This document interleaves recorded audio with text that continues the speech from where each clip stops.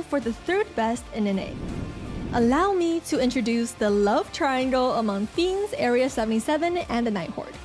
The story began when Night Horde first took a hard-fought victory against FIENDS in Week 2. We're talking about back-and-forth full 3-game series. In the end, Night Horde was able to step it up in their team macro and secure the win. In Week 3, however, is where everything took a turn. While Night Horde saw a fat L, FIENDS put up a brilliant performance and took down NA's powerhouse Area 77. Kohari the Brave once again brought his team from the brink of defeat to hope and triumph. Interestingly, in the post-game interview, the star Kohari will sow some seed that he later comes to regret. Name that like Trex first called you, but everybody else is calling you now Kohari the Great. Are you really? Do you feel like the Great? I don't think so. There's still so many teams to beat, like BTK, GG, Basic. Like, are you looking forward to that?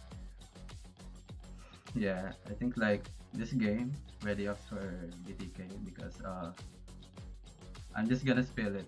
Like they have the same drop, Tarzan and Bombasade. Yeah. So it's gonna be easy. So you I think, feel it? tomorrow. 1 week later. Oh, back in. Knock up. Taken out. Basic able to pick up the kill. Kohari! Magic taking so much damage, but Kohari is up and ready to go. Speedy Light Wheel. Not able to connect just yet. Nicolette able to find another. It's nothing but Kohari and Turo against the world. And the minions are closing in. Will this be a 2-0? FIENDS still trying to put it all on the line here. BTK feeling confident, dropping the toss. Just lock onto the base and finish it. Kohari gonna be the next to fall. Milo looking for it, but now Kohari gets the shutdown. And now the minions are back up. It's Churro and Kohari still against the world, but BTK's not playing anymore. They find the 2-0 sweep.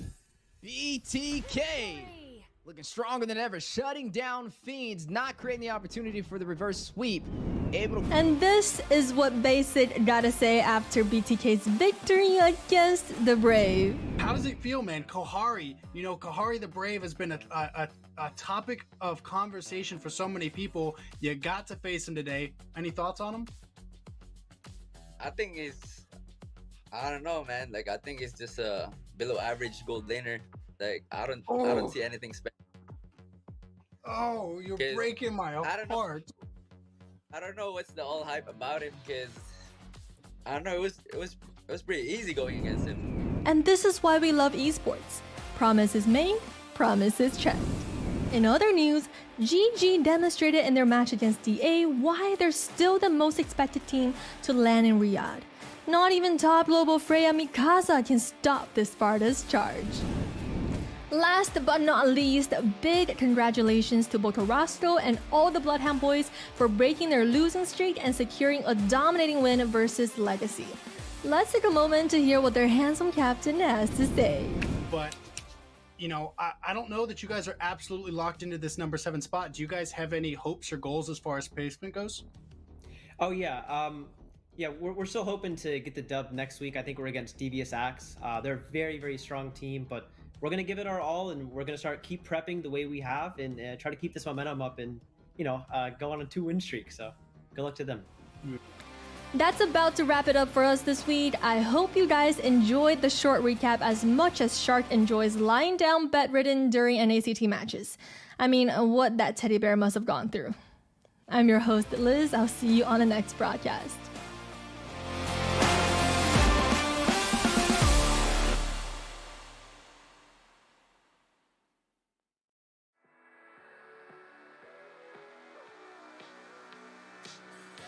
Just pretty much doing the damage itself in J here.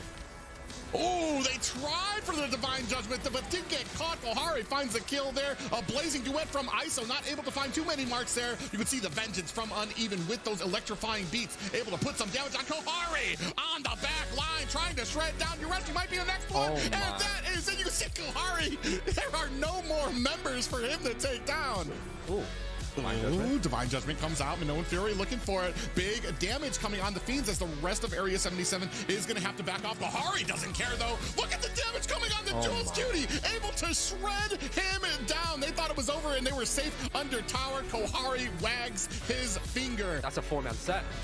Yeah, that's a big set there. Blazing Duet into the back line. Is it going to be enough to put some damage onto them? Sayori might be in trouble, but oh my, Riles gets taken down. Oh my foe putting on the damage there. PDR in trouble, trying to get back to the safety of his tower. Sleepy finds the kill onto him. It just seems like Melon is having a great game right now. Yeah, and right now Kush can be able to find himself the first Lord of the game. Electro Final Blow is out. Basic finds a kill onto Yellow Trade, so they do find the marksman. Mobazane gets taken down by Yato. Basic in trouble here, gets taken down by a fracture.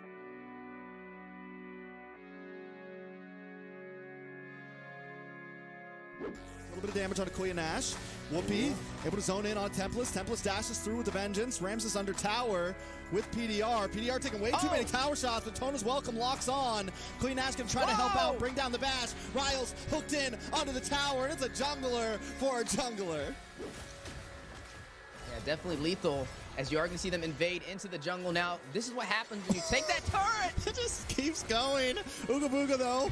The winner, Trechion, denying them, buying any bit of time he can, but still goes down for Whoopi with the Black Dragon, able to zone away LEGACi. Nice Minoan's Fury, plus the knock-up onto Oh My Foe there. Plus the Yin Yang. Ooh, a lot of damage. Reshi able to pick up the kill on Oh My Foe, but now Roger, or J Cutie, goes down. We're actually looking for the shred. Tarzan as well. It's a 2-for-1. Yeah, and the big problem is Yato's supposed to kind of be the answer to that, right? You need some burst damage. Hold on. Nice damage on a Shark there. Shark trying to dash through, gets the final slash, almost gets the outplay. T may eventually go down for this one. Zia able to collect, able to get a double. Kush goes down, and now they're on the chase for Yato as well. Ooh, a lot of damage. Best player might just go for the dive here. Look for the finish. Yato, you're not safe just yet. Doesn't have the passive. Taken out. Best player picks up the kill.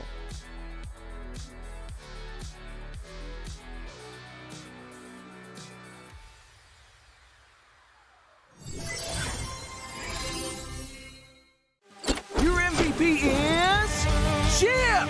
His portals completely set the pace of the match from start to finish. Wow, another MVP! That's my Chip! Just doing my job. Can I see the highlights? I'm off the clock. Yeah! I can't wait to see your portals in action! Looks like Red Team's trying to catch Chip alone up top, but he just calmly dropped his portal and Alpha ults in to flip this fight around! A great example of skills persisting through portals! Double kill! Cyclops is taking a serious beating from Gord, but it's Chip to the rescue! Will he make it? What a clutch save! Poor Gord just got jumped JJK style! Arlot's just in time for the buy one, get one special! Man, next time look before you enter enemy portals!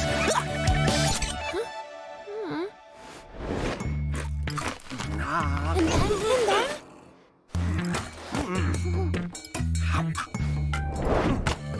Wow! Uh-oh! Cyclops is about to overstay his welcome! Is this deja vu? Oh, wait for it! Wait for it! Boom! Melissa joins the party. Chip runs a big CC. Sheesh! What a massacre! And to add insult to injury, Melissa portals back to her lane without missing a beat. A skirmish breaks out. Where's Chip going? Is he gonna? He flickers to the high ground. Portals up. Surprise! Brody gets deleted. Can Red Team make it back in time? No shot! What an insane portal strat!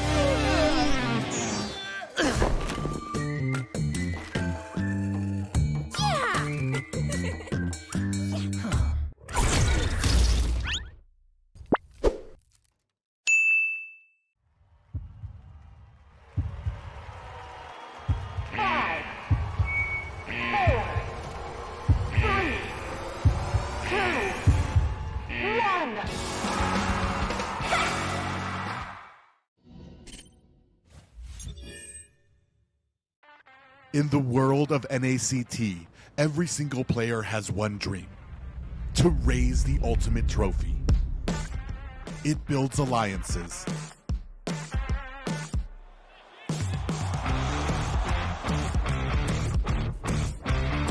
It defines rivalries. and it creates superstars.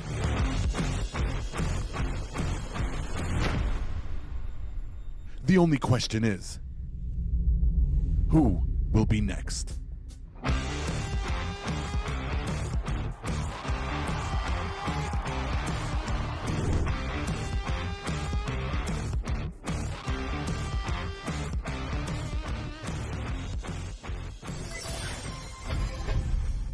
For that Demon Hunter sword, he's gonna need that corrosion sight, which he did just pick up, and also something like the golden staff.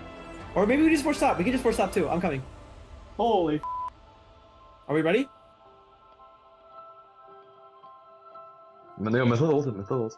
Nice pass. You guys ready? Watch. Nice. Lord's crashing. We can end the game here. It's over. He retched. Kill them all? Come on. KDA play?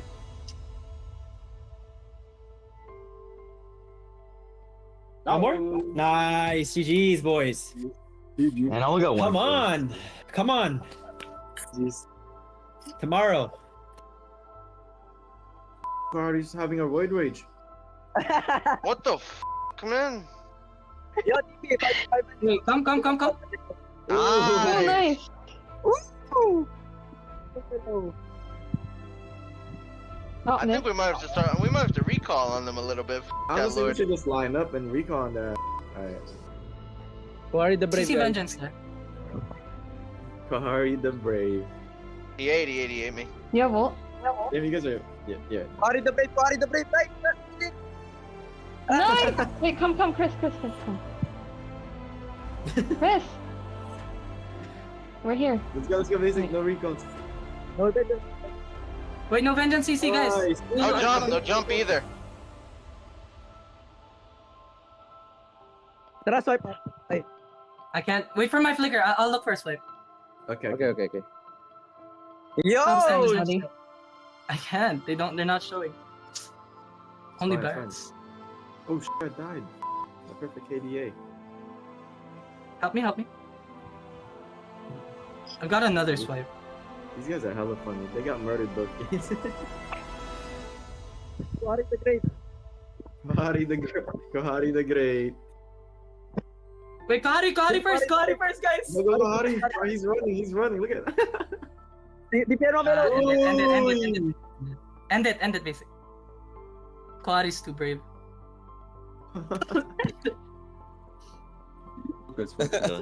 Yo, I have retro in 10. Yo, I'm gonna go first. Call out. Wait. Wait, I have retro. Wait, I don't have retro. I'm coming. Look for fight. Yeah, I'm almost there. Chicken coming too. Oh, nice swipe, Shark. He has bomb. GG. Nice. Catch out no flicker. Yo, look at. Yo, he has no dash check. Claude, no BMI. I think we can get him. Claude, no BMI. So yeah, gonna ult. Yes. Like. On my way. Oh, Chi. BMI. It's ended. I just saw a spool. 3 second ult. Carlos, wait. Ultim.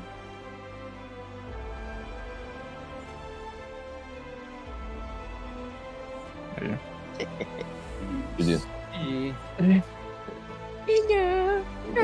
Hey, what trick me? Kept going bot instead of going mid because she had no inspire. Maybe we send one and then kill him. Yo. Nice. Matula. Nice. Fight them. Nice ones here. He's dead too. I think that's GG. Oh, yeah. I was like all shark right there. Hey, it could be GG. Yeah, he has no flicker. I'm low. Yeah, that's just GG.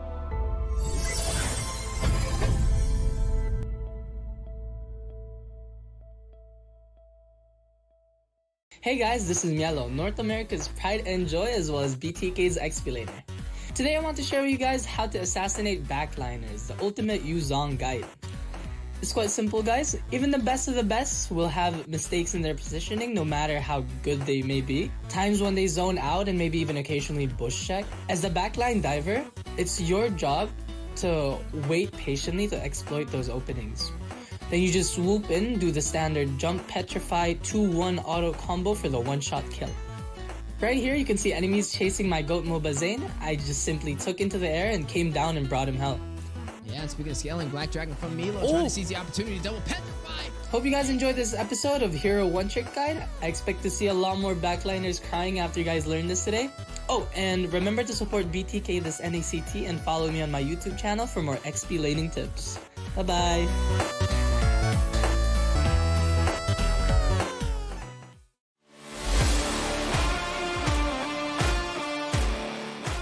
What is up, everyone? It's your host, Liz, back with the Week 3 NACT recap.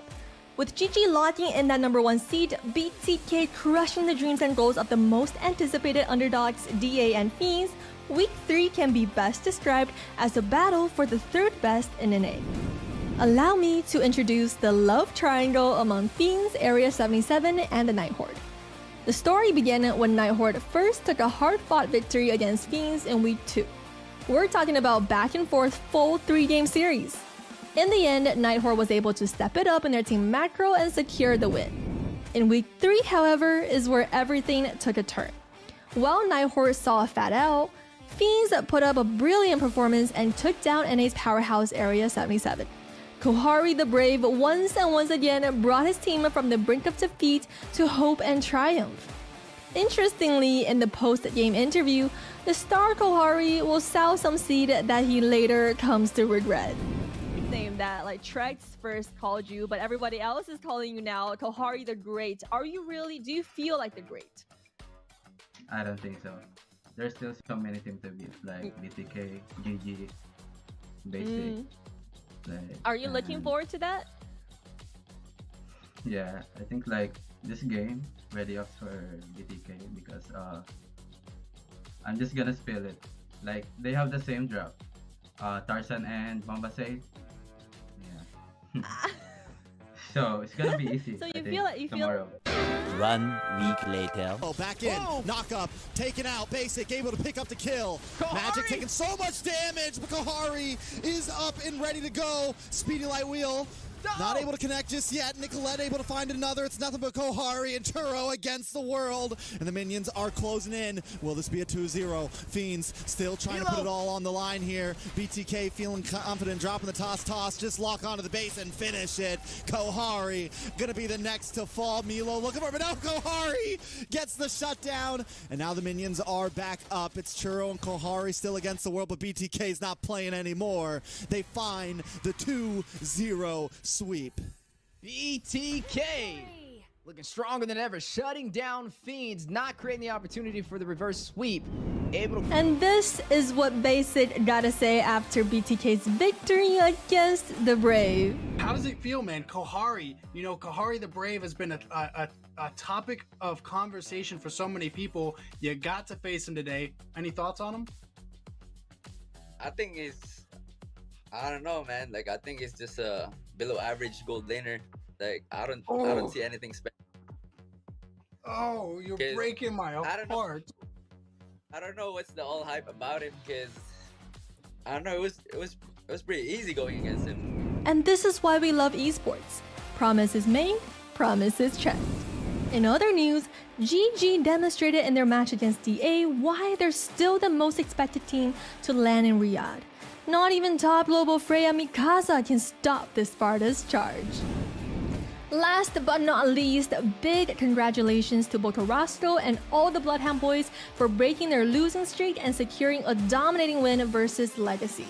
Let's take a moment to hear what their handsome captain has to say. But, you know, I don't know that you guys are absolutely locked into this #7 spot. Do you guys have any hopes or goals as far as placement goes? Oh, yeah. Yeah, we're still hoping to get the dub next week. I think we're against Devious Axe. They're a very, very strong team, but we're going to give it our all, and we're going to keep prepping the way we have and try to keep this momentum up and, you know, go on a 2-win streak. So good luck to them. That's about to wrap it up for us this week. I hope you guys enjoyed the short recap as much as Shark enjoys lying down bedridden during NACT matches. I mean, what that teddy bear must have gone through. I'm your host, Liz. I'll see you on the next broadcast.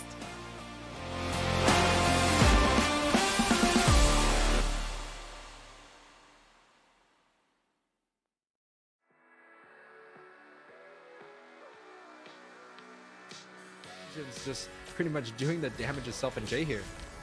Oh, they tried for the Divine Judgment, but didn't get caught. Kohari finds the kill there. A blazing duet from ISO, not able to find too many marks there. You can see the Vengeance from Uneven with those electrifying beats, able to put some damage on Kohari on the back line, trying to shred down Yureshi. Might be the next one, and that is it. You can see Kohari. There are no more members for him to take down. Ooh. Divine Judgment comes out. Minoan Fury looking for it. Big damage coming on the Fiends as the rest of Area 77 is going to have to back off. Bahari doesn't care though. Look at the damage coming on the Jules Judy. Able to shred him down. They thought it was over and they were safe under tower. Kohari wags his finger. That's a 4-man set. Yeah, that's a big set there. Blazing Duet into the back line. Is it going to be enough to put some damage onto them? Sayori might be in trouble, but oh my, Riles gets taken down. Oh my, foe putting on the damage there. PDR in trouble, trying to get back to the safety of his tower. Sleepy finds the kill onto him. It just seems like Melon is having a great game right now. Yeah, and right now Kush can be able to find himself the first Lord of the game. Electo Final Blow is out. Basic finds a kill onto Mielo trade, so they do find the marksman. Mobazane gets taken down by Yato. Basic in trouble here, gets taken down by a fracture.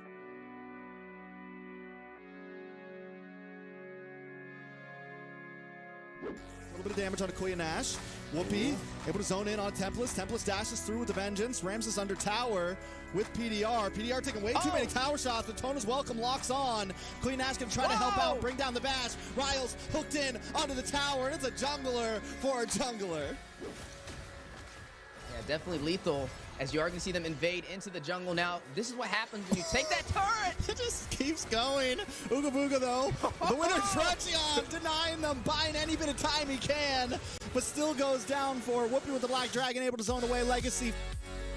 Nice Minoan's Fury, plus the knockup onto Oh My Foe there. Plus the Yin Yang. Ooh, a lot of damage. Trechi able to pick up the kill onto Oh My Foe, but now Roger, or J Cutie, goes down. You're actually looking for the shred. Tarzan as well. It's a 2-for-1. Yeah, and the big problem is Yato's supposed to kind of be the answer to that, right? You need some burst damage. Hold on. Nice damage on a Shark there. Shark trying to dash through, gets the final slash, almost gets the outplay. T may eventually go down for this one. Zia able to collect, able to get a double. Kush goes down, and now they're on the chase for Yato as well. Ooh, a lot of damage. Best player might just go for the dive here.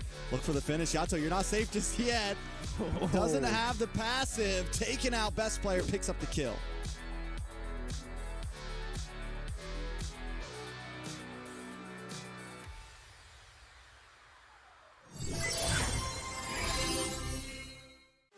Your MVP is Chip!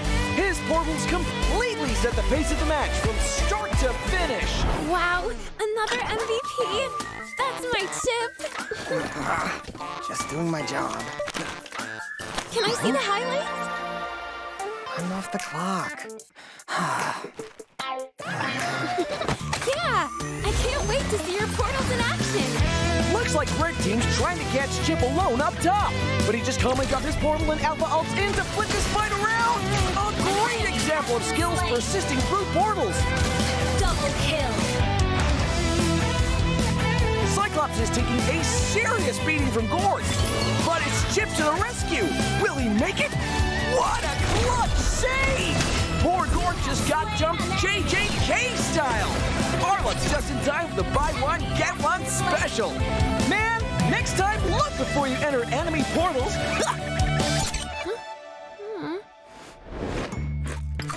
Wow.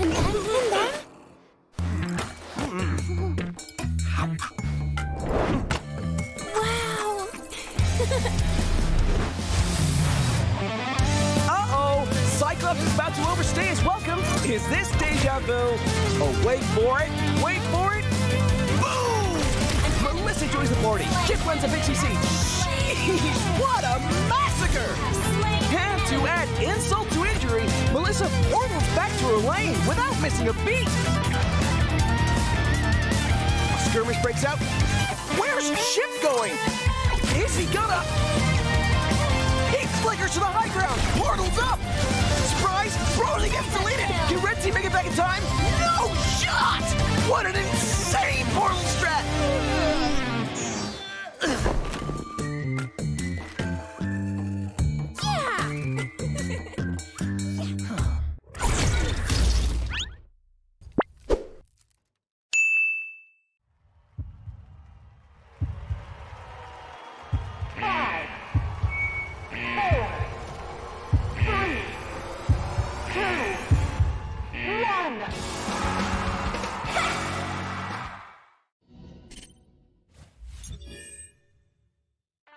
In the world of NACT, every single player has one dream: to raise the ultimate trophy.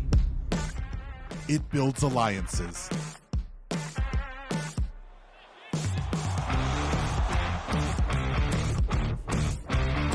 It defines rivalries. And it creates superstars.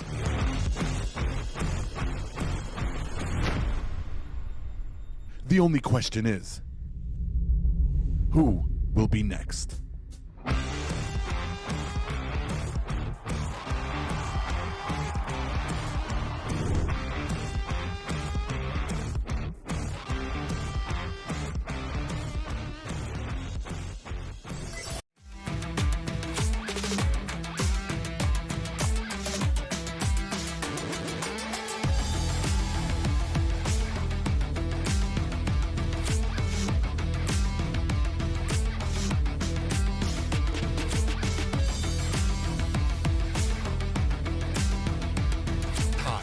For another year of MLBB esports, and our vision of creating excellence is crystal clear.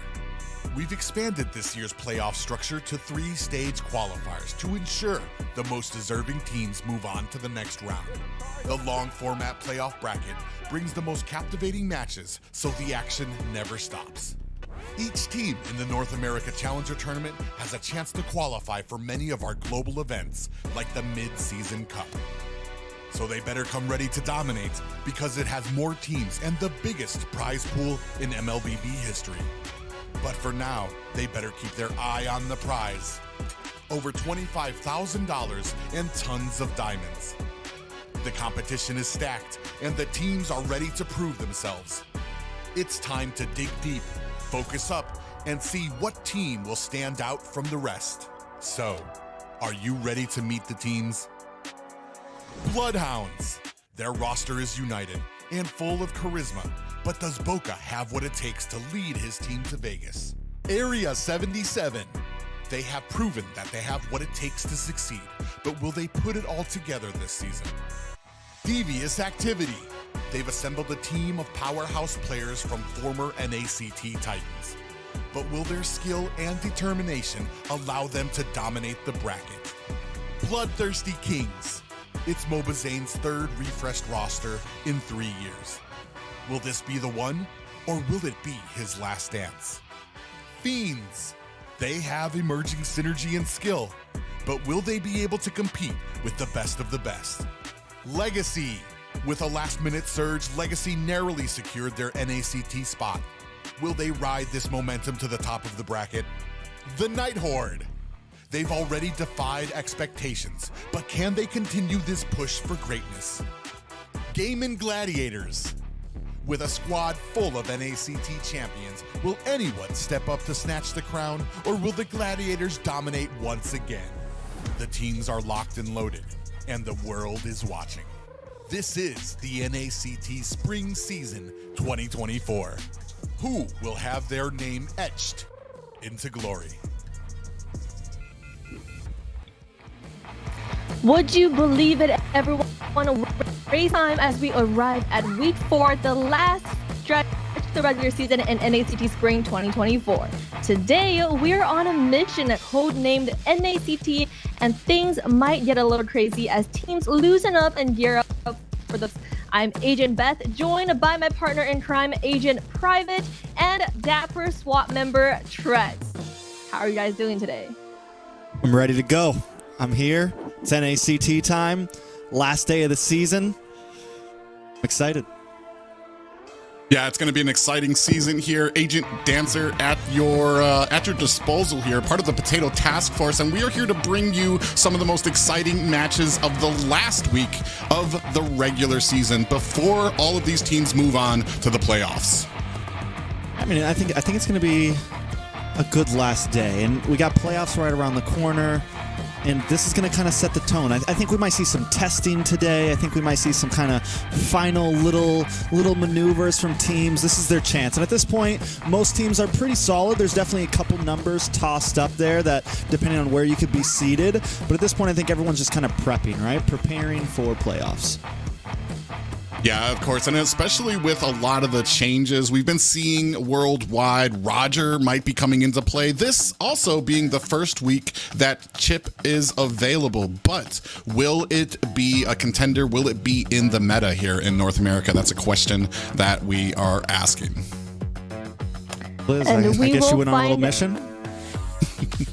Of course, let's get started on our mission today. First things first, let's take a recap on the tournament format. This Blastoise is not the vibe today. We are currently on the last day of the regular season, where NA's top 8 rosters have spent the last 4 weeks facing off against one another in a single round robin best of 3 series. Teams earn points for each series win, and the points they can earn are what you see on the screen. Now, for the next week on April 13th, the playoffs will begin in a grueling double elimination series. And although all of 8 teams will make it to the playoff spot, their bracket is based on their regular season placement, and only 2 teams will make it to Vegas this year. And I mean, it's so we're back in Vegas, which I think is exciting. Last time we took a little detour trip over to California, but back to the beginning where it all started. 2 teams again, but this time playoffs a little bit different. It's going to be all 8 teams, so there's a chance, there's a chance for maybe some possible comebacks from the bottom of the seed. Yeah, not just that, but this has been, I want to say, one of the most contested top 4, top 5 of the NACT that we've had for all of our seasons. So many teams very hungry here and putting everything they can into a lot of these matches, and some surprises which have kind of thrown a lot of the predictions awry for us. I mean, we'll talk about predictions later, but first, let's take a look at the prize. All the teams are looking at a $3 million prize pool at MSC. For the NACT, we have a total of $25,000 worth of prizes and diamonds for grabs, with the champion clinching a $10 cash prize. And on top of that, we have $100 bonus for each win. And this season, we will also have an additional finals MVP victory for the season most valued player. That's a lot of prizes. It's a whole lot of prizes, whole lot of money. You get bonuses for winning games. We got our first MVP. I mean, if I won the money, I would get Liz a new camera. And yeah, it's definitely exciting. I think so far NACT, since our humble beginnings, we have only gone up private. Yeah, and then it's also the big thing for those last 2 teams that are going to be making it to our live show in Las Vegas. And if you guys haven't been to one of our off-cam, or I want to say our live stage events, it is kicking, and it's been an exciting pinnacle point of these seasons.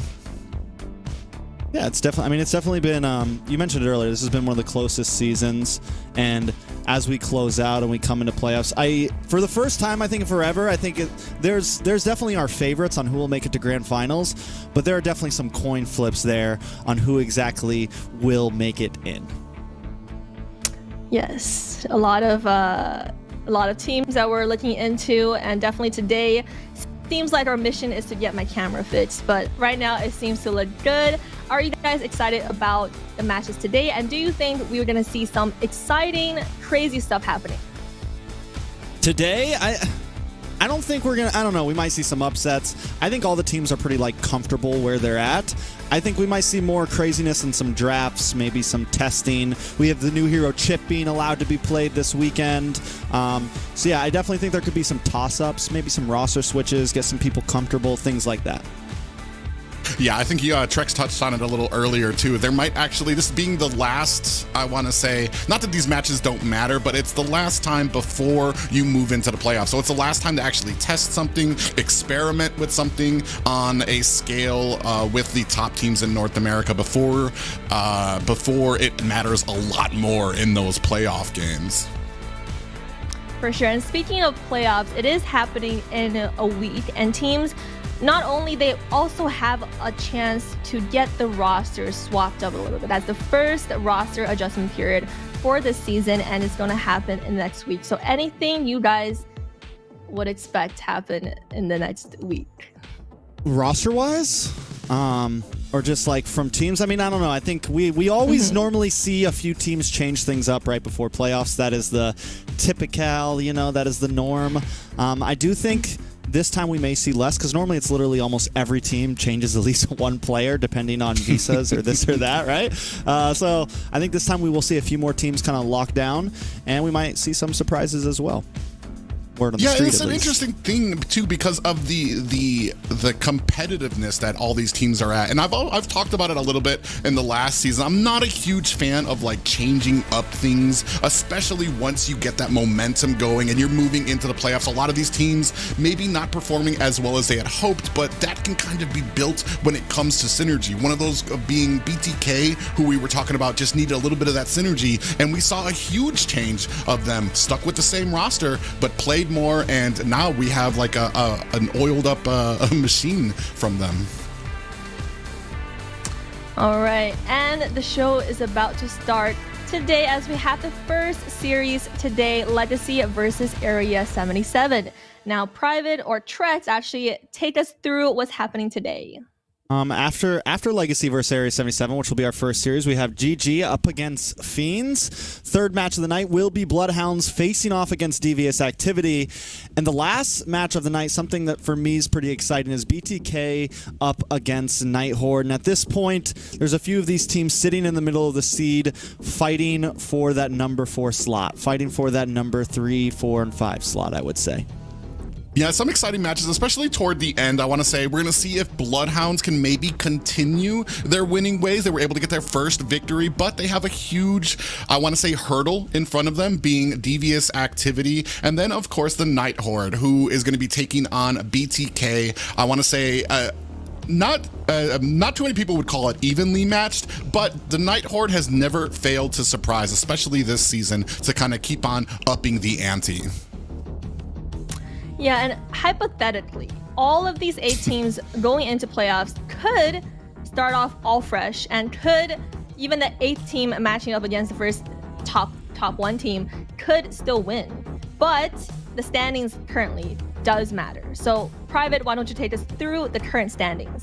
Well, in first place, it's no surprise in North America. With 16 points, it's Gaimin and Gladiators. In a very secure second place, BloodThirstyKings with 14 points. Third place is FIENDS, tied with the Horde for 11 points. In fifth place, Area 77 with 9 points. In sixth place, Devious Activity, and moving up, BloodHounds with 3 points, and LEGACi, a little bit of a siesta there on there, but still in 8th place here in North America. Yeah, and after today, we're finally going to see the total standings, and we're still not sure what's going to change after today. So let's get the show started with the first series, LEGACi versus Area 77. So let's take a look at their current rosters. All right, we do have a roster swap, actually. Mark Cutie going to be subbing out, bringing in Jules Cutie, which for me is exciting. We haven't gotten to see Jules really play much this season so far. Did play mid last season for Area 77, so we know that he is a decent player. They got 4th last year, so I'm excited to see this. I think it's definitely something that's not going to throw them too out of proportion at all. ISO will be holding down the gold lane, J Cutie on the roam position, Jules in the mid, Tarzan as jungle, and Yureshi in the EXP. Yeah, especially when it comes to changes in the roster, I feel like this isn't going to have too much of an effect because these guys always have been playing together in the first place. So, I mean, they do have that synergy with each other. We're just going to see how well it stacks up here against their opponents. Yeah, and it looks like their opponents also have a roster change. So, Private, why don't you take us through it? So it does look like we're going to be swapping out Kuya Nash for Whoopi. I think we saw this last week as well. Whoopi's going to be sitting in for LEGACi, as we can go ahead and take a look at the full roster. It's going to be Jolie, Kuya Ken, Whoopi, Riles, and PDR. We're going to see if LEGACi can bring things together and maybe possibly get their first win of the season. Yeah, and let's talk about the predictions. I don't know if we're going to see our predictions rankings right now, but for the predictions of this match, let's take a look at what everybody picked out of the casters team. Oh, looks like we are all cheering for Area 77. I mean, LEGACi, let's be honest, they do have that zero gravity still stuck there at that zero seating. Maybe today is the day, you know? Maybe today is the day where teams start to pull out a little crazy and we can all be wrong.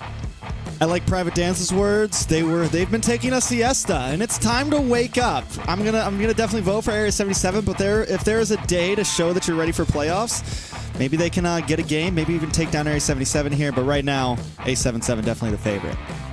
Yeah, we talked about last season too. Oh, and we can take a look at these for me at least, the awful prediction history for me right now. And this is just to show how unpredictable things have been here in NACT with teams starting to step up. Area 77, I want to say, being one of the losses I had for the predictions with their upset over BTK. So I don't make that same mistake twice. So I'm going to be voting for Area 77. I mean, absolutely, and never made no mistake in voting against BTK, but the match will start. So LEGACi versus Area 77, boys. Let's take the mission on. Take on the mission. Great toss, Liz. I love it. Into our first draft private. This is Area 77 up against LEGACi. Area 77 will be on the blue side. Now, we were talking about it earlier. Chip going to be allowed. Wondering if we're going to get to see him. Haven't seen him too much globally yet. I think a lot of us are questioning if he's actually going to be viable. And then the next big thing is, will we see any, hot picks today? Will we see anything crazy exactly? Yeah, and that for me has been the interesting thing. A lot of people have been asking, especially when it comes to LEGACi, why we have not seen Riles on the Assassins, which is where he kind of made a name for himself while streaming, especially when it comes to those the Hayabusa pick. But unfortunately, it feels like LEGACi, the synergy is just not there. And when you pick an Assassin, you definitely want to have your team on the same page. They need to be able to protect you. They need to have the vision on the map.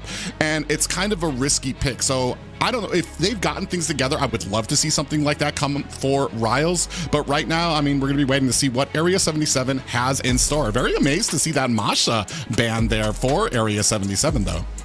Yeah, definitely. That's definitely a surprise one. Now, we've seen crazier. We see the Hylos ban against BloodHounds sometimes. So there's that Roger pick, though. Now, we were just talking about this. We were just talking about is the Roger meta or not? When do we accept that this marksman is meta? Because now it is officially getting first pick. Last night it was getting picked by Echo 3 times in a row. Today, it's getting picked by Area 77, first pick. And Riles responds back. You want Assassins, baby? There you go. Honestly, I'm excited. I'm happy to see this. I mean, it's the last match of the season. Go hard. Go with what you're comfortable with. Go with what has made you your name. I mean, you have nothing to lose here, and go with that. On the other side, though, I mean, Roger as a first pick in the marksman lane is very interesting to me. Could that possibly be a flex pick? I'm not sure. I mean, we've been seeing it, especially internationally in the marksman lane, but here in North America, we have seen it in the jungle lane as well. Definitely a possibility. I mean, I wouldn't like put it past them, especially Tarzan. I think he has the viability. Like, he used to play Assassins and play a bit more mechanical junglers. And there's our Chip. All right, we're jumping right in. We are jumping right in. Chip, Nolan, Angela. We get the Vex. A year ago, if you showed me this draft, I would have thought you were crazy. But here we are. And I'm not like against it. I'm excited to see how exactly Chip's gonna. How our team's going to use him, right? And I think that's one of the reasons why we maybe haven't been seeing him get picked so more. It's the same thing with like the Lu Yi. You see teams that really thrive with that diversion, and I think it's going to be the same thing with this. How well can you kind of use these teleports around the map? Well, and that kind of brings into play is what you're versing right now. You've got a lot of early game in the Angela and the Nolan. As soon as he starts getting those kills, he's going to start getting rolling. He clears the jungle so quick so he can get to those lanes very fast. And that's what Chip kind of counters out there too, because he can get around very fast too. Once he gets that ultimate, he's able to transport the entire team for a potential gank as well. So they're going to be able to kind of combat that early game with the rotations of their own. Yeah, what are people? I mean, what are we running Chip as right now? Right? Is it Is it Roam? Is it EXP lane? I think I've seen some people play around with it in the EXP lane. I've seen some people play around with it as a support. I'm wondering, like, where exactly does Area 77 feel like they want to slot this here? Coming into bans, though, LEGACi feels like it's definitely going to be a Roam chip. They're banning into the EXP lane still, getting rid of that CC. Same thing to Area 77, banning out the Paquito. Yeah, and the interesting thing here is going to be, especially when this Harith potentially comes online. The Vexana, it's been a normal pick for a lot of teams here in North America, well, around the world right now, just because of the amount of early game, the CC that she has. I'm just wondering how you're going to be able to kind of match that against Harith, and where Harith actually is going here. Because we don't have a marksman yet. Harith could slide into the mid lane as well if you wanted to. I don't feel like he shines there too much. This might just be to offset a potential carry pick. But if you're going to be going with that, you're going to need a tankier lineup on the side of LEGACi to kind of front line for you.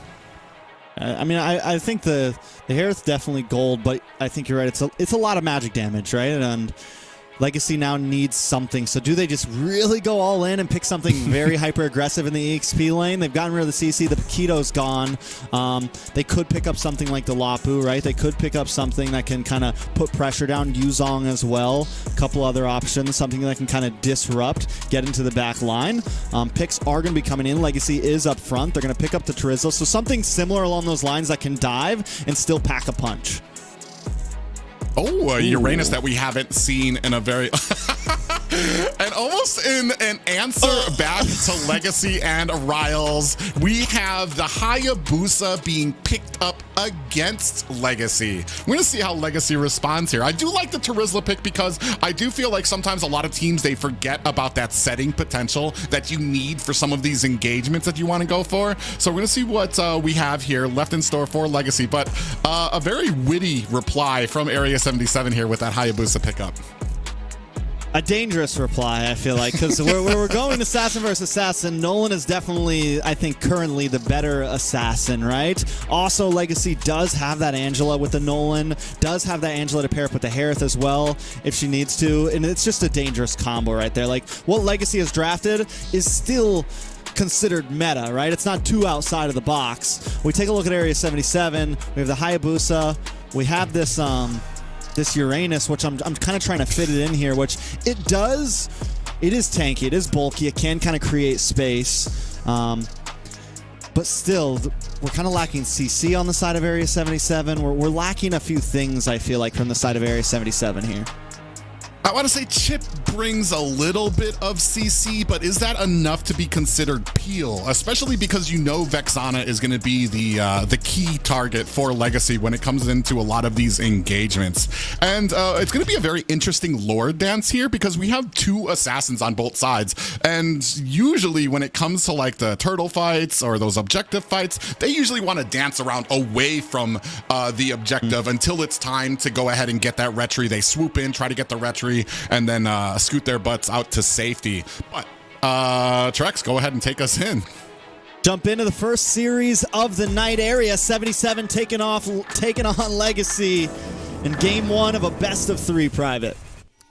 Man, I'm excited to see this. I mean, this is going to be it for LEGACi. They're going to be looking to try to make at least some type of a statement here. And especially with this Nolan, I feel like they have the draft that they want. At least something that I like to see from them to be able to kind of push forward and at least try to get some type of momentum going for them moving into the playoffs. Yeah, so taking a look at some of the positions, it does look like JQT's going to be on the chip, so it will be Roam. We've seen that one of the things with the Roger, we don't know exactly how he matches up against everybody. We did see Harith up against Roger previously in some other events, and it seemed kind of like a standstill, but still overall Roger's just kind of this wild card. And I'm wondering if that's kind of one of the reasons why he has been doing so well, because a lot of teams just haven't really figured out, all right, how do we deal with this? It's such a different approach than your typical marksman. Yeah, but I mean, kind of comes in the same way that carry does. It's kind of tanky. It's kind of hard to take down. So I understand the Harith pick into it, but it's going to come down to kind of these rotations, especially in these lanes where your pick is going to be a Roger or a Uranus for ganking. That, I mean, I don't envy that type of pick for a Nolan here. So we're going to see how well it kind of comes in. We're in the opening 30 minute and 30 minutes. Yureshi takes a little bit of damage, but not too much. We're still waiting for Nolan to kind of come online. A little bit of a gank onto Jolie here. ISO pops a shadow kill. This is something I just noticed. They swapped roles. ISO in the jungle on the Hayabusa. Tarzan Cutie in the gold lane on the Roger. So another little interesting tidbit. They really wanted the Hayabusa that bad. It's like, ISO, I think you can probably play it a little bit better. Let's throw you on that. Yeah, and a very dangerous start here for LEGACi, especially when it comes to two assassins. You want to kind of get online, especially for a Nolan who kind of starts to wear off as you start moving into the late game. Oh, off screen, PDR finds a kill to answer back. Now 1-1 apiece. Oh, the backup comes in. A little bit of damage. ISO able to get the kill on Kuya-Ken, but Kuya-Ken still finds ISO with the tower shot. Now Ryle's in a bad spot, forced to try to dash through. But the backup is here. PDR there to help out as well. Whoopi going to try to engage. Does have that ultimate ready to go. Penalty zone. Does not use it, though. Kind of holds off there. PDR pops a heavy spin. Trying to look for a target, but nobody locks on just yet. LEGACi going to finally back off before the first turtle. And you're not going to have that heavy spin for this turtle here. A little bit of a misplay there by PDR. Flickering out was Yureshi to get away from it. And that would have been a good start for this turtle. Now we're going to kind of be, I want to say, tied here about who's going to have like the better space for these turtles. And you can see neither team actually in place for these objectives, which is actually kind of weird for Area 77, who is usually very aggressive and very timely when it comes to these timed objectives. But we might have a little bit of a play at the turtle.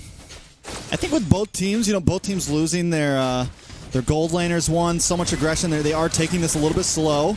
Turtle is going to start getting chipped down. PDR able to zone away ISO here. He might not be able to make a way in. Might be time for Area 77 to back off. Jules Cutie able to find an angle, but Tarzan takes out PDR. And this is going to create space for Area 77 to possibly take this turtle, but ISO still needs to be careful. Doesn't have a purple buff right now. Going to go back and let this turtle go over to LEGACi. Yeah, a very interesting play there. As PDR gets taken down, you would have thought that Area 77 has the advantage here, but still fighting for this turtle. Yeah, a lot of damage. Turtle does go over to the side of LEGACi there. A nice Eternal Guardian comes down. Nothing too major. The Angela Heartguard able to help out Riles to get away, but Jules Cutie still chasing down Whoopi here. Jay Cutie with the crash course, looking for the slam onto somebody here. PDR able to pin him against the wall, force use a flicker just to get out. Yeah, and unfortunately, they are able to get the turtle, so gold still not in their favor just yet. ISO diving on Jolie. Oh, did he stop the shadow kill before it finished? I don't know if he was worried about going under the tower or something, or no, the dash from Jolie. Jay Cutie now under the tower, though, able to find it, trading himself for the marksman. Yeah, and trade there 4-3. Area 77 just narrowly in the lead right now. Actually, I want to say they're starting to grow their lead. Tarzan in a little bit of trouble. They are just non-stop right now. Tarzan does use the flicker. Should be able to get away from this, though. Yeah, and this is the slipperiness we were talking about with the Roger, especially if you're going to try to gank him. He's got all of this momentum, all of these abilities in his wheelhouse that he can use, especially when it comes to that wolf form, to be able to get away, negate a lot of that damage. All right, so now we're at 5 minutes in. 2,000 gold lead over to Area 77. Jay Cutie being a nuisance, able to use a shortcut. Jules Cutie comes through along with Tarzan. They're trying to pounce down with PDR, able to get the heavy spin, and Jolie finds the kill. Now PDR still in the midst of things. Jolie does go down. ISO able to pick up the kill. PDR force use a flicker as Jules Cutie chases him down. ISO there as well. You're actually looking for a target. Tarzan finds one. That's 3 members down. Make it 4. Make it 3. Possibly 4. Kuya-Ken gonna go down nets. It's a 4-for-1 trade to the side of Area 77. And just look at the way Area 77 juggles the aggro from that tower. Each shot going to a different person there so that they can maintain their cover underneath the tower and still be able to get the kills onto LEGACi. And not to mention Tarzan, who is absolutely becoming a monster on this Roger and diving in underneath them. ISO also 4-1-4 now. We take a look at Riles. He's 0-1-2. Hasn't been able to find the kills. Hasn't been able to do that much. And yes, the Hayabusa isn't super meta, but when you let it get fed and now you're 6 minutes in, he's got a couple items locked in. He's definitely going to start being able to take advantage of this. If Kuya Ken is a major target, Riles is a target, Jolie's a target, nobody is safe right now.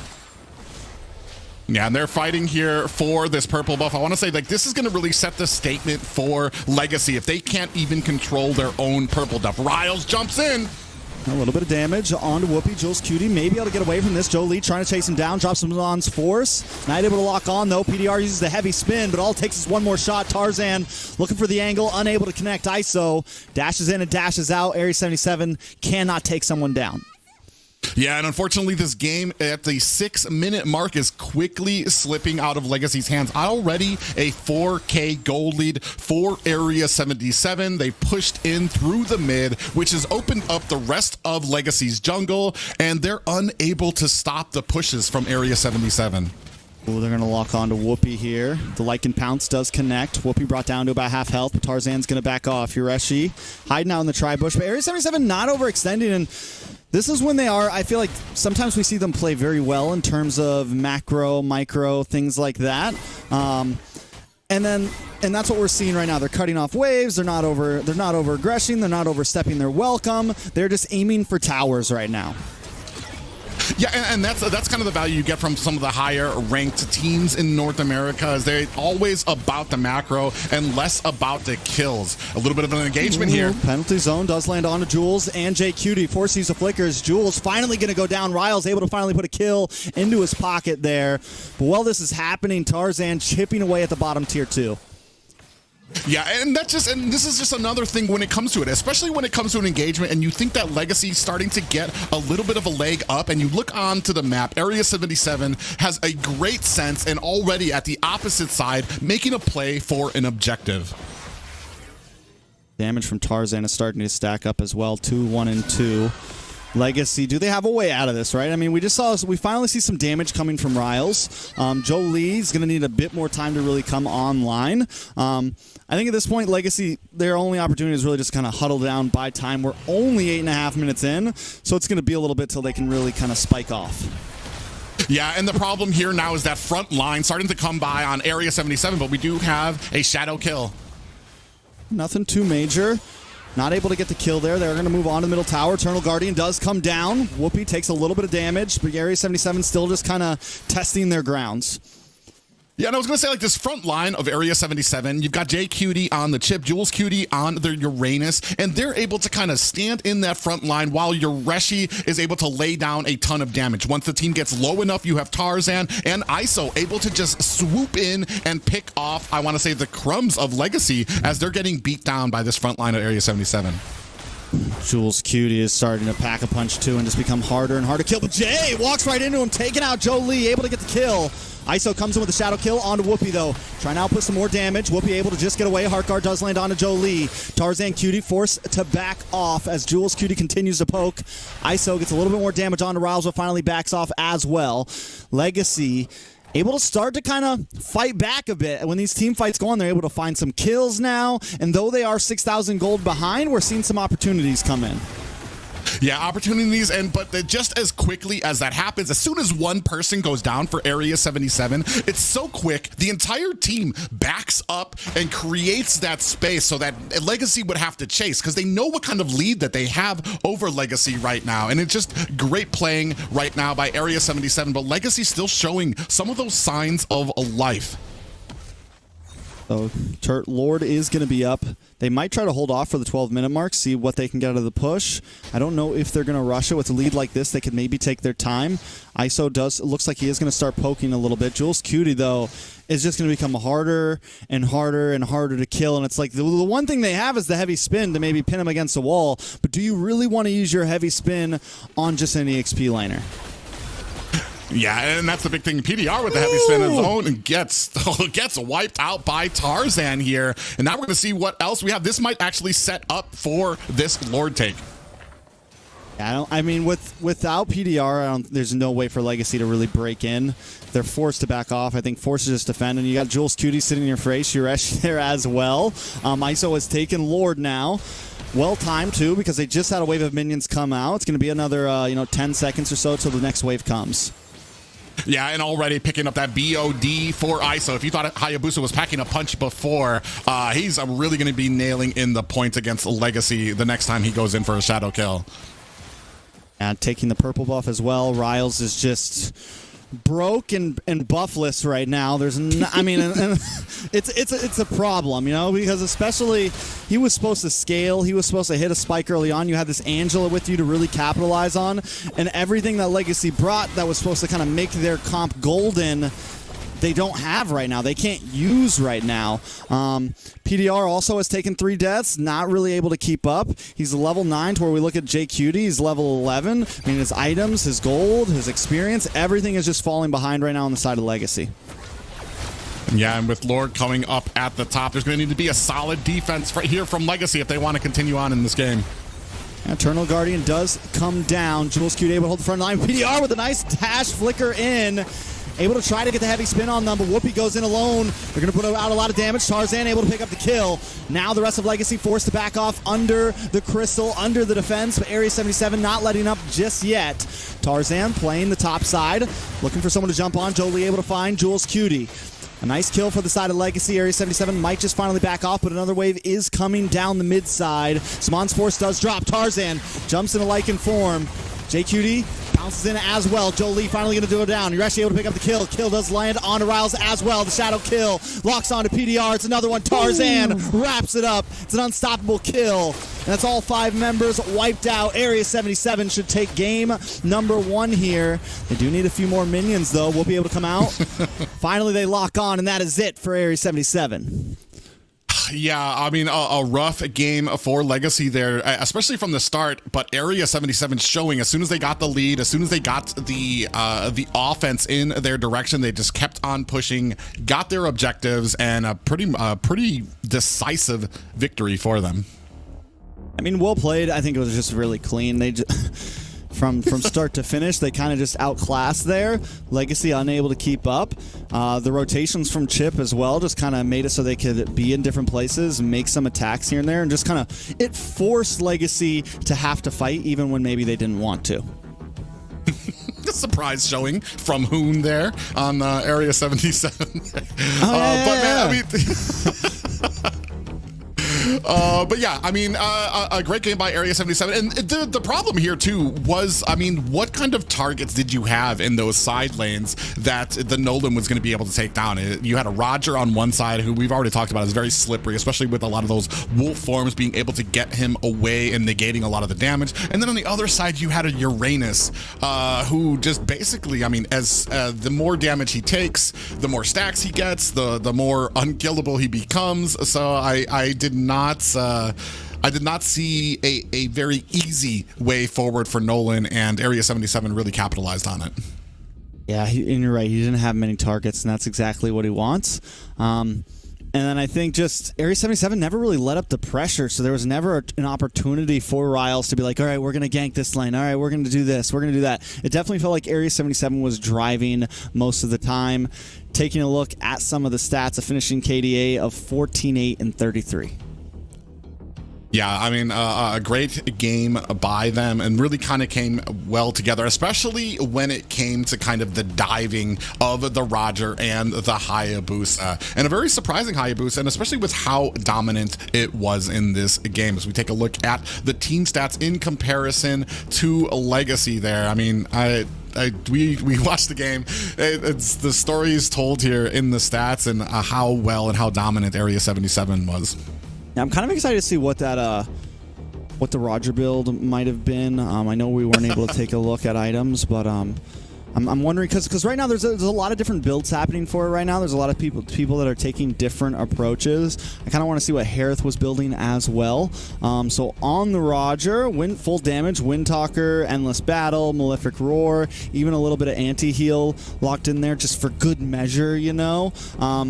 And I'm almost wondering, so on the side of this Harith, something we recently just saw was like picking up Thunderbelt sometimes on him, going a bit more on the defensive route. Jolie did go into full offensive here. And I'm just wondering, maybe if there were some different opportunities, what could have LEGACi maybe done different here? Well, I mean, it's such a play back and forth. If you want to go a little bit more damage on the Jolie, you're going to lose what kind of makes him dangerous in that marksman lane for the Harith. He's gonna lose that ability to really kind of sting, to kind of push back the Roger there. You can see here all the stats here: Rich Guy, the carry, Sandbag, even the Forgotten One going to Area 77, really kind of showing how well they did in that last match. And I mean, Jules Cutie, first time back on the roster, on the main stage, taking that position of the Sandbag. I like it, and I think overall, and then just to mix things up even more, just to really put salt in the wound. Area 77 also switches roles. They put ISO in the jungle. Tarzan jumps into gold lane. Let's really just kind of rub this in a little bit. Yeah, and you can see here, and the big thing here for me is the 93% team fight participation there by ISO. So most of those fights, most of those kills initiated, or not initiated, but at least very much finished by ISO, which kind of shows the cohesion when it comes to a lot of these ganks.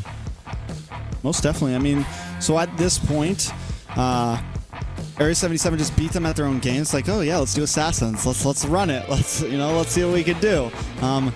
LEGACi now a game away, a loss away from not securing a singular game all season. I mean, morale has to be low, right? So it's like, in this position, it's like, do we just, all right, let's just try to win one, or at this point, it's like, let's just wait for playoffs. I think and that's a tough place to be for any team. Again, they're lucky enough that they're like not completely out. Still have a shot in playoffs. They will be at the bottom of the seed. If they lose this, they'll be going up against GG most likely, which is going to be a very tough game. But still, it's like, what do you say? Like, what does Riles say to his team right now? How do you keep everybody up and going on this possibly last game of the season? Honestly, at this point, I'm almost kind of at a point of like, you go out there, you be comfortable, and you just try to have fun. They've gotten to the top 8 of North America. Yeah, and they've kind of had a mixed. I mean, let's just be honest here. They've gotten thwarted pretty hard here in the top 8. It's basically a welcome to the top 8 for Riles and the LEGACi. He's been trying here for a while, and there's been rumors about the synergy of his team, and it's something that we've been talking about here. When it comes to Assassin gameplay, it's something that Riles really shines at. That synergy needs to be up there. You guys need to be covering each other's back. You need to be communicating, and you need to be able to kind of make those plays and those rotations around the map, or you're going to find yourself behind. I mean, in comparison, in contrast to Area 77 and how well they even get into an engagement, and on the other side of the map, they're still making a play, even though they lost a member and honestly lost a fight. They're able to make a play on the other side of the map to get themselves an objective as well. Yeah, everybody knows their job, and at every point of the game, it feels like, the play is, like you just said, the play isn't just the fight that's happening. It's, what are we doing on the map right now? Yes, we're taking this fight, but also we're doing this. Your job. And I think sometimes they don't even need that communication, Tarzan knew immediately when that fight was happening up top or on the mid side is, okay, I'm going to go take this tier 2 on the bottom while everyone's distracted. And they're just very smooth with it. And it's something that I think I've respected with Area 77 over this past season. I think when they're on point and they're playing at their best, I do think they have some of the best macro. Like when it just comes to overall map control, they're definitely like among the upper class, I think, of some of the members of the team. They're always looking for objectives and not just team fights. Yeah, one thing that I was looking for when I was watching this map, though, as a side note, is like, what did we see some opportunities that were created by Chip through that, and to kind of make it to where there aren't better choices for it. I didn't see too much of that, and that's something I kind of wanted to focus on too, because Chip, he's he's available now. We haven't seen him too much, I want to say, in any of the other MPLs here. This is the first showing here in North America. And his tankiness is something that can be said there, as well as the CC ability. But is it enough to really kind of move him into the meta? I mean, it's still, I think we kind of have to see we have to see some more teams play it. some other teams play it, and you know, maybe some bigger matches, to say the least. You know, I think until we really know, and I think the real question is we're kind of tossing this around, is Lu Yi also provides his teleport. Lu Yi has also recently shot into the meta, has been a very popular mid pick. Is it more viable just to pick that up? I think where Chip might come in is maybe you want something, you want what the Lu Yi gives you, right? You want that teleport, you want that movement, you want that positioning. But you also want a more damaging mage, or you want something else in your mage's position. So you can kind of still get what you get out of the Lu Yi, slightly altered, and then you can still pick something else up for your mid. So I think there's definitely some opportunity to play around with it, but it's still definitely up in the air. Yeah, the only thing for me is that, especially when it comes to a lot of the tanks and the roams that we have out there right now, we are kind of giving up a lot of that setting potential and that CC that comes with say the Tigreal or the Minotaur as well. So I mean, it's something to kind of be had. Something a little bit more experimenting needs to be done here in North America. Hopefully we see more of him in North America to be able to, just like Roger right now, everybody's very curious to see what builds are going on with it right now, what the emblems that they're picking, and how it plays into a lot of these compositions. Yeah, I'm wondering, so I feel like I'm just wondering how the Chip's going to do, like when it comes to, because the lack of CC, you brought that up, and that's huge. And I think tanks right now, roamers, unless you're just going full support, someone with heals, roamers kind of have to be a heavy front line, you know, and you give up so much with that.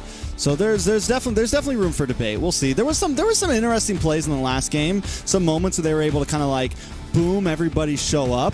But it wasn't anything that was like, you know, we haven't had a wow moment yet from it, you know, and that's what I think we're waiting for, or just someone that is that good with it, because that's another thing. I don't think anyone's had time to really master him yet. To where you see some of those off-brand picks that where players are just, this player's that good with it. And yes, we ban it when we go against this team. So we'll see. Area 77, the first to test it out. Waiting on Draft 2 now. LEGACi. Oh, we do this all the time. What do they do here? I think at this point it's just, honestly, I feel like it's just play better. Just, you know, you just got to bring, you know. Just and I hate better. Just get good, kid. Because it's true, like, it's not like their draft was horrible. They had a good draft, and I think a lot of teams could have pulled off that draft. I think they just kind of, there's something lacking in terms of gameplay there. Yeah, especially when it comes to the rotations and how they kind of answer it. And it's unfortunate. The draft, like we said, very positive for them, and something that we expected Riles to be able to shine with. And another thing I want to say too is kind of, it feels almost kind of like they're not as appreciative of like the counters that come out and being able to kind of protect. The biggest problem for me is being able to protect their jungle. This is almost shades of what we saw from BTK in the seasons before this, where Zane was just constantly getting dove on under his jungle. The retaliation from his team was a little bit late, not always on the same par with the enemies and the opponents here, and we're kind of seeing that here when it comes to LEGACi and trying to protect Riles and trying to make sure that he can kind of move his way through the map quickly. Yeah, you got to come in with a certain mindset. There has to kind of be a plan. There has to be knowing what you're like. Yes, you could have the great picks, or you could have something that works together. But if everyone isn't on the same mindset as, okay, this is what we have, this is how this is going to work, right? This person needs to be split pushing. Us three kind of need to huddle around more. We need to hit this lane at this time. You know, we need to, are we taking first turtle, or are we going to try to trade it for a tower and gold lane or something like that? You know, there has to be, I think there needs to be a bit more depth to the level of play than just jumping into the game, you know? So LEGACi will be on first pick here. Chip is on the ban board. So now Chip, Masha, both banned out from the side of LEGACi. What do they know that we don't, Private? What do they know that what is with this Masha? What's with the Masha ban? I was just about to ask this, because both teams, Area 77 banned it out last time. This time LEGACi bans it out. Unless I'm missing something from her. When we saw her last week, what did Shark? He went like 0-6 in the first 10 minutes on the Masha. Hey, he eventually came out on top. But I mean, here we're gonna see Whoopi gonna go ahead and secure the R lot for LEGACi. And a very strong, it's very rare that we get to see an R lot here, as it's usually banned out by both teams. Hey man, you gotta make space in that band board. You gotta make space for the Masha and the Chip, man. Arlot's second tier now, A tier. There goes the Roger pick again from the side of Area 77. I'm telling you, man, teams are prio in this. I'm excited to see if other teams are also going to kind of feel the same way. This time we are going to see the carry get picked up, and there's the joy from Ryle. So yeah, man, just get comfortable. And I think you said it perfectly.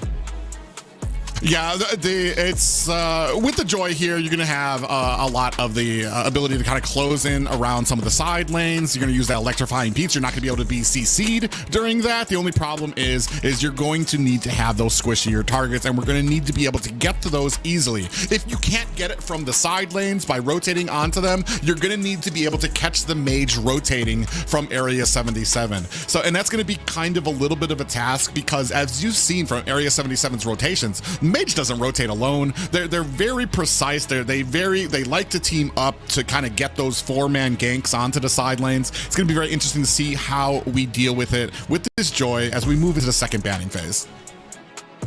So I know, they take. I was wondering. I was like, with the joy, you normally want the Angela. No way, Area 77 lets that through. Either they ban it. I didn't expect them to pick it, but now it's Angela, Roger, and whatever else they want to pick up in their jungle. So Area 77 looking pretty deadly right now. And like you said, without any small targets, I think the Roger is just an amazing. Like now, this is another possible. Anytime there's an assassin, something like the Joy or something like the Nolan, Roger's just a great pick for it. He's a bulky MM who can also slip away, like you said. It's just a great answer to any kind of hyper aggressive jungler that the enemy wants to pick. They are going to ban out the Akai now. LEGACi need to bring in a ban as well. Yeah, very interesting too. It's kind of shades of I want to say a couple years ago when the Angela and Roger was like a very prime pick when Roger used to run into that jungle position, because I mean you've already got a little bit of unkillability from him, invulnerability from him when he's moving forward with some of those with that wolf form and diving under towers, which we saw from the last game. He's not afraid to dive underneath the towers, get some of those kills, and then be able to kind of roll himself back out in the human form. So it's gonna be very interesting to see how quickly they can close the distance, or if LEGACi's gonna have something in mind to kind of get that front line that they were. I don't think they were lacking a front line, but now they're starting to get that banned out on the side of Area 77. See, the more and more we talk about this Roger, the better he gets, man. He can tower dive. He's got tactical rolls. He's tanky. He's slippery. He's oiled up. All that good stuff. We are going to see JQT log in this show, though, and there is your front line right there. A solid Tigreal. So LEGACi, again, has a lot of the pieces they need, right? They have set potential. They have late game damage. They have a nice mid game spike from this Joy. They have all the pieces. Can they kind of make it work together, though? Yeah, and that's the big question here. I think we're still waiting on that mid lane from LEGACi. Actually, a mid lane for both of these teams right now, unless we're going to be having an Angela in the mid lane as well. And I think we have seen that here in North America, where especially because Angela can provide a lot of early game pressure, Vexana picked up here for LEGACi. I was thinking maybe something like Faramis, but Vexana also good. Just more CC, more opportunity. And Area 77, they're going to go all out. They're going to pick up the Ling here. So we got the Angeling, we got the Angela Roger, hyper aggressive. Area 77, it's last day of season, baby. Yeah, so we're gonna have the Cho on the roam position here, possibly gonna be able to use that Jeet Kune Do to upset the implosion from the Tigreal here. As we know, he can be kind of stunned out of it. It's gonna be very interesting here. I do not, it's gonna be very rough for Vexana here, as there's a lot of dive potential for to get to her. Rough for Vexana, possibly rough for carry. And here's the thing, normally you have a bulky jungler who can bully a Ling, but they've already showed their hands. They've already showed they have this Joy, so Ling could be okay here. I think LEGACi's big win condition here is get aggressive early on. You have the Tigreal, you have the Vexana. You can definitely try to bully Ling if you think, if you feel like you can pull it off. Let's jump into game number 2. This is match point for Area 77.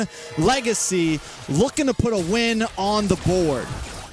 Well, and you brought it up, the bullying. They do have a composition that favors the early game bullying. So if you're going to go ahead and go for it, this is what I'd be going for in the first place.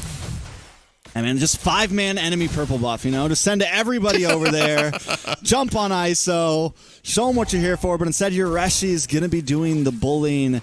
And see, it's like do we go for him? Or maybe should we have gone for Ling there and just been like, you bully, we bully. But no, let's get Yureshi out of the jungle. Riles does need to be able to free farm. This is LEGACi's last shot right here. Well, and that's kind of the point when it comes to kind of bullying here. There's not much as we actually, let's go take a look at the emblems here. We do see a few lethal ignitions on the side of LEGACi, and then 2 brave smites on their side, and a very well mix on the side of Area 77. But as I was going to say, if you're going to bully a Ling, you kind of want to bully him away from his purple buff, as he is pretty mana hungry, and he does really favor that, almost like a Fanny as well. So that is kind of the point where you want to try to be able to take that away from him if you're going to hope to, I want to say, get an advantage over him. He needs that Finch pose energy, you know? It's tiresome jumping on walls. It's tiresome being a parkour king. Down comes the Tempest of Blades on the target we were talking about. PDR goes down. Vexana taken out. A nice first blood for the side of Area 77. Jules Cutie in a little bit of trouble. Electrifying Beats comes out, but Riles like, whoa, too much damage there. Let me just walk out of here real fast. And this is the difference. And you can see right there, Area 77, they had it even with the Tempest of Blades there, but they still had 3 members dive under the tower. When LEGACi went up there, Riles dove in, Whoopi kind of stood back. He didn't go under the tower to try to get any of that tower aggro away from him. And now Yureshi going to bully Riles here. You're actually just going to stay in their face. I think we're going to see this all game long. Whoopi going to try to collapse. Riles will be able to get this. Yureshi dashes through the minions. Going to kind of delay a little bit here. And now we're just kind of back to the mid. Area 77 holds about a 700 gold lead. Yeah, and right now they're going to go ahead and start on this turtle. And actually not, actually I want to say pretty aggressive for LEGACi. They have the turtle down. They're going to be able to take that easily. But that's going to go ahead and cost them an orange buff. I mean, and honestly, right now in the state of first turtle, Riles unable to get it. ISO does secure that. In the state of like current meta, I feel like first turtle is not as huge, but wait a second, nice knock up. Does land on ISO. ISO forces to use Tempest of Blades. Dashes around, doesn't get enough damage. Kind of in a bad spot. Maybe needs to back off. Jolie gonna lock on, get a couple shots off as well. Up in the top side, Jules Cutie also going toe-to-toe in the EXP lane as Tarzan keeps trying to chip away down here. Yeah, and that pop-up knocked Riles right out of that electrifying beats. Oh, we might have another engagement. Good kick. Lycan form is on the pounce. Pounces on to Kuya Ken. Jolie going to get a couple shots off on to Tarzan, and he finally does back off. Nothing too major. Let's take a look at these items, Private. Yeah, and you can already see a 2K on to ISO right now. He's already got. He's actually going for going for a magic item as his first get there, but both sides from the magic and physical. I like it. He's styling. Man's got the Starlium. He's got the Corrosion, Grim Reaper himself, ready to cause mayhem. You know, something I want to point out. Hold on, a little bit of damage on the mid side. Yureshi taking some damage. Trying to bounce back. ISO going to cause the engage. Does get the Heart Guard on top, so he's going to be able to play. Drops down the Tempest of Blades. Gets a couple shots onto Kuya Ken and backs off. Still no kills on the board. Yeah, unfortunate for them right now. We'll be doing a decent. Oh, no. Jolie. Tarzan, though, in a little bit of trouble. Riles electrifying beats, able to pick up a kill and respawn. Down on the boss side, Riles now going to be able to back off. ISO will not be able to chase. Yeah, and right now, Area 77 doing a good job of kind of macroing around the map right now to try to get those kills, but LEGACi doing a decent job. I want to say a better job this game of being able to answer back. Still no towers just yet, and that's kind of what LEGACi is going to need to kind of focus on here is when you start getting some of these turtles, when you get these objectives, we're going to need to start turning those into towers if we want to keep pace with Area 77 as we move into the mid-game. Most definitely, and I mean, so they gave up first turtle. Area 77 is, a little bit of damage. Tarzan under the tower, gets the Heart Guard, and that's where it's going to come in even more close. He was already a tower diver, and now he's going to be able to do it even more. Up in the top side, turtle. Yureshi looking for the kick onto Riles, able to get the way of the Dragon. ISO going to lock down as well. Tempest of Blades has not popped off just yet, but the final slash locks on, and Yureshi in a little bit of trouble, taking some damage. Riles able to take the turtle as Whoopi takes out Yureshi. Whoopi now locking on to Jules Cutie. Jules Cutie trying to get out of there. Forced to use a flicker in the tower, but Whoopi doesn't want to let it happen. Under the tower now has the Guardian. Should be able to get a shot in, but the Guardian finally goes down, and Whoopi forced to back off. Yeah, and this is what I wanted to see from Riles. A great play by him underneath the turtle there, able to kind of dash himself to safety, even though the entire team was around him, gets the retribution, and gets out of there. Most definitely. So this time, I mean, it definitely doesn't feel as bad as last game. It's 3-3 right now. Area 77 only with a a slight gold lead. This is nothing game changing. LEGACi though needs to try. I think at this point, LEGACi needs to start focusing in onto some towers. They need to find some plays somewhere on the map. Jolie in a little bit of trouble here. Tarzan gonna go back to human form, get a couple more shots onto Jolie. Tempest of Blades comes down, and ISO picks up the kill. Yeah, and now we're going to be answered by LEGACi, but Tarzan again able to use that wolf form, and is just ahead and a little bit of a reply to Kuya-ken there. Yeah, the poke and the Roger kind of, even when he goes into human form, he has a pretty decent range on some of those skills. I mean, he's really able to kind of poke, he slows you down, so the chase is hard. It adds even more kind of escape capabilities here. Possible collapse onto Whoopi, though. Whoopi able to dash through a few times. The way the Dragon finally does connect. He's able to get the final slash, but he won't be able to take anyone down as Jake Cutie picks up the kill. Yeah, and that's 4 men at top, and I'm looking for LEGACi to answer with something on to the bottom lane. And they might finally be able to take a tower here. I mean, there's nothing really to stop them there. They are going to give up their purple buff for that, though. I mean, at this point, I think they just have to be kind of prepared for that. I don't think Riles is going to be able to get too many buffs right now. We're in a stage where I feel like Area 77's hitting a little bit of a spike.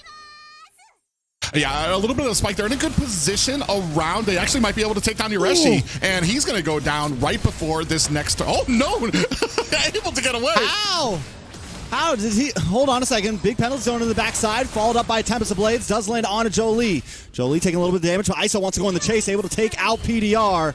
Back in the turtle pit, Jolie does fall to Tarzan Cutie. Kuya-ken and Whoopi now trying to get involved. No final slash just yet. Tries to pop it off, but it gets kicked too soon. Unable to get there. Tarzan under the tower as well. Picks up Kuya-ken. And it's Bloodfall on the side of LEGACi right now. Whoopi forced to dash away. Riles pops the electrifying beats. Doesn't want to engage. He doesn't have any backup. Nice final slash under the tower. Maybe going to be able to pick up ISO. Looking for it. Trying to find it. Dashes through, but finally goes down. ISO picks up the kill. And just like that, 4 members of LEGACi go down, bringing this to a 9-3 domination right now by Area 77. And even Riles not able to get his wits about him or to get enough damage onto Jules Cutie right there. We take a look at some of the equipment right now. You can see a 1K gold lead by ISO right now as we go into the mid lane. So much damage on the PDR there, Private. Just immediately taken out. Kuya-ken now. Going to try to push back ISO, but the Tempest of Blades does come down, followed up by the way of the Dragon. ISO able to get the unstoppable kill. Yureshi now dashing through 3 members, gets the final slash, but Whoopi still picks it up. Now Area 77 needs to maybe back off, but to keep up the aggression, it's 3 members down on the side of LEGACi. Riles just wants a purple buff. He was actually able to get that from Tarzan. But, I mean, this is just kind of telling you the state of it right now, where Tarzan by himself is kind of able to hold off in this jungle against LEGACi. But Area 77 is not letting up at this point. Jules Cutie might be in a little bit of trouble, able to use the penalty zone. Guardian does come down, but the Heart Guard comes in the nick of time. Jules Cutie will be able to get away safely. Yeah, and with that, it's just showing the domination right now by Area 77, locking on to Kuya-ken. Oh, that's a lot of damage from Tarzan. Lycan form does come in. Jay Cutie does pick up the kill, though. ISO under the wall or behind the wall. Enemy territory. Finds another one. Whoopi now in trouble. ISO picks up the double. Tarzan under the tower looking for a target. Locks onto Jolie, but goes down. Jolie with a shutdown. Jay Cutie down a little bit of trouble. Riles with the electrifying beats, able to find one. Able to pick up another shutdown. It's going to give them a nice little chunk of gold, but not enough to get out of debt just yet. We're only 10 minutes in, a 5K gold lead established by Area 77. And you could see here the damage right now, 42K on to Tarzan right now. ISO sitting at 31K as well. Just an immense amount of pressure being exerted here by Area 77. Riles, man, he is just ducking and weaving through all that CC, and now the rest of the team's here to help out. Jules Cutie in a little bit of trouble. They find 2 members of Area 77. Yureshi and Jules are down. Yeah, and I want to say a little bit faster recoup from LEGACi, whereas last game they were only able to find 1. Oh, we do have an implosion. Kind of a missed implosion there. Don't know exactly if it fully connected. Tarzan does have the heart guard, though. Gonna maybe jump back into the fray, get a couple more pokes onto Whoopi. ISO there as well, but wait a second, a lot of damage to Jolie. The speedy light wheel does come off. Area 77 still kind of dancing around the brink of death here. Looking for the re-engage. ISO brings down the Tempest of Blades onto 3 members and cleans up house, but goes down possibly 4. Able to dance back, and Tarzan comes in at the nick of time. They find Kuya, and they find PDR. This is a switch on the roster or on the roles that I can get behind. ISO sitting at 8-0-6 right now, and really coming through as a jungler for Area 77. Whoopi's trying, man. He's landing decent final slashes, but it feels like when he's doing it, he's either alone, or Jolie shows up a little bit too late, or Riles just isn't exactly connected, and those are some of the problems. Those are some of the cracks we've been seeing with LEGACi so far.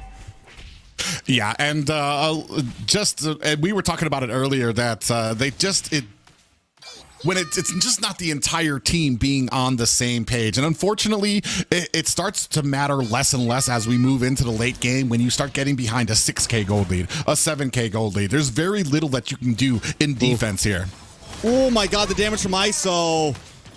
Immediately takes out PDR. That's 1 member down for the side of LEGACi. Tier 2 on the mid side. Lord still coming.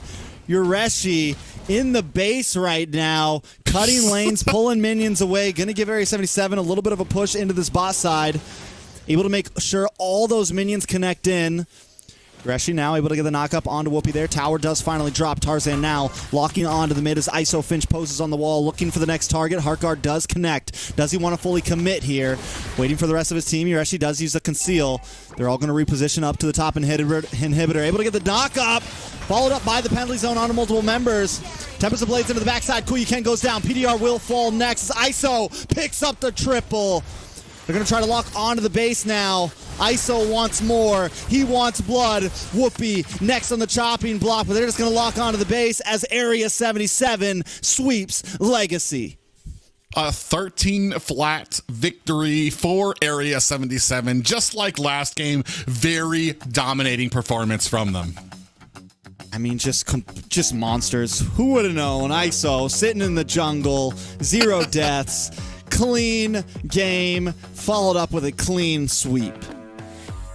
The one question I do have too, especially, are we going to be bringing back maybe some of these more assassin-like games, or is that just kind of where we're at here at the end of the season, trying to experiment with something? Because ISO absolutely performed.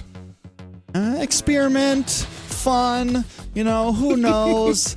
Will they use it against GG? Will they use it against BTK or DA? That's kind of up in the air. I think if the time fits, we see that they are capable, right? There's players on the team that can run it. So if the enemy maybe tries to go for a Joy, or maybe you try to bait them into picking a Nolan, yes, they could maybe respond with something like that. Yeah, and that's the interesting part too, especially because they started out with the assassin pickups there. So a good counter there, a good, I want to say, flexibility from Area 77 and letting ISO take that jungle role, and Tarzan kind of sitting back in that marksman position. But I mean, I want to say it's not even really kind of sitting back in the marksman position. That's almost like not even the correct statement to put out there, because he was very aggressive on this Roger and very much helped with a lot of these engagements to get underneath tower with that Lycan form. I mean, one of the interesting takes on this, right, is that Roger was a jungle hero for the longest time, so it kind of does open up the door possibly for a lot of teams to maybe swap things around a little. Like, maybe hey, why don't you play the Roger in the gold lane? I'll jump into, something a bit more simplistic on the jungle. Even if they can't play Ling or something, Fredrin isn't the hardest hero to use, right? There's a few junglers that just about most of these players can run. So it definitely just kind of opens up this idea. Now that we're seeing Area 77 do this, does the door possibly open for other teams? Yeah, that's a very interesting point there. As we take a look at the stats here, again, completely dominated by Area 77 as well. ISO, Tarzan Cutie, Jules Cutie, and Jay Cutie. But it does open up the door for having maybe your jungler play in that marksman position to be able to dominate, use that mechanical ability he has with a Roger to be able to kind of push there. And as you move into the team fights, the engagements are, I mean, there's just so many options with having a Roger on your team. Maybe like Mobazane Roger could come back. You never know. Maybe we'll see something. Yeah. Who knows? But yeah, we are going to jump into it. I mean, Area 77 takes the game very cleanly. LEGACi, sadly, like you said, top 8 team, but Riles is back with the big dogs, and I think all the teams gave him a very warm welcome this season. Had a little bit of trouble getting it together, but we're going to see him in playoffs, so excited for that. Area 77 showing some of this flexibility. I think that's what the big takeaway of this series. Will we see something different from them when we jump into playoffs here? Yeah, and that's what I'm kind of excited to see. Honestly, I'm kind of eating my words when it comes, because I hate roster swaps. I hate role swaps. I think it really kind of ruins the synergy of teams, but I want to say Area 77 here kind of proving me wrong. This was a very smooth and fluid game from them, and very exciting to see some of the different picks. I definitely agree. Very exciting, especially with ISO. I mean, I'm not surprised that Tarzan could put out that Roger, not just as a goal lane position, but also Roger itself has always been a hyper role that Tarzan can play. However, ISO's lane was super clean to perfection. I mean, they were on a gold lead, but even then, it was executed perfectly. So that is definitely a pleasant surprise. And then the Tarizla is just fun added. Sparkled some fun onto it. We know this is going to be crazy. Today is the last of the regular season, and they are faced up against LEGACi. So a lot of fun watching those series. Yeah, definitely a blast seeing ISO on that. I mean, from the Hayabusa, the Ling, we took a little trip down memory lane. We get to see all these old heroes. It's definitely, and I think we came into this day thinking this is a possibility, right? It's last day. Most of their positions are secured. Area 77 with that win will end their standing at 12 points. LEGACi's sadly unable to put a point on the board. As I know LEGACi knows, there is work to be done, especially before they have some time before the playoffs to kind of rethink their strategies, kind of get together as a team and iron out some of these deficiencies. Like we said, still a top 8 team here in North America. It's just that when you get up here, man, it's a whole different game here at the top 8 of North America. And the LEGACi have learned that lesson, I want to say, these last 4 weeks. Yeah, for sure. Maybe Riles needs to post a little less of the gym content and a little bit more of the MLBB. Now, last match, the MVP will be announced by Trex. Let's see who the MVP is. ISO, baby. Already knew it. The guy went almost completely deathless in 2 games straight. 12-0-6 was his last match.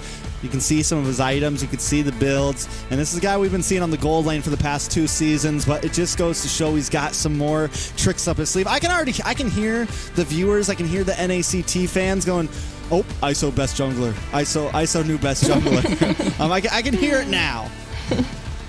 Well, they're certainly definitely wanting. I know there's some people in the viewers are wanting, oh, let's stay with this kind of roster or stay with these type of roles for both of them. But like we were talking about before, it only sometimes works when it's going against certain assassins. It's still a little bit in that experimenting phase, but definitely something exciting to see from Area 77. Yeah, definitely. I mean, coming back during the playoffs, a lot could happen. A lot could happen with the rosters as well as the roles that the players play. And we know from experience that NA players are very versatile and they are often put in different roles just because of the nature of our region. So very, very fun indeed. And we're going to have an interview with Jules Cutie, the designated sub for Area 77. How are you doing today, Jules? I'm doing good. You good? I'm good.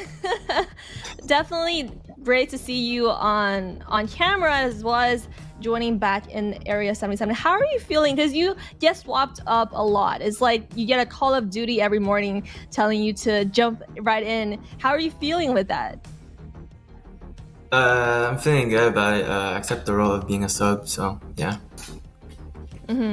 Do you practice a lot with your team? I mean, does your team even practice? I asked this question in the previous streams, and teams are like, we don't even practice anymore. So what's going on with Area 77? Yeah, actually, we don't really practice that much.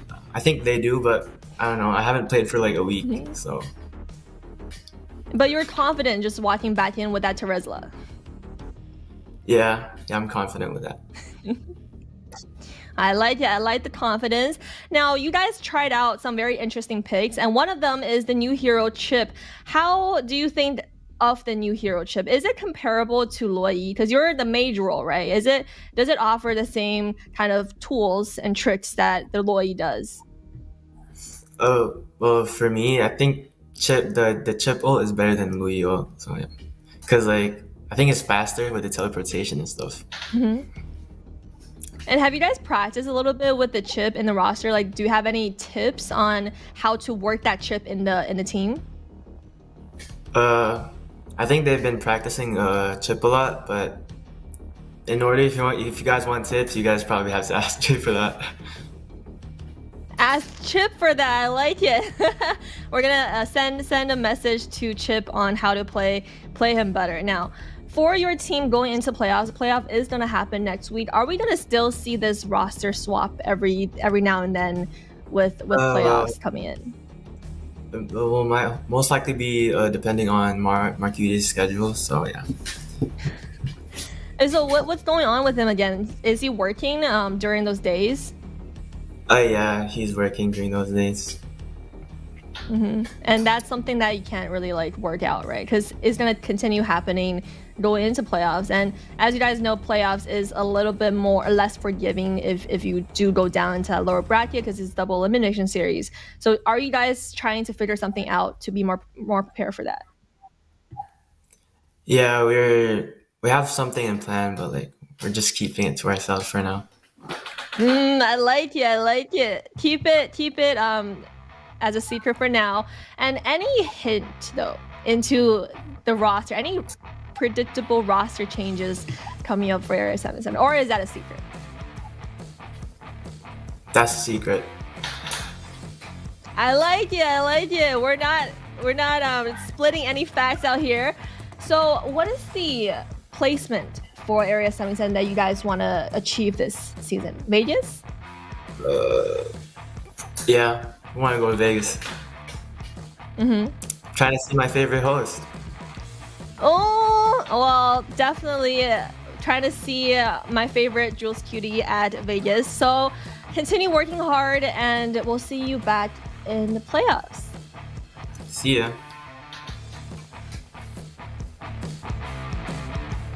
Adorable. So adorable, guys. Yes. Yes. Yes. It's gonna be hard to bring Liz down after a comment like that. I still get thrown off seeing every time Liz comes on camera. I'm like, oh yeah, she's blonde again. Yeah, it's Zeke with a new haircut, you know?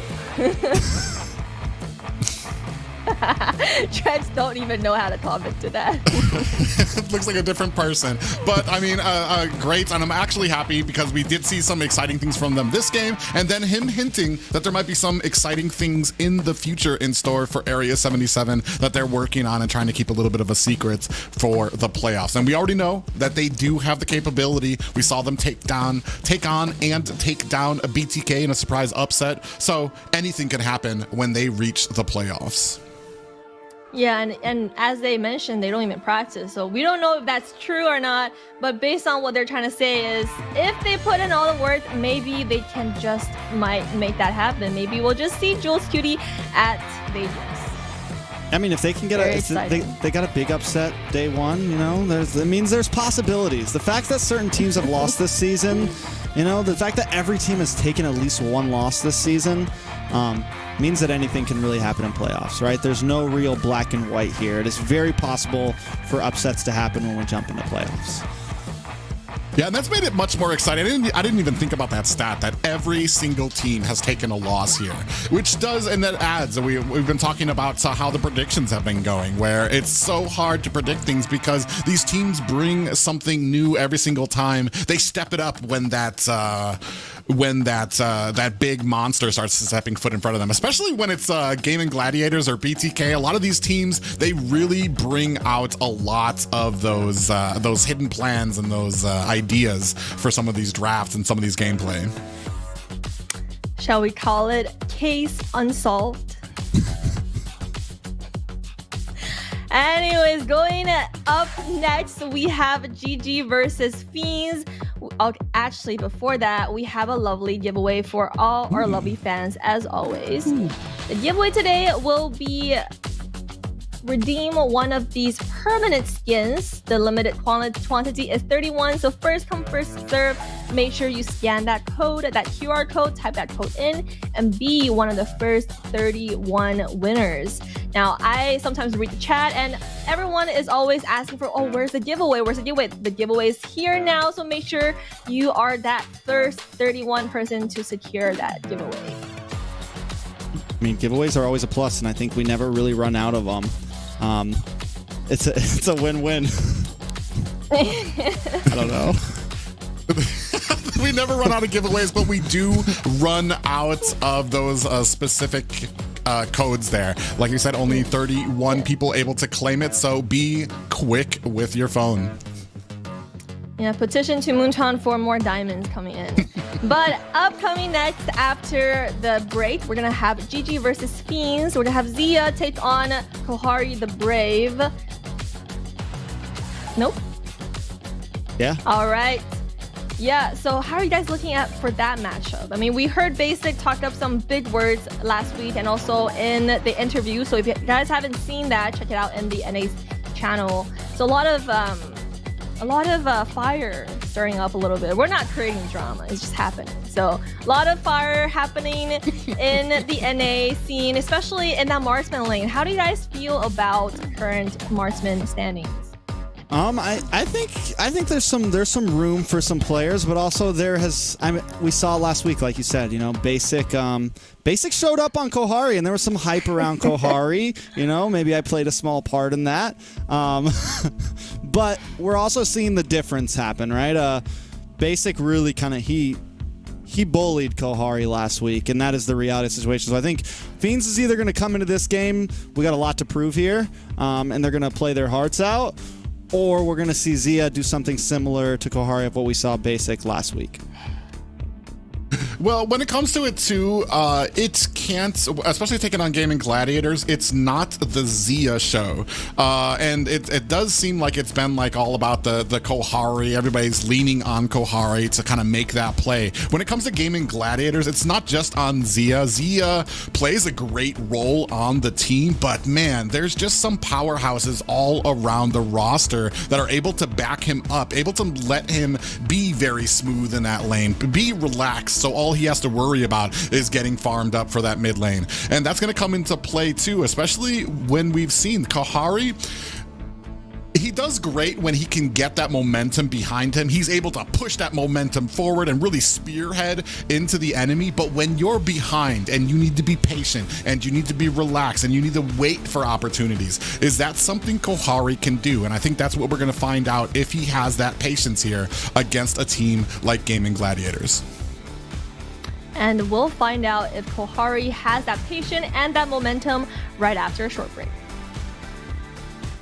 Hey guys, this is Best Player 1 Jungler for Team Gaimin Gladiators. Welcome to another episode of One Trick Guide. Today I want to share with you my one-shot fanny guide. The secret is recalls. That's right. Well, what do you mean by recalls, Best Player? Let me explain. After each kill, instead of walking around and find a few more minions or jungle creeps to farm, it's very important that you just recall and get all your juice back before returning to the battlefield and fight again. This might sound troll or oversimplified in a way, but it's not. It's super valid. Return to base frequently as Fanny is probably the most important part of my efficient energy management. Yeah, that's about it. You can thank me for this amazing tip by coming to support GG and NACT. And I will see you on the next episode of One Trick Guide.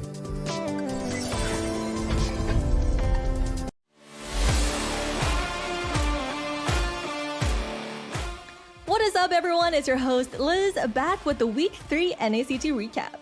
With GG locking in that #1 seed, BTK crushing the dreams and goals of the most anticipated underdogs, DA and Fiends, Week 3 can be best described as a battle for the third best in NA.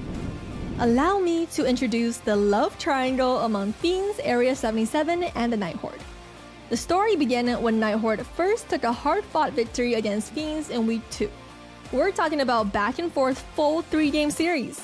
In the end, Night Horde was able to step it up in their team macro and secure the win. In Week 3, however, is where everything took a turn.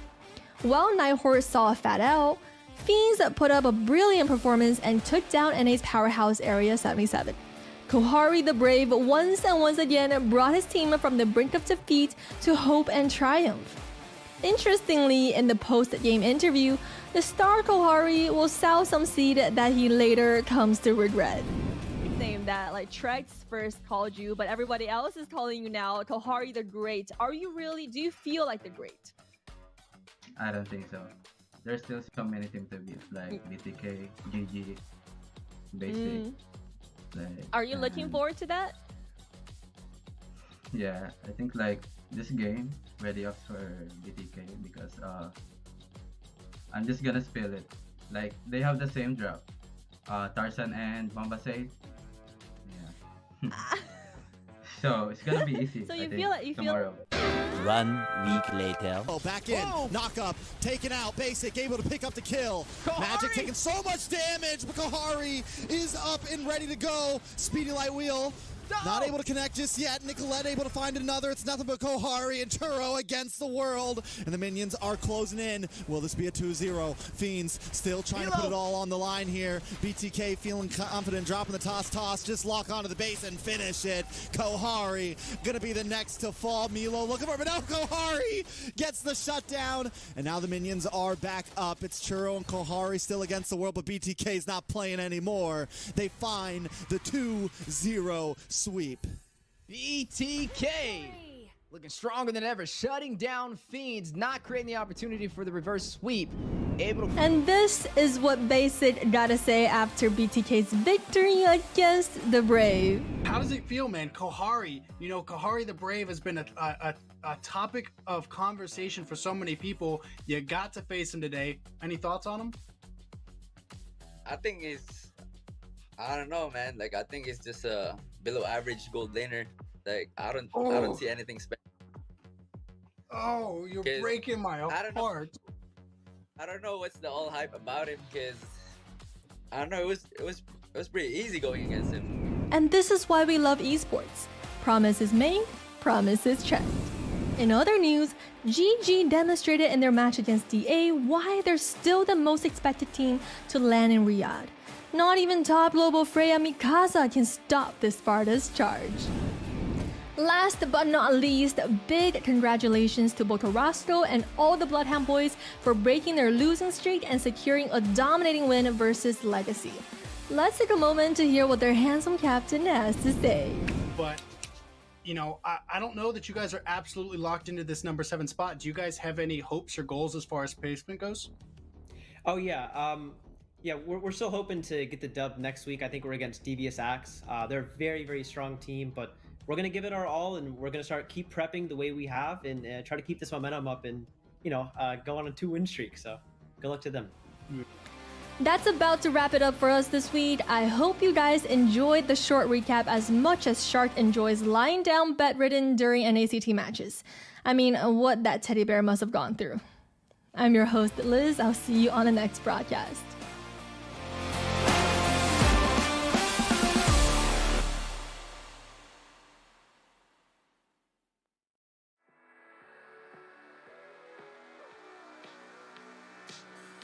Just pretty much doing the damage itself in J here. Oh, they tried for the Divine Judgment, but didn't get caught. Kohari finds the kill there. A blazing duet from ISO, not able to find too many marks there. You can see the vengeance from Uneven with those electrifying beats, able to put some damage on Kohari on the back line, trying to shred down. Yureshi might be the next one, and that is it. You can see Kohari. There are no more members for him to take down. Ooh. Divine Judgment comes out. Minoan Fury looking for it. Big damage coming on the Fiends as the rest of Area 77 is going to have to back off. Bahari doesn't care though. Look at the damage coming on the Jules Judy. Able to shred him down. They thought it was over and they were safe under tower. Kohari wags his finger. That's a 4-man set. Yeah, that's a big set there. Blazing Duet into the back line. Is it going to be enough to put some damage onto them? Sayori might be in trouble, but oh my, Riles gets taken down. Oh my, foe putting on the damage there. PDR in trouble, trying to get back to the safety of his tower. Sleepy finds the kill onto him. It just seems like Melon is having a great game right now. Yeah, and right now Kush can be able to find himself the first Lord of the game. Electo Final Blow is out. Basic finds a kill onto Mielo Trade, so they do find the marksman. Mobazane gets taken down by Yato. Basic in trouble here, gets taken down by a fracture.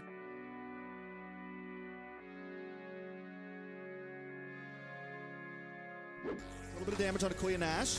Whoopi able to zone in on Tempest. Tempest dashes through with the Vengeance. Ramses under tower with PDR. PDR taking way too many tower shots, but Tona's Welcome locks on. Akuya Nash can try to help out, bring down the bash. Riles hooked in onto the tower, and it's a jungler for a jungler. Yeah, definitely lethal. As you are going to see them invade into the jungle now. This is what happens when you take that turret. It just keeps going. Ooga Booga, though.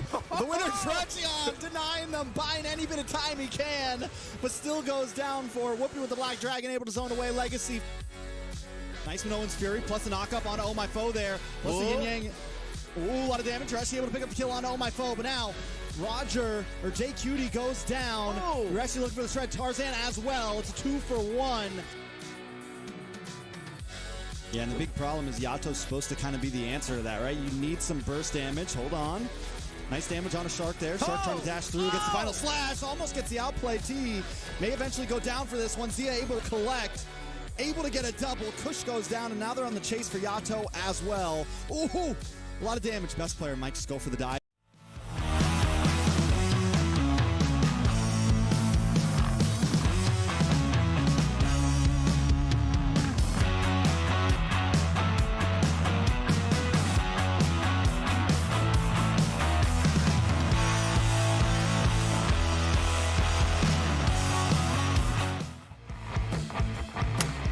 Hello everyone, we are back with Agent Liz, Agent Private, and our favorite Trex. How are you guys doing? Are we excited for the next coming match?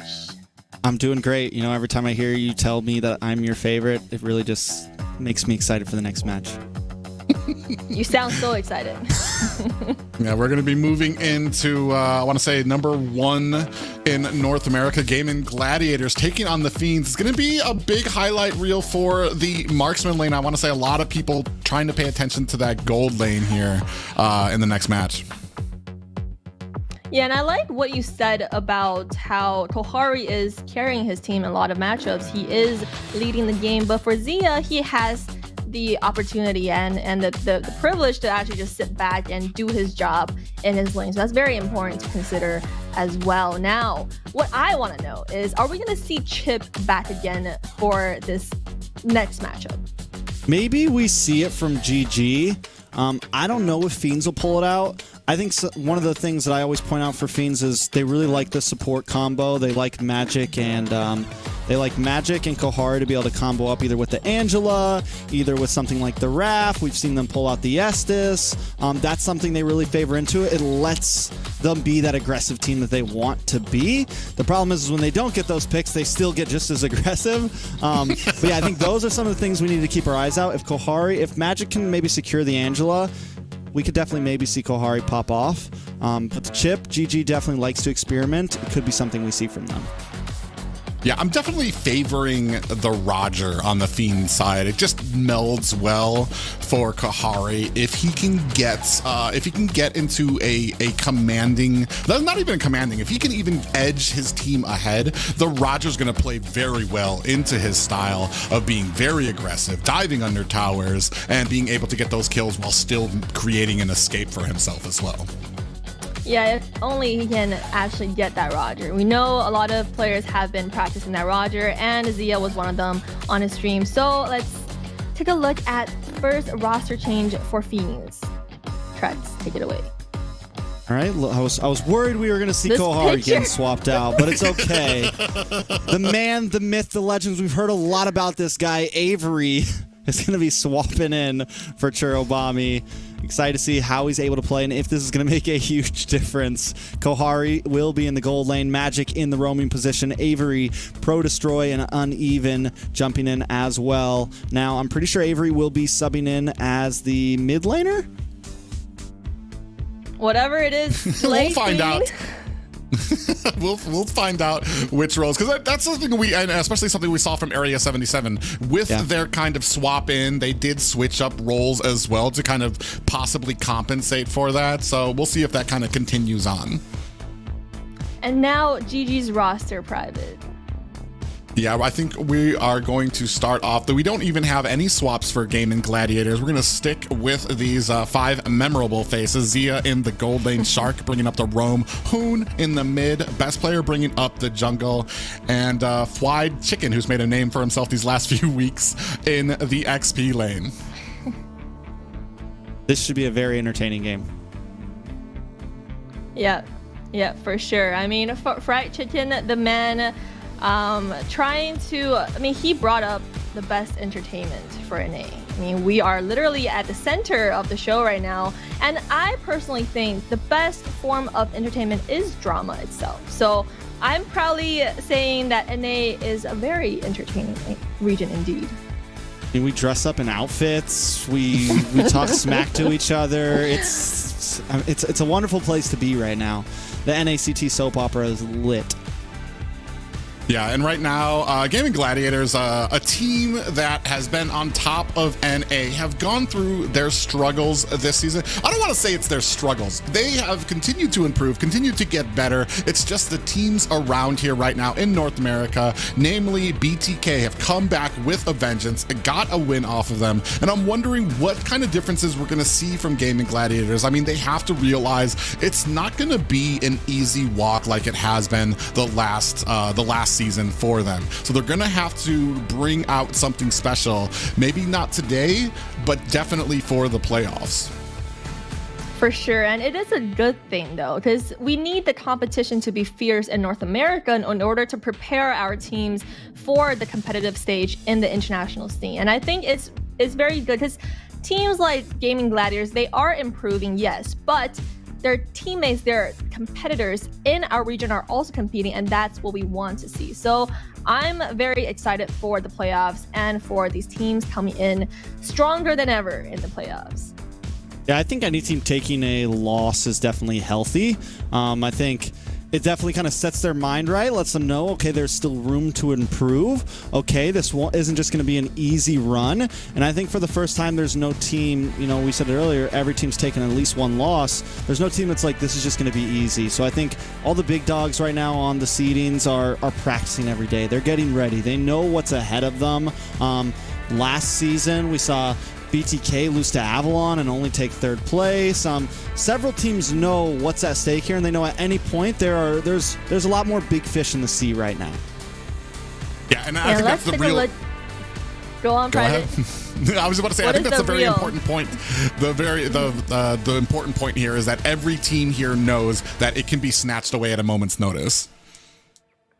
Yeah, let's see what our casters feel about this snatch. Who is it going to? I'm already feeling that Yue is the odd one out. He does have that special place in his heart for Fiends, even though this whole season he has been very serious in the predictions game. He's always trying his best to win, but for Fiends, he has that little faith for Fiends, and everyone else did vote for GG. So yeah, what do you guys think? I want to point out the UA vote real quick, just because that was, if we go all the way back to like a round table before the season started, I remember him hyping up Fiends, and none of us really had any clue about them. And I just want to say his hype came through, man. So if I wasn't being so competitive about my votes this season, then yeah, I might have voted for Fiends as well. Well, they have come a long way from that mystery team that first knocked out Team Gosu in the qualifiers to right now. They've just had a very strong performance. I want to say one of the stronger performances that we've had from a brand new team here in North America. Usually it's kind of the same names, the same teams that are kind of holding up that top spot in North America, but Fiends have come on like a firestorm. Yeah, and they might just continue improving and improving, as they're all very, very young players. And let's get into draft. Actually, draft is ready, so take it away, boys. All right, into the second series of the night, jumping into the draft. GG up against Fiends. GG will be on the blue side. Now, we saw two teams experiment a little bit earlier today, and we think it could be possible again. I think Fiends, though, are going to come in just swinging, and there goes that Angela ban from GG off rip. Like I said, this is something that I think, whether you think you're a better team than them or not, Fiends have definitely showed that these are the compositions that they are very strong with. Yeah, and I'm actually, and the Masha ban, I'm actually flabbergasted, because I feel like there's some note, something I missed about Masha being very strong right now. All teams have found a place for her on their bans. I'm wondering though, are we gonna see, we saw a little bit from the last series, are we gonna see maybe best player flex out a little bit on some of the assassins that he kind of made a name for himself with? He has kind of stayed himself very calm with a lot of those tankier picks when it's been these very serious matches, but they've got a very, I want to say, a secure lead in first place right now. We might see best player kind of flex out a bit, get himself on that Ling, get himself on that Fanny that we know he can do. Definitely a possibility. I don't think GG will get too crazy. I think Fiends is a team they know that will compete against them, will catch them slipping if they try to get too out of mind. And there is that bonus you get from winning, right? So it kind of keeps teams at being a little more competitive, wanting to at least try to secure a little more money in the pot for themselves. All right, so I heard something. Some intel has come in. I saw a clip, and I've been reminded now. I saw a clip. Supposedly Masha has some build right now that just does like an insane amount of damage, like you're one-tapping other players or something. And I don't know if it's something that recently was discovered or something that just came in. I still haven't seen it in any overseas competitiveness, but maybe it's just something that some of these players amongst each other have been seeing in rank. Some of these players have been worried about other teams picking up, but there's a little word that maybe there's something going on with Masha right now, some sort of insane burst damage. Well, relative to the Masha, I mean, pretty standard bans all out from GG and Fiends right now. Matilda being taken off the board by Fiends and Minotaur. A lot of that CC and I want to say the regen ability that you get from the Matilda. Oh, and Valentina being taken off. We might be looking at a possible Faramis pickup from Gaimin Gladiators. Yeah. Fermi's definitely a possibility here. And I think it's even though it's not as like proud, I think first pick, it is something that's still pretty viable, and I think it throws a lot of teams off. And with the Valentina gone, you immediately lose that answer. I will say this though, Fiends, Kohari likes to pick up the Claude, which is a great answer to the Fermis. So GG needs to be prepared that Fiends will counter them if that's what they want to lean into up front. Fiends though, I mean, maybe they call it. It's like, oh, we'll ban out the Fermis then, but we have the Nolan still open, Arlot's open for fried chicken if he wants it. Still a lot of things on the field. Vex, there goes the chip ban though, so no chip, game one. Yeah, possibility of still seeing that Roger. We saw it prioed in the last series, and we're gonna see what we get here from these guys. I mean, typically you're kind of looking at the XP lane. Yeah, and there goes the Arlet pickup for Gaimin Gladiators, which probably leads into a Vexana pickup for Fiends along with XP lane for them. Yeah, definitely possibly an EXP lane. They do like to put Kohari up front, so maybe they pick up the Roger. or put Kohari on something comfortable that we've seen him with, something like the carry, something like the Claude. Make sure they're set up. They get the Barats in. Ruby could also be a possible pick here. Plenty of options to go. I mean, plenty of things are open right now. I think seen Chicken with the R-Lot, though, or we've seen Shark on the R-Lot as well, so a lot of flexibility from GG here. Just a really solid upfront pick. Yeah, they're definitely very flexible from them. Still waiting to see what we're going to pick up from Fiends. 5 seconds left. They already have that Barats, already have that very tanky front line. And there it is. There's the Roger. And this is something I'm actually kind of excited to see because I feel like it does match Kohari's play style. But then again, we also need to see how well they can deal with the aggression that's going to come from Gaimin Gladiators as well. And now GG needs to respond. Do they lock in a gold lane of their own here? Possibly Harith. We saw the Harith do pretty decent against the Roger before. It does seem to be one of the answers, and I think if they don't pick it up soon, they lose some possibilities. Because honestly, the carry, unless Zia just feels confident, unless Zia just feels like good, like I can play whatever against him, he definitely needs something that has some range, because you need to be able to deal with the poke from the Roger. You need to be able to get your minions, and if you get too close to Roger, he's going to close the distance, he's going to pounce, he's going to get slowdown, and it does become a problem. But Hoon's going to lock in the Lu Yi, and we said no, Zia's going to be okay. We're bringing in that X-Borg. Honestly, I'm a fan. I think a lot of people already know I'm a fan of Lu Yi and what she brings to the battlefield. It's a shame we don't see her too often. She is starting to come back into the meta. Yeah. We saw last week Hoon with the diversion is very surgical with it. He's able to almost use it on cooldown, whether it's getting his allies to their lane faster, setting up for ganks, or setting up for objective finds as well. So a great pickup by Gaimin Gladiators, and I definitely want to see how this pick will play out. Let's see the Novaria maybe from the side of Fiends here. They go for the Vex instead. I think it fits their play style a bit more. Yeah, the Lu Yi has just been like, it's rocketed. I mean, you get a surprising amount of early game damage. You get a bunch of utility, and I think once the enemy picks a jungle, once you know they're going to have something a bit more slow pace, and your mid lane might not get as punished as maybe like a Nolan would or something like that, you kind of know you're pretty safe to pick the Lu Yi, because one thing she does lack is the, just kind of mobility, no dash, things like that. But as long as Hoon's able to stay safe, there's definitely going to become a problem with this. Guinevere will get banned from the side of Fiends. We saw best player pick it up in the jungle last week, I think. So yeah, I think overall Fiends covering a few bases. I think they do need to look at this gold lane, though, and think about what could give Kohari some problems. Yeah, just on paper right now, I want to say this draft, Fiends, if they're able to close the distance, you were talking about that, if they're able to kind of close the distance on a Lu Yi, who does not really have a lot of escapability, and that's kind of what you have with Kohari on this Roger. He's going to be able to kind of dive through a lot of that CC to kind of get back there and possibly close the distance with that Lycan pounce. We're going to see if that's going to kind of come into play. We're already kind of, I want to say, countering out the Barats with the X-Borg. You got a lot of that true damage once X-Borg gets all of his stacks on. Then you've got the CC coming from this, coming from the R-Lot here as well. So I think the only thing that we're kind of missing just yet is I want to say that early game from Gaimin Gladiators that X-Borg kind of fills out, but I want to say Gaimin Gladiators usually kind of come out with a little bit more to kind of hold them through that early. Okay, so there's two things about this Fanny ban. Either best player was like, I want to play Fanny, and the rest of the team is like, no. Or they're really just covering their bases. We were just talking about how the Lu Yi has a little bit of trouble against kind of hyper-aggressive junglers, and I think it's like it's not unheard of to see a Barats get flexed over, so we really need to cover our bases. Just take that out of the way. Fiends, I was thinking maybe they would pick up the Estes. I think the Rafaela works a little bit better, especially since the Lu Yi's on the field, since the last Insanity's on the field.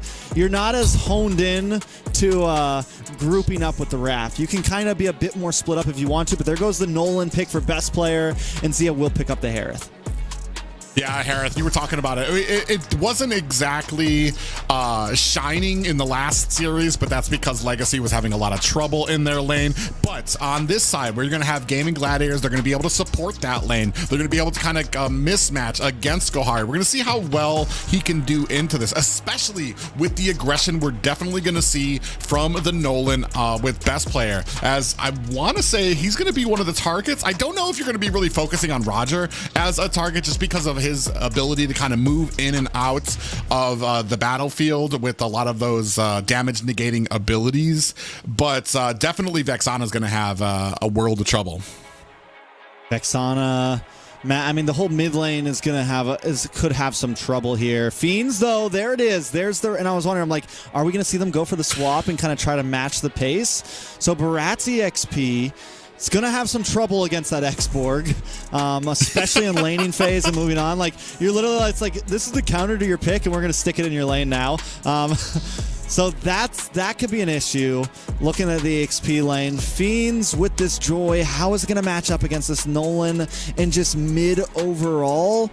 I like GG. They have the R-Lot, which that's going to be a game changer, I feel like, against Avery and Magic here. I almost feel like Joy could actually work in the EXP lane and would do a decent job against X-Borg, because you're going to be able to get behind a lot of his abilities and negate a lot of that damage. So that actually, if that's their plan, that actually might work into this composition very well. And we don't see the swap. Uneven did stayed on it, so I think you're complete. It's been so long since I've seen an EXP lane Joy. I think it was like M4 when that was really popular. But we will be jumping into match number 1. Fiends going up against Gaimin Gladiators in a best of 3 in the last day of the season. Have to say, I'm actually a very big fan of Fiend's draft right now. They don't have the R-Lot, or they don't have the Nolan in the that's going to have a lot of that early game pressure, and they're going to have to be able to find a way to stop best player in the early game. But I do like this draft from Fiends. Yeah, we'll see if I think at this point they need to kind of take a slow pace. Gaimin Gladiators will most likely try to hit the gas on them, as they always do with teams that they perceive a little bit weaker than them. And Fiends need to just kind of be able to withstand that. They do have the ability, I think once they hit level 4 or so, once Magic hits level 4, once Avery hits level 4, I think Fiends could honestly hit the gas a little bit. Maybe try to bully in on a best player, maybe try to steal a purple buff. They have the heal, they have the bulky jungler. Yeah, a lot of impure rages out there for the side of Fiends. Definitely not looking to rotate back for a lack of mana on their side. They want to stay in the lane as long as possible to kind of keep up this pressure, or at least be able to withstand the pressure that Gaimin Gladiators is sure to put on. With the poke to Gohari, as he is able to kind of go toe-to-toe with Zia. Zia's going to freeze the lane, though. Let the minions come to his side of the map. ProDestroy already getting aggressive, pushing in, taking camps. On the boss side, though, best player maybe looks for a play onto that Joy, but unable to find it. Turtle up in 15 seconds. I like this from Fiends already. They're trying to match the pace from Gaimin Gladiators, taking the enemy jungle, making sure that they're a force in there. And Shark really, I mean, being patient, but I mean, there's not much that he's able to do to kind of withstand it as we're moving into this first objective fight for these teams. Yeah, best player uses the fracture there onto Avery, unable to get the kill, and with that ult gone, he loses a little bit of utility coming up onto this turtle. Fiends gotta know, they have the advantage, I think, in this team fight, and I think they need to try to push this. Uneven also going to get involved here. Fly Chicken zoning out the front side. ProDestroy able to steal the first turtle. Tona's welcome. Going to gobble up down on the boss side, get the slam of Shark, and get the first blood. Fiends take the lead. A very good opening for Fiends there, especially for ProDestroy being able to swoop in there beside best player to get that retribution off of them, and then they find a kill as well. Moon comes up to the top side to try to help out Zia here, let him maybe go back to base and also escape from the engage. And I think at this point, Fiends should know, okay, we can actually win some fights here. We can duel, we can catch them off guard, and they need to try to take advantage of that. They have a gold lead, and I think when you have a bulky jungler going up against an assassin jungler, that's when you try to make your play happen. Yeah, and I want to say right now, lanes are definitely going into the favor of Fiends right now, especially uneven. He is kind of being pushed back into his tower, but he's still doing a good job, and it's going to be very hard for them to be able to find that gank onto him. On the other side, though, I want to say Pro Destroy is doing an excellent job of keeping up this pressure, making sure that you're not going to get left behind when best player starts kind of getting those kills, sweeping through the jungle, as he does clear very quickly, but Pro Destroy in a little bit of a gold lead above best player right now in the 3-minute mark. So, I mean, just a phenomenal start for Fiends right now. Ooh, look for the play onto Zia here. They're trying to get him to come over. He's not biting the bait, though. He's going to stay under the tower. He's going to play it out safe. And both teams have kind of been like huddling up to the gold lane here and there, looking for one of them to make a mistake. But Kohari and Zia have both been on their best behavior, playing very cleanly. Magic here to help out Kohari as Shark joins as well. Avery might... Ooh, nice dodge on the final slash. Kohari able to dance through it. Zia gonna dash in, take a little bit of damage, drop some On's Force. Gonna have to back away because Avery now here, but look at Hoon with the diversion. Able to get the duality, procs onto Kohari there, but Kohari able to dash away. A very safe and I want to say a mechanical gameplay by both. Zia not taking the bait, staying back. Both teams, I want to say, using the least amount of spells to kind of get out of harm's way. I mean, I almost want to say they're kind of evenly matched here at the 4-minute mark, as we're going to go ahead and start for this second turtle. Best player does get the fracture, but going to get jumped up. A lot of damage on a best player. He's going to have to back off here. Fiends will have... Oh, Kohari taking a little bit of damage, though. Does go down to Shark. Best player might look for the re-engage. Fly Chicken with the last Insanity, but not enough damage. Zia falls to Pro Destroy. And now it's a 1-for-1. Fiends take control of the pit once again. Yeah, and like I said, another great handle there by Fiends here, pushing out Gaimin Gladiators for this next objective. Unfortunately, now the turtle getting reset, and I mean, you're not going to get very many opportunities like that against a team like Gaimin Gladiators. We're going to see if they pay for it. Final slash lands on a Pro Destroy. Last Insanity comes in. This should be it. Fly Chicken able to get the kill, and best player gets away with a sliver of health. They're not going to fully commit, though, onto this turtle just yet. We're still sitting at a stalemate. Yeah, uneven, unfortunately not able to find best player. He was looking for it, and Kohari taking a heap of damage here, well into enemy territory. I have to wonder what he was thinking there. Yeah, I think Harith is the answer. I think a lot of teams have been struggling, trying to figure it out, and I think we found it. Harith has definitely gotten the better of the Roger from what we've seen.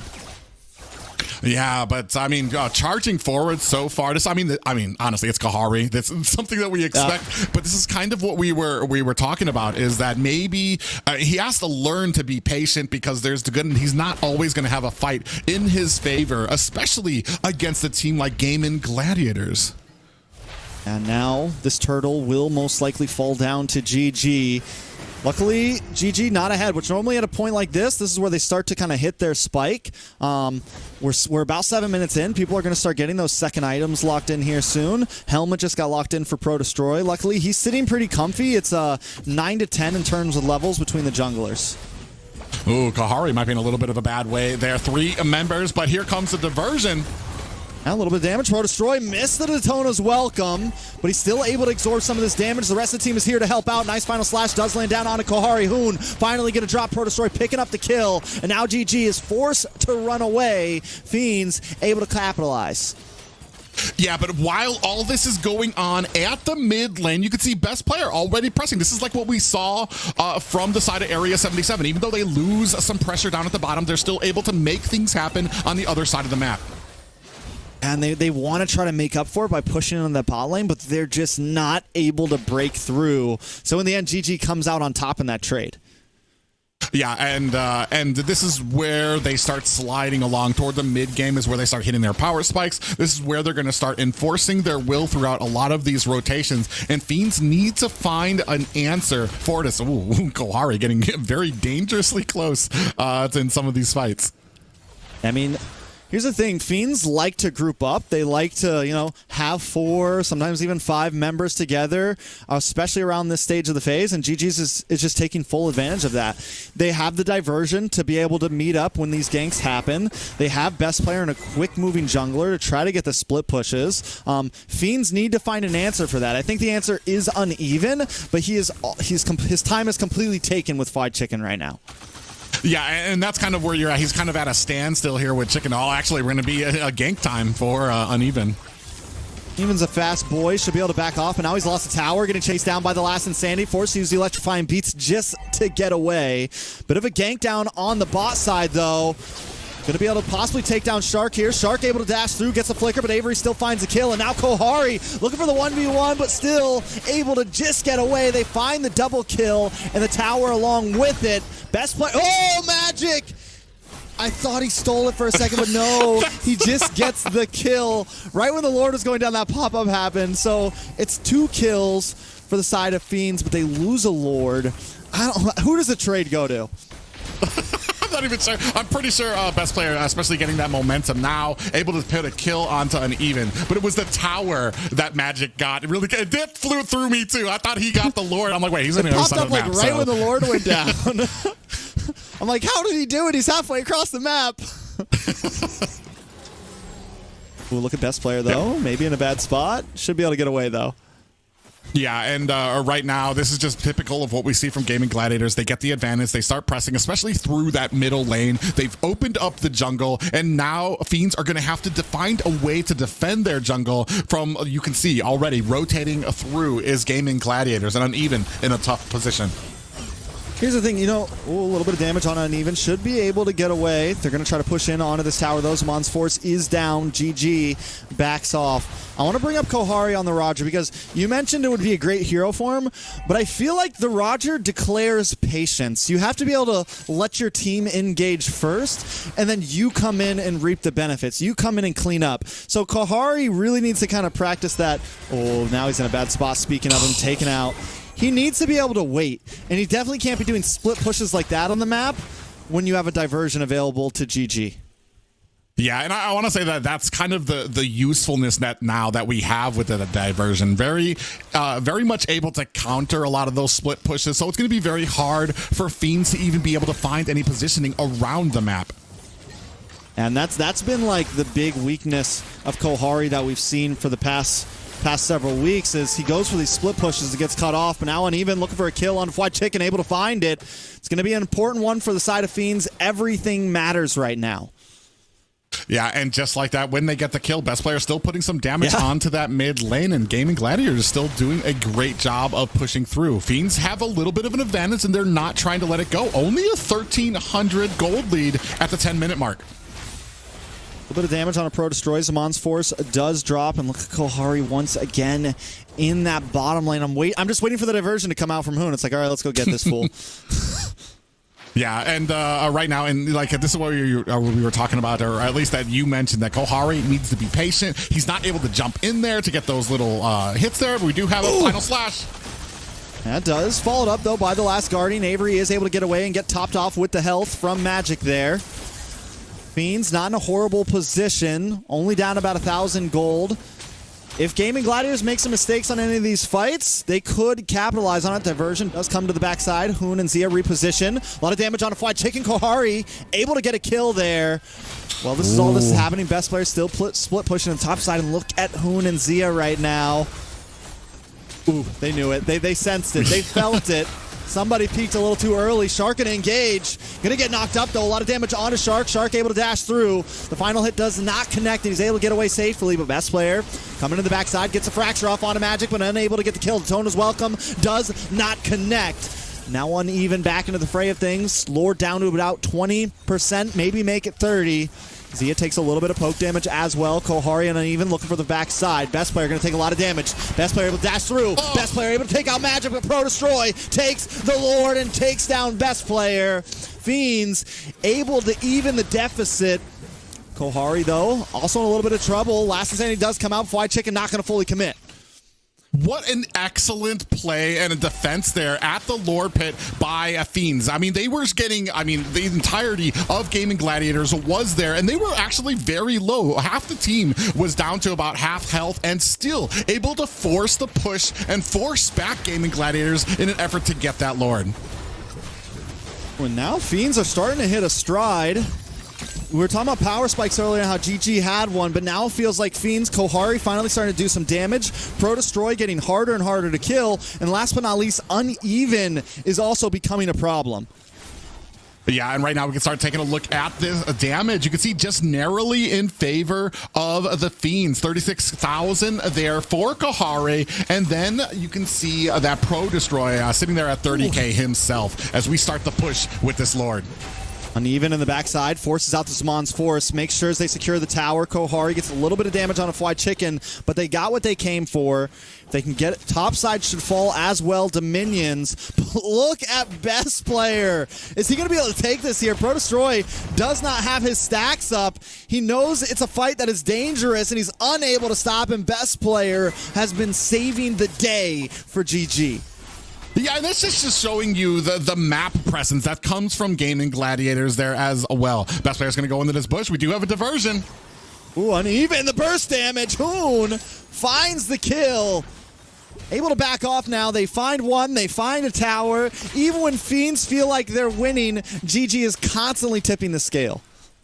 Yeah, and this is the thing too, is Fiends is winning these team fights. They're having such a great game against the #1 in North America right now, but just these different moves from Gaimin Gladiators where you have the rotations from Best Player. Even though they lose the fight, Best Player able to get the purple buff, then round himself to the mid to take down a high ground tower from Fiends, and they are not able to find an answer. Yeah, but only a 500 gold difference. Fiends, if they get a big team fight, I feel like this game could definitely come down to just a 3-4 man wipeout and shove it down mid from either side right here. GG definitely taking a slightly different approach. They know that Kohari taking a lot of damage, able to just dash away. Terrify does lock onto Shark there. GG unable to force it. Fiends will get top back off. One of the things they have going for them as well is magic on this Rafaela. Yeah, and the other problem here right now, Kohari, Uneven actually in a little bit of problems. Ups electrifying beats, may be able to get away, but look at the damage. Hoon picks up another kill. Now GG knows they have a little bit of an advantage here, may try to force this Lord. Kohari gonna get picked off by Best Player, and that's gonna start rounding things in the onto the side of Gaimin Gladiators. We do have another diversion out. They came in anyways. They knew they were there. Every goes down. Hoon able to pick up the kills. He has taken out Pro Destroy, able to pick one up for himself. It's a 1 for 4 overall in the past 30 seconds. Fiends still on the decline. GG gonna start working on this Lord. Yeah, and they're about half health. This is going to be very clean Lord for Gaimin Gladiators. Holy Baptism does drop down, but it doesn't matter. It doesn't stop them. GG gonna take that Lord. Yeah, and man, it's kind of crazy right now because I feel like Fiends are playing a great game. The only thing is just some of the little nuances of the fights. Like we said, they win some of the fights. They're getting out rotated on the backside by Best Player, and this is just kind of the value you get from some of these players right now. And I feel like Kohari not as effective on this. Oh, as I say that, he gets a kill onto Best Player.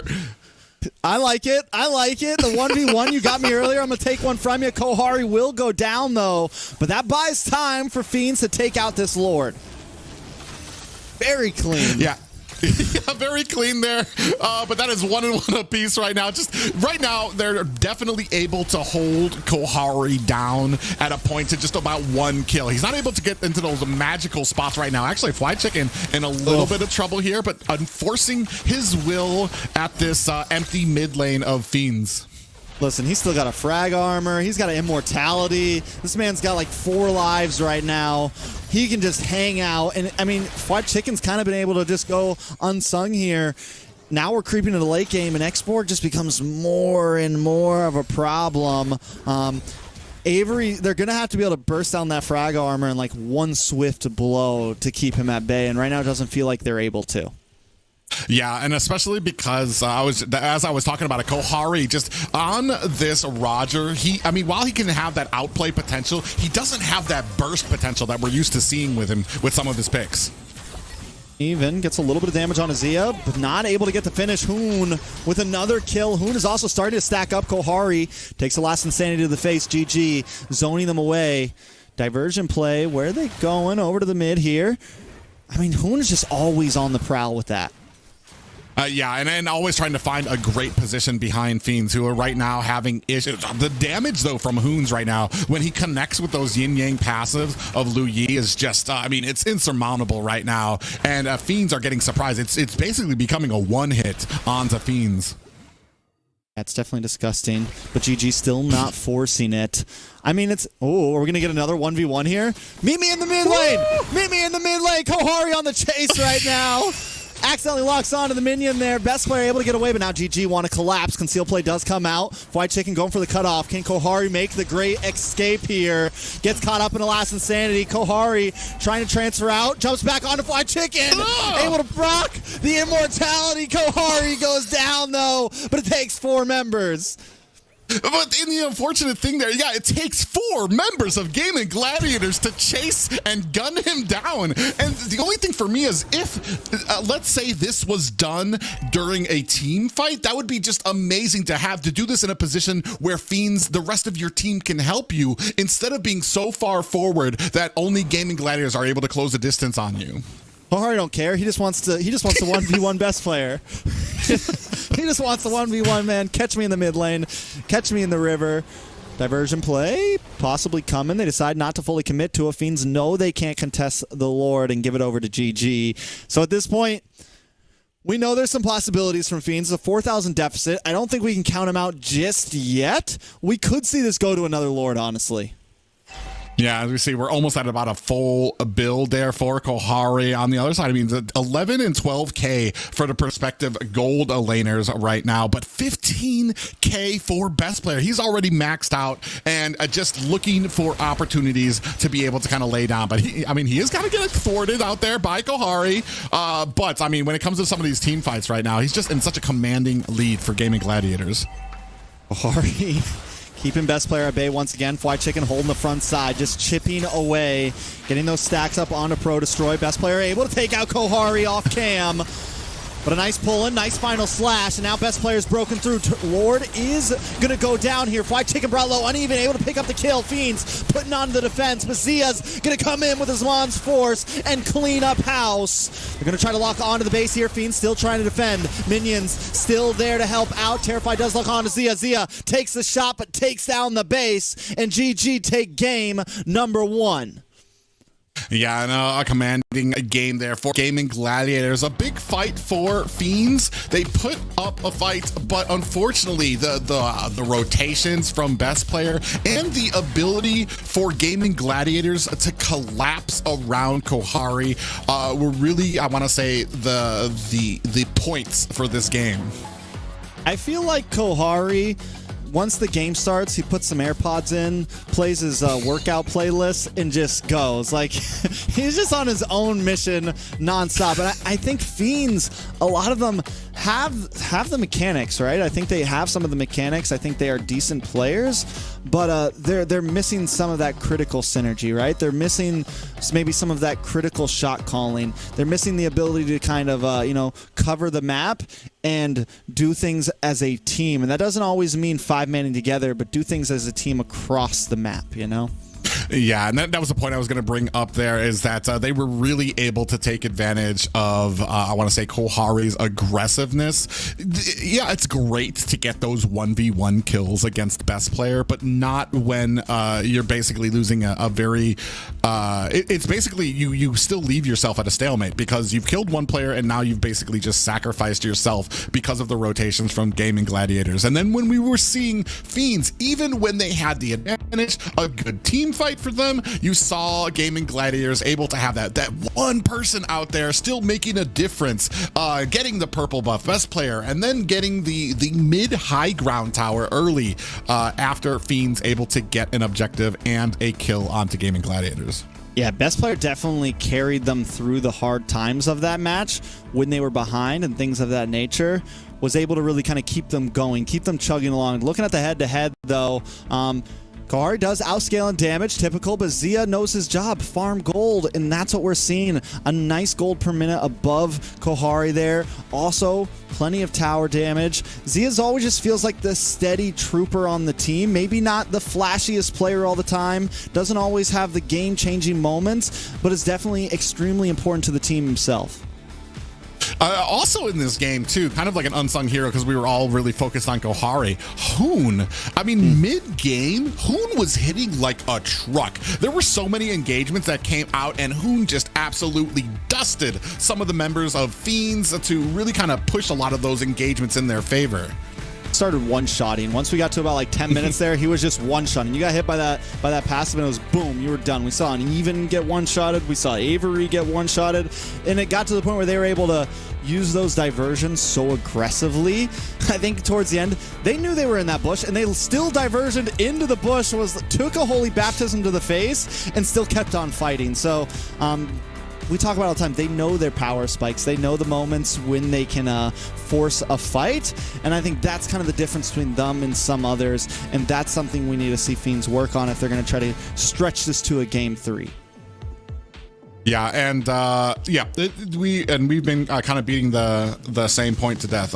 We just need, as great as this aggressiveness is from Kohari, we need to see it kind of resulting in something or happening because of something that's happening with the team. They need to be able to close the distance to kind of help out Kohari, or maybe a little bit more of an aggressive composition where they're able to kind of run with Kohari to kind of stay up front with him. I mean, we saw how fast Gaimin Gladiators were able to just close in on him, and Kohari, it still took like 4 members of them to be able to take him down. That's more than enough time, I want to say, for a team with synergy to be able to back up your marksman in that lane too, and that's might be something that Fiends need to work on. I mean, and to keep with current popular topics, you know, Kohari, yes, it's fun to watch.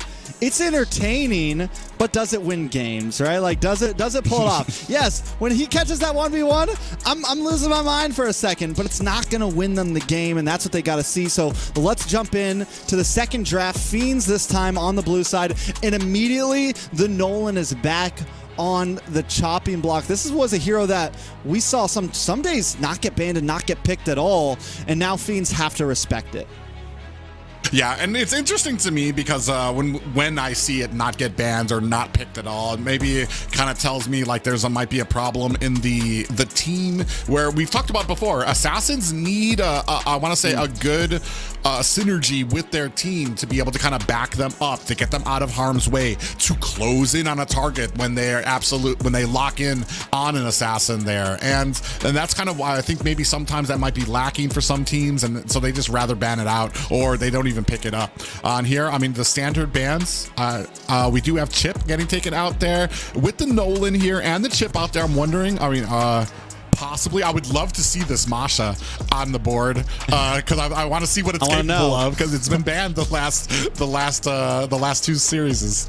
Got to see what all the hype's about, right? What all these bans are about. Maybe they're just trolling us. Who knows? Yeah, I'm definitely, because it's not something we're seeing banned anywhere but here right now, and this is literally our out of nowhere. We haven't been seeing it get banned at all season, and now out of nowhere it's on the block. So Lu Yi will get banned out. Fiends just straight up targeting right now. Let's try to have a real open draft here. GG now in a position is, do they ban out that Angela or do they ban out the Masha?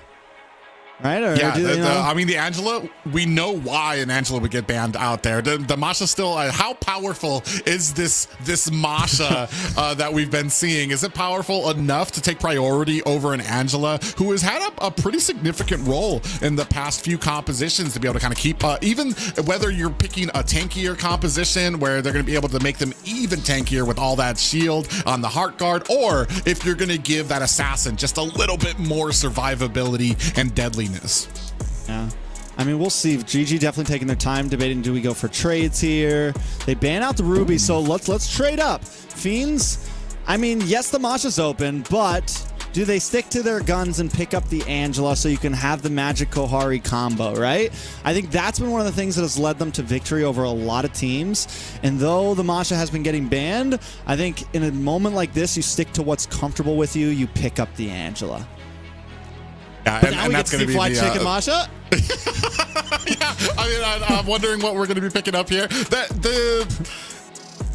The interesting thing is the last game, it wasn't so much. I mean, I want to say Fiends had a very great opening against Gaimin Gladiators. It's just that Gaimin Gladiators reacted so fast to it. Once they saw that they were starting to lose fights and they weren't going to be able to win these days, that's when they started sending best player around on the Nolan to start getting a lot of these side lanes or the mid lane or getting those purple buffs during the fights. So, I mean, I want to say the reaction time from them, great on Gaimin Gladiators, but we have the pickup of the Masha, and we've seen this before on Shark, possibly. I mean, we've seen it before on Shark. In fact, last week, that's I want to say he had a great game, but the opening, I want to say, was super rough for him. I like the so I think this was also why we banned the Ruby out. Because we're going to pick up the Joy here, which Ruby, yes, there's some anti-CC, but it's not as good as it used to be on Joy. So Ruby definitely someone that can kind of lock them down. They also prevent the Joy Angela combo here. So Fiends now, they got to respond. I think definitely lock in Kohari here. Either pick up the Roger again or go for something like the Claude that pairs well with it. I think those are two great options here. I kind of like the Claude over the carry here just because you still get to Purify, but you also have great escapability. And with seeing best player on Joy, I think it's something you definitely want. Yeah, I'm wondering if we're going to start. Oh, we do have the Valentina coming out as well. You're gonna have the IMU. I mean, you have the electrifying beats that you can take. So I mean, you're gonna be able to do the same type of damage. I don't know if Valentina gets the same type of movement speed to kind of zoom in and out of the enemy's back line. So it's gonna be very interesting to see what kind of ultimates that Gaimin Gladiators are gonna go ahead and offer up for this. Yeah, I think the Valentina is definitely a little premature, right? There's also options open. I think the Valentina kind of does okay against the Joy in a sense, and maybe against an aggressive Masha just because of the Terrified. Whereas if you picked up something like the Novaria, you're kind of just like prime target, right? If you pick up something a little too crazy, you're just a prime target. Hoon gonna pick up the Lilia, a good answer to the Barats, something that can kind of slow down, lay down those glooms. I mean, I think overall, we haven't been seeing the Lilia as much, but in a position like this where you need something to deal that, and also she's not going to be a target for a crazy roam because Magic's on this Angela, I think it's a good answer overall. Yeah, we're in the second round of the banning phase here. I'm assuming we're going to be focusing down on the marksman lane for Gaimin Gladiators. Yeah, you see the Claude being taken off the board there. A focus down onto Kohari. And does Fiends want to go for like the counter? I guess no matter what, they can hold Zia till the end. So I was wondering, do we maybe want to go for a counter pick marksman instead of showing our cards first? Because what happened last time was they picked the Roger and then Harith kind of gives some trouble there. Fiends, though, GG knows we don't want to give him the Claude. We respect the Claude, and I think Fiends missed out on that. There goes the carry ban, though, so two major ones are out. All that's left, do we see the Roger ban here, maybe? And then Fiends takes out the Harith, something like that. There's the Roger ban. Does Fiends now go for the Harith ban and just really drop down the pool here? Yeah, and then after you take out the Harith, we taken out Bruno. So Harith is available, but I almost feel like Harith is great when it comes to like countering certain members, like the carry or the Roger. So it might might not be the most optimal pick. It's. I mean, you have the carry left. I mean, you have Ixia is still out there. Yeah. Although without a Matilda, I feel like Ixia can kind of be like a little bit of a sitting duck when she ults with that full barrage. Who else? Do we still have the Brody is still out there as well. I feel like the Harith works a little better with the Angela than the Brody, maybe. I think Fiends end up picking up first marksman here. No, GG's gonna pick up the Brody. I think Fiends, I mean, you gotta go for the, wait, what? No Hold marksman? On. Jungle Yin? No, Gold gold lane, X-Borg. If Kohari stays on this, it's gold lane, X-Borg, EXP Yin. Where's their oh, I don't know about this, man. I guess it's going to be super damage on the Yin. Unless they end up going for jungle Yin. You break it down. Your analysis today, Private. Tell me about it, bro. Everything you know about compositions out the window. We're gonna see. I mean, if any time to pull out something risky, something experimental, the last day of the season is the time to do it. Is it the place to do it against a team like Gaimin Gladiators? I mean, we'll see here. It might be something of a surprise for them. I mean, if you're gonna test it, do it against the best, right? do it against some of the best in the league. That's the only way you're gonna know if it's really foolproof. Here's the thing: I feel like the only damage they really had, like the mage damage, there would have to be Yin. But the only way Yin's really gonna be able to capitalize being a damage though is if he jungles. So there's kind of my problem here, which means I need to see Pro Destroy move over to that Yin. But it doesn't look like it's happening right now. We got a second left on the clock. Nope. It looks like Uneven is going to stay in the EXP lane on that Yin. Game point for GG. Fiends putting everything on the line at the end of season. Yes, they still go to playoffs either way. But can they pull this off? If they pull this off, it makes this last day worth it. I mean, it's interesting. It's unique. The only problem with Yin, like you said, he needs to kind of shine. He needs to get a lot of that damage, and that he only really shines in that jungle position. In the XP lane, you're going to be held back. So, I mean, we're going to see how well this forms up in the next match. You take us in, Private. Take us in on this one. Yeah. Ladies and gentlemen, this is game 2 and some unique ways between Fiends trying to take this to a game 3 against Gaimin Gladiators. Against the odds, we pick up the Yin. Against the odds, we throw someone else in the EXP lane. So wait, it's gold lane, X-Borg, EXP lane Yin, jungle Barats. The whole deal's here. Let's take a look at these audience predictions. 80% over to the side of GG, and I think it is very well deserved. We got a treat right here, Private. We got Masha in the Roam. It's the whole shebang right here. Yeah, and that's what I'm kind of wondering, especially you're going to have the Yin into the Masha. I actually wonder how that kind of works when Yin ultimates, he gets Masha into his own dimension, but I almost feel like Masha, especially when it gets to late game, is going to be able to take him down, and then we have a surprise kill at mid already, Fiends finding themselves up 1. Okay, don't let them catch you slipping, GG, because Fiends, we've already seen it.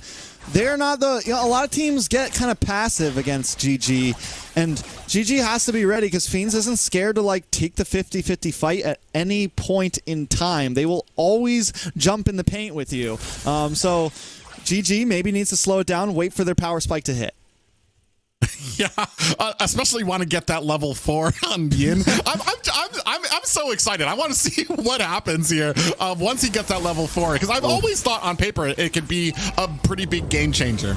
Speaking of level 4s, best player able to get the electrifying beats onto Avery. That makes it a 1-for-1 now. Fiends actually pick up a kill up in the top side.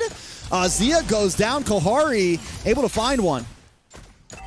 Well, you saw it here, folks. The counter to the Brody is the X-Borg in the gold lane. I mean, the double fighter lane is not completely unheard of. It's just, it hasn't been mainstayed in this current meta. Pro Destroy also picks up the turtle. Well, we do have to give credit to Magic because Magic was hanging up in the gold lane during that time. So I'm guessing maybe there was some stun combo there, maybe some heart guard combo. Zia in trouble once again. Magic getting the kill this time. Fiends now with 1,000 gold lead, and Zia having a very rough start. Yeah, I mean, I don't even know where to put this right now. Kohari doing a great job. Zia maybe getting a little bit overly aggressive. I mean, I want to say it's almost... Hold on.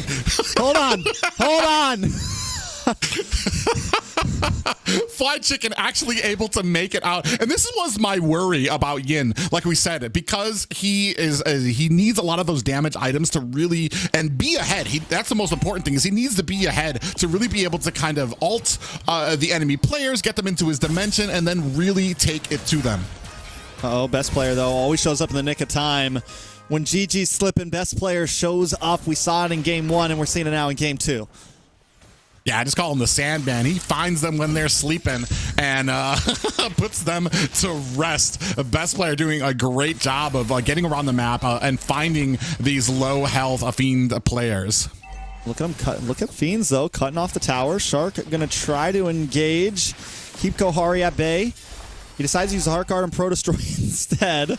They're gonna back off though, but still Fiends holding a small lead here. I think this is the time, right? You have the Angela. It's time to bully. Get up in the jungle. Give best player a hard time. Yeah, and right now, I mean, we could take a look at some of the equipment in a game. 1,000 right now. Kohari over Zia right now, doing a great job in his lane. But are they going to be able to translate that as Fly Chicken goes in? Oh, Fried Chicken gonna get the better. Nope, not today, sir. Not today, Attack Titan. Zia, though, might go down himself. Magic able to get the final shot onto him, but they're gonna collapse onto several members. Shark with the damage, a double kill. Down goes Avery, down goes Magic, but Pro Destroy shows up in the nick of time to help clean up himself. Kohari still there as well. Best player looking for the target, able to lock on. Just dodges. Pro Destroy unable to find it. Pro Destroy just needs one hit, but best player escapes. Hoon gonna be the next target though. Pro Destroy going under the tower. He doesn't need a Heart Guard. He doesn't need a friend. He's looking for Hoon, but unable to get him. I think he might have preferred that Heart Guard. He Probably. spend some time underneath that tower and get the kill. Unfortunately, and now you're starting to see best player doing best player things like we saw from last game. Now starting to move around the map, starting to steal buffs, starting to get into enemy territory. Definitely. I mean, he's 2-0-3. He's feeling himself right now. He's feeling good about everything. Turtle up, though, and I will say Fiends might have the advantage over it with Zia not packing the punch he needs to. Fly Chicken going to maybe have to step up here. But Kohari, being in the place he's in, we saw how much X-Borg was a problem last time. Could become a problem again. Ooh, Uneven gonna get found out here by Shark, and you see best player already on the orange buff of Fiends. Is he gonna be able to get away? Best player wants nothing to do with any of these team fights. I'm gonna take buffs, I'm gonna push towers, and I'm gonna show up maybe for a kill here and there. And that's exactly what he did last game, and it worked so well. Fiends, again, their playstyle is group up. Use our support roam to make these team fights able to just steamroll over, and best player just takes advantage of it every time. And it's almost like a utility jungle of a different style. He's instead of just being that tanky, CC heavy jungler, he's going to be this like split pushing, stealing enemy buffs jungler that yeah, just a machine out there for the Gaimin Gladiators. He's a buff stealing, tower taking monster, but Kohari in a little bit of trouble here. Fly Chicken trying to get the kill. Immortality does proc. Now Fly Chicken in a little bit of trouble. Will get terrified. Comes through the wall, trying to escape. One more shot, and he goes down. Pro Destroy gets the kill. They're going to move on to the tower, but GG! They find that mid lane tower game after game. Yeah, and that's the problem. It's almost crazy because when you get these, actually Magic in trouble gets a surprise in this form of a Shark. That thunderclap hurts, but now Hoon in trouble as well. It's blow for blow, hit for hit. Can he connect though onto Hoon? Hoon finally goes down. Avery's want to find a kill, but Uneven falls the best player. It's Bloodbath 7 minutes in. We're clocking in at about 2 kills per mile right now. Uneven, just not able to find his footing here with this Yin. He's able to kind of, get them, isolate some of these players, but he's not able to get the kills, and that's kind of the problem when you're not using Yin in a jungle position. And it looks like they are going to swap over. Kohari's going to start dealing with Fly Chicken instead. And yeah, Uneven, like you said, doesn't have his footing. Maybe feeling a little uneven. Shark, with the damage on a Magic there. We're starting to see that thunderclap come in clutch. Damage is definitely coming up. Zia. Ooh, Shark going to get pulled away. Uneven 1v1. Pro Destroy. Able to lock on, do a lot of damage on a Hoon. Uneven also able to finally put a kill on the map. Zia gets the torn apart memories and takes out Pro Destroy right before the turtle. Kohari and Fly Chicken also dancing down in the mid lane. Yeah, and I want to say they're juggling back and forth with who has the gold lead. It's been staying relatively even, 8-10 right now. Fiends keeping up with Gaimin Gladiators, but that's going to start changing here as we start hitting more and late. We're already starting to see Shark starting to one-hit some of the players here. Magic, one of the last recipients. Oh my god, what are they? They just ignore their tower. The wave comes right past them. We're going to chase. We don't get anything for it, and this is where Fiends make their mistakes. Maybe if they put as much pressure that they put into the kills, into mid lane tower, into bottom tier 3, they'd be able to keep up. GG knows it. Kohari now in trouble. Pops the last Insanity, just trying to get away, but best player is going to be able to keep up and get the kill. Yeah, and I'm not sure if that's frustration or maybe a lackadaisical kind of approach at the top there where they just kind of charge into that tower. You can see here, Masha only has one item right now, really, and is still basically one-hitting a lot of the members on Fiends. So maybe this is something that we've kind of overlooked about Masha. And no one is. We have one defensive item between all 5 members of GG right now, and that is on Fried Chicken. Just to make things clear for everybody. Uneven going to go down. Shark able to get the 1 tap, 2 tap, 3 tap, and down he goes. Now they're going to move on to Avery. Bravest Fighter comes in, but the stun does not connect. Kohari here to help out. Zia is going to chip away at the top tier 2. They're trying to defend it, but the minion's still locked on. One more hit, and that tower's going down. But look at the damage on a best player. A nice pickoff from Kohari with the last Insanity Flicker, but now Pro Destroy's in a bad spot as well. Stunned up, taken out. Zia picks up the kill, and GG take out 2 for the price of best player. And that's the difference you're getting between Fiends and the Gaimin Gladiators. Fiends actually get a kill, but not really aware or that synergy to be able to collapse around and be able to help out Pro Destroy, who quickly gets surrounded by Gaimin Gladiators. And that was in the Fiends jungle, so they would have been able to. It just kind of comes down to who can react quicker. And now Lord is up, so someone oh, look at the damage on a Hoon, though. Avery packing a punch. Hoon pops the black shoes. It's 1 utility down before this Lord. And per usual, Fiends are going to try to get the head start here, but GG are watching. Yeah, I mean, and they have a good position. They're not really trying to. I think they have confidence in their ability to take it. And here comes Shark onto the side lane. Uneven is out of there. Yeah, Uneven. He was trying to get a nice position, unable to connect it. Shark going to keep Uneven away. They know that's the saving grace. Last Insanity does pop on to Zia. Kohari trying to do some damage. Able to take out Zia. Well played. Now Lord down to about 10%. Best player still trying to play the angle. Heartguard is on Pro Destroy. Pro Destroy takes the first Lord of the game as Shark falls to Uneven. Kohari able to just get away. Gaimin Gladiators able to find 1 at least. Make it 2. Best player popping off, doing best player things once again. He's going to hit the 1v2 up against Magic and Pro Destroy. Looking for his next target. Does get the Daytona's welcome. Going to get bashed against the wall. Can they get the kill here? The stun. Able to make it, but Magic goes down. Best player making the play right before Pro Destroy takes him out. Yeah, and you know that has to hurt Magic right now. Actually, Avery in a bad way. Black shoes have been activated, trying to find an escape. Ooh, Avery, though, able to dash through. Can he get the kill here? Both players forced to back off, and Pro Destroy here to help out. GG got to run away this time, but watch for Shark in the bush. We know the damage is there. He can definitely one-tap Avery here. Yeah, and he just picked up a BOD, so he's going to be doing even more amounts of damage. Kohari's going to go ahead and check this bush. He finds himself a Shark, but Shark doesn't really want much of this. He's looking for the squishier members of Fiends. And again, Fiends, they make some good plays. They get the Lord, but still unable to capitalize and take towers, still unable to claim material with their wins. Yeah, and you see already a BOD and a Blade of Hephaestus there for Shark, and he's already doing so much damage to the point that he's able to zone out several members of Fiends during these objective fights. So, and it's becoming a reason right now why Gaimin Gladiators are being so dominant during these Lord engagements. Yeah, it is just pure attack on GG. I think that could be one of the reasons also why Fiends is able to kind of keep up, because they are all squishy. If Uneven gets to a point where he can really pop off, we could see some crazy scaling coming from that side, but Shark is becoming a problem. Kohari with the 1v1. Able to get the Heart Guard just in time. Uneven shows up as well.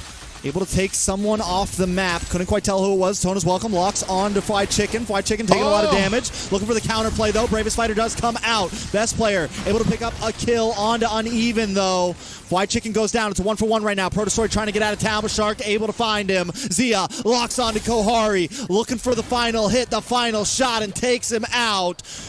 Fiends are falling. GG are rising. Avery, though, able to get best player just in the nick of time, make it a double kill, make it a 3-for-4.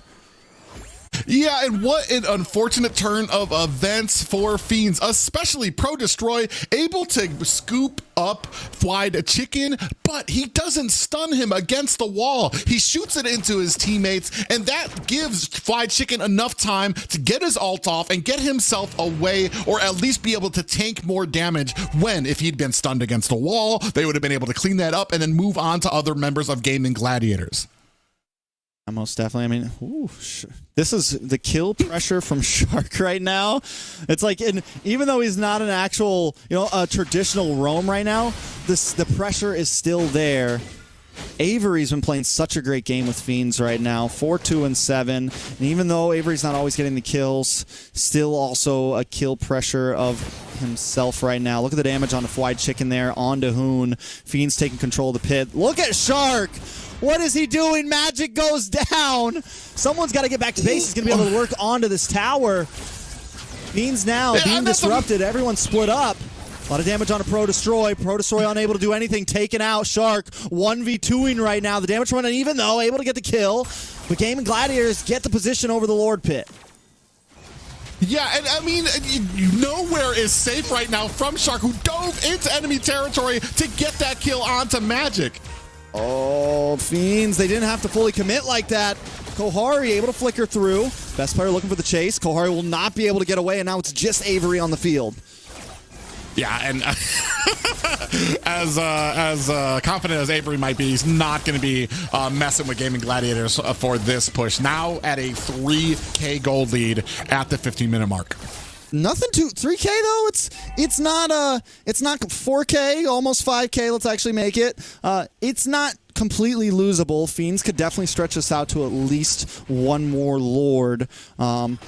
I think there are some ways they can win this.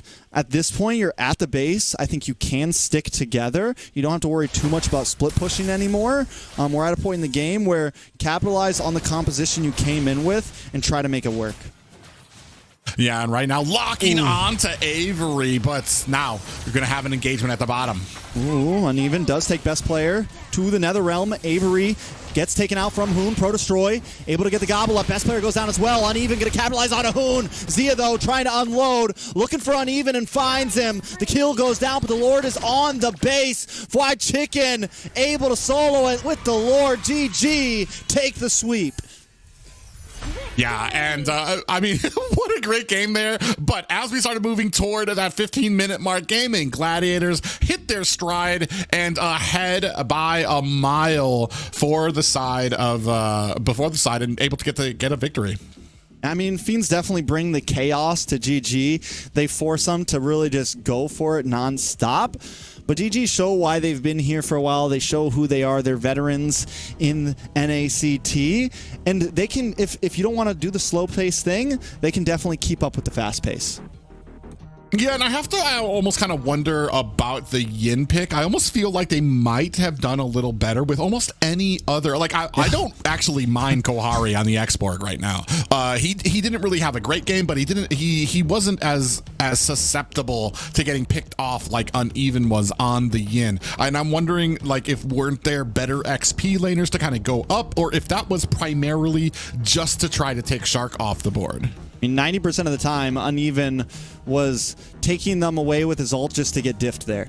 So, I mean, yeah, there was, I think literally, like you said, any other EXP laner probably could have been a little better. I think the idea was right. It's a way to catch best player, right? It's a way to maybe catch some people off to secure yourself some Lords, but it definitely wasn't able to be executed correctly. Yeah, and Bloodhound Avery, baby. Yeah, Avery with the damage out there, and Pro Destroy with the damage taken. But man, a great game, and especially when it comes to like the rotations, getting out rotated, and just the adaptability of Gaimin Gladiators when it came to this series. Most definitely, well played. Kohari head to head up against Zia once again. You know, Kohari definitely has some things to work on, just like most of Fiends, but there's definitely like there's some prospect there. I'm excited to see Fiends in playoffs. I'm excited to see them, you know, in possibly future seasons. They remind me of like early NA, right? When a lot of us were just kind of, it was team fights. It was, we're just going to beat you with micro skills. But I think some of the top teams have evolved past that. Teams like GG, but they still have it in them from what we saw in the last fight. And we also we finally got to see the Masha, right? Yeah, I mean, when you take a look at some of these stats, especially the damage done, it was 60k and 88k for Fiends there. So I mean, they had the damage, they had partial game plan there. It just comes down to the execution, which we've seen can be almost unmatched by the side of Gaimin Gladiators.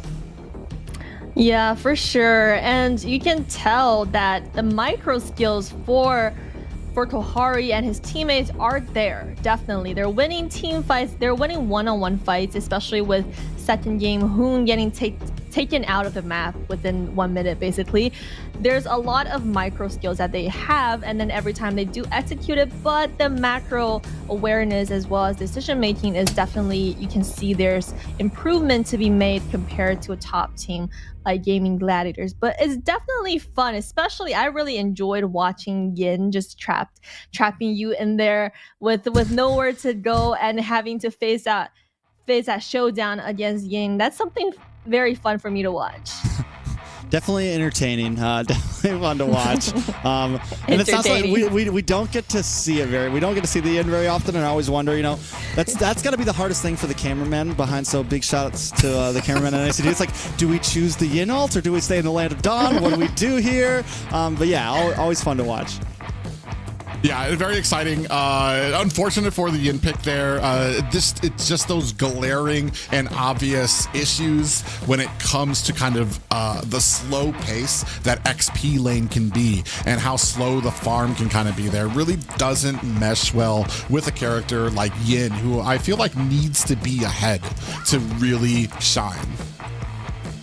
Yeah, but for Masha though, is that build that Shark went on Masha something that we're seeing in other regions as well?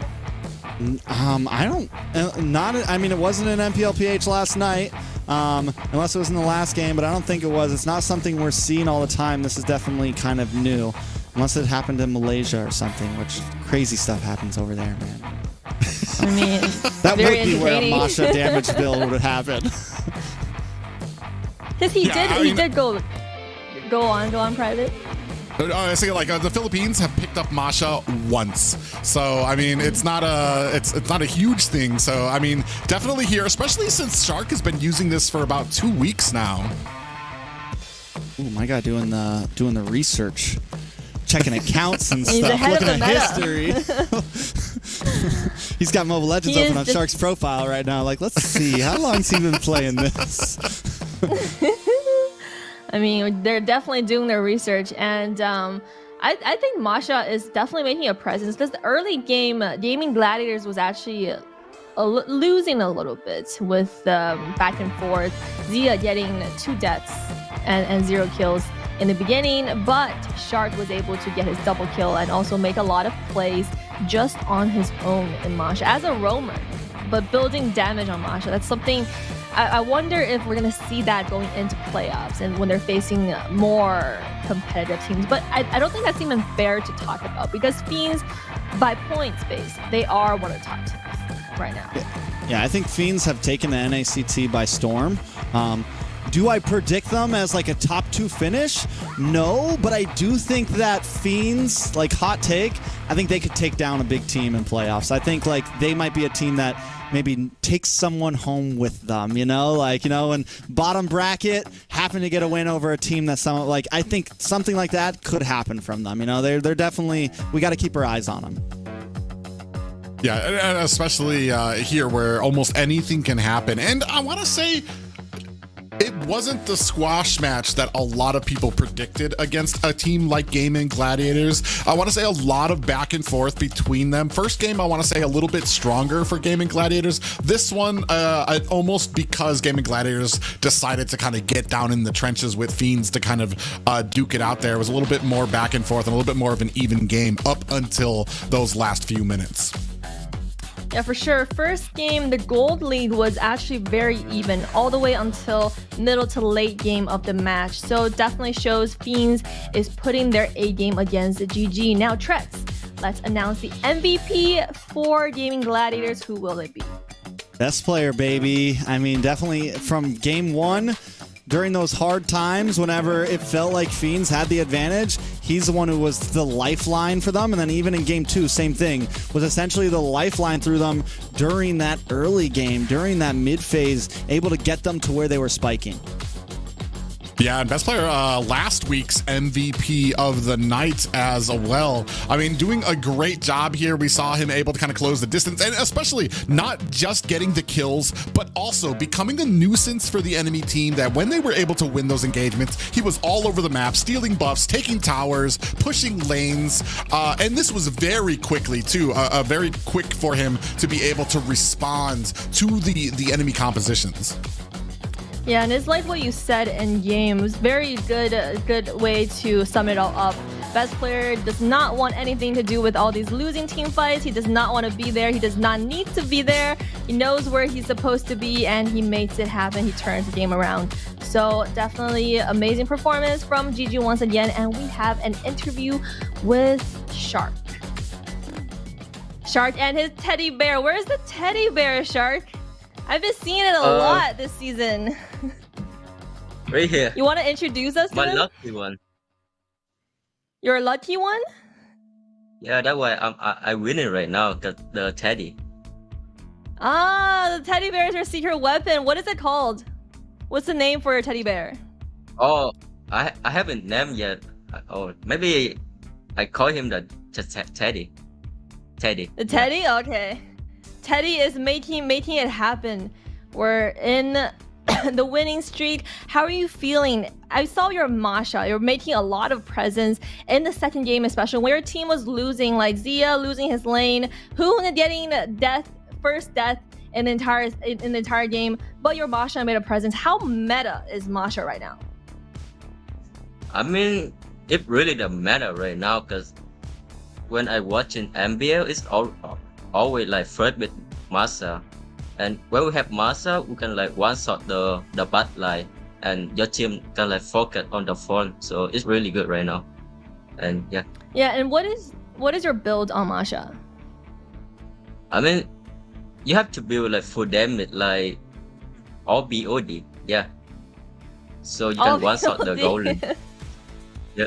Yeah, you definitely made that happen. Now, when you guys pick Masha, then do you need some specific adjustments in your other teammates? Like we saw Chicken tanking a lot of damage with that Lapu. So does that have to happen in order for you to play Masha?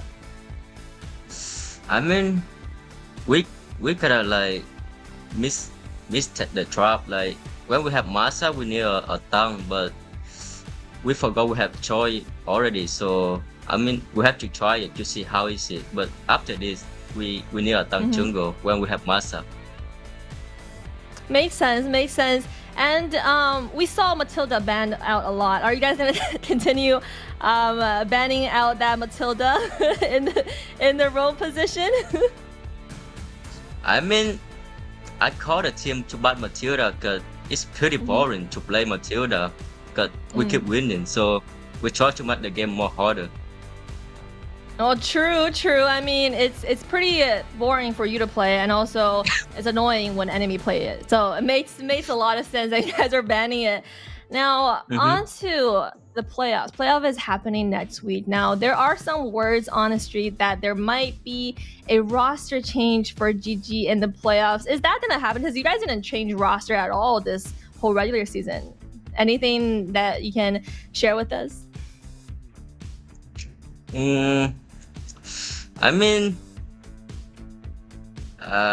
who knows? Maybe I don't know. You have to see the future. It's gonna be the surprise, but no comment at all. Okay, true. We're gonna see it right around the corner next week. Playoff is happening. Now, a lot of spicy things happening with fried chicken. So how do you feel about chicken adding on to the GG roster this season? I mean, he good, but his gameplay sometimes is boring for us because he keep farming and don't fight a lot. So it's pretty important to watch him to play. It seems like for you, it's very important for the gameplay to be fun. Not only do you guys have to be winning, it also has to be fun for you. I mean, I don't think so. Everyone in the team is like good, not only me. So yeah, I need my team, not they need me. True, and you're making a lot of the plays happen as well. Now, last spicy question is how do you feel about the Chitin drama right now? I mean, he is the center of discussion of the entire MLBB community in a sense. What do you feel about the PH drama? I don't know much about the drama. I just heard like nowadays, but it's kind of fun to watch them. But yeah, I just stay behind and watch them fighting. Yeah. I agree. So it's I not agree. boring anymore. Yeah. It's not boring anymore. What about NACT? Yeah. Do you think? How do you feel about NACT production? Oh, I mean, boring. I mean it's kind of alright, but I think MBL Philippines little bit better than us. Not boring at all. Little bit. Okay. Just little bit, yeah. No hurt feelings. No hurt feelings. Shark said we are just all right, and all right will we be. Thank you, Shark, for joining us. We're looking forward to see your Masha upcoming in the playoffs. So thank you for joining us. We'll see you next time. Thank you. See ya. You're doing great, Liz. I'm about to sob in tears. We're just all right, guys. You went from one interview of being the favorite host to the all right NACT Liz. What's a roller coaster of emotions tonight? It's a roller coaster, Liz. I know. You're just guiding us along. This is a case unsolved. It's definitely a very roller coaster of emotions this night, and very interesting matches. I mean, a lot of interesting heroes that are coming out, and very fun to watch. Yeah, I mean, and if anyone gets mad at you for anything, you just have to remember this isn't actually Liz. This is our new blonde host, Beth's. So just remember that, guys. When you at anybody, you have to at Beth's, not Liz. Yes, Asian Beth on duty today. Who is Liz? Yeah. All right, guys. Private. Asian private. I just wanted to add a little bit of tidbit because I was able to look at it during the interview that in the last week, Philippines have banned Masha 8 times. I have it as 8 right now. So definitely up there in the meta. So it's something that for everybody to kind of keep their eyes on. Yeah, for sure. Chart did his research, and I think Masha, we're seeing it in ranked a lot more as well. So definitely a lot more Masha bans coming up. Now, upcoming in the second half, we're gonna have LEGACi versus Horde, and LEGACi versus BTK, and DA versus LEGACi. Sorry. You got this. Oh, what is going on? One more time. I just got hurt by Shark so much. BloodHounds versus DA, and then BTK versus Horde, guys. So coming up, we have BloodHounds versus DA. Very exciting matchup. We'll see if BloodHounds can continue their victory from last week. He is Chip! His portals completely set the pace of the match from start to finish. Wow, another MVP? That's my Chip. Just doing my job. Can I see the highlights? I'm off the clock. Yeah, I can't wait to see your portals in action. Looks like Red Team's trying to catch Chip alone up top, but he just calmly got his portal and Alpha ults in to flip this fight around. A great example of skills persisting through portals. Double kill. Cyclops is taking a serious beating from Gord, but it's Chip to the rescue. Will he make it? What a clutch save! Horde just got jumped JJK style. Arlux just in time for the buy one, get one special. Man, next time look before you enter enemy portals.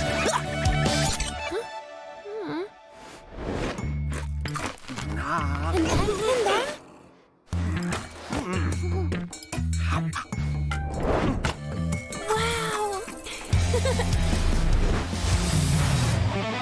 Uh-oh! Cyclops is about to overstay his welcome. Is this deja vu?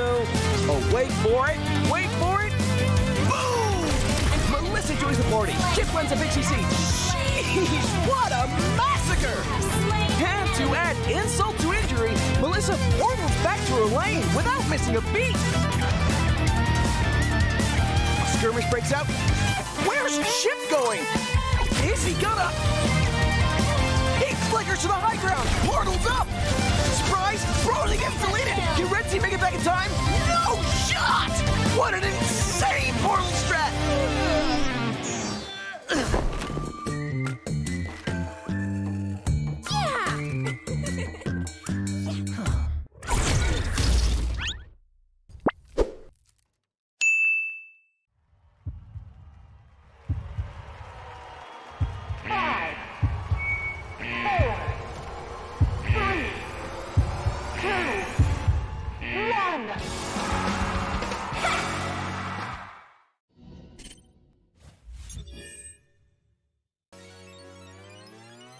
Welcome to All-Star 2024!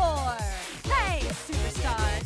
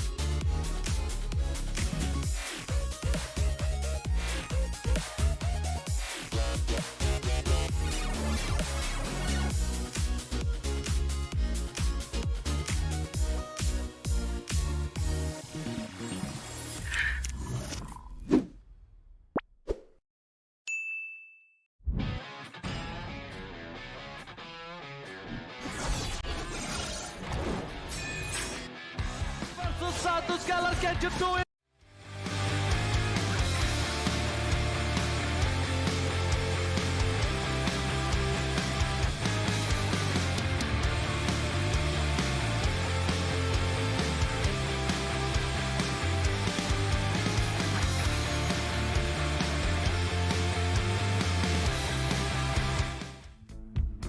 Agent Beth back on duty with Trex and Private Dancer.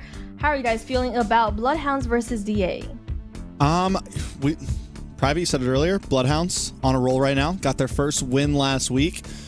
You know, we had that interview with Boca Roscoe, and he was talking about how, you know, he likes it. He knows that they're still from behind, but I think it's definitely a morale boost. So if there's a time for them to get a win against a upper tier team, today's the day.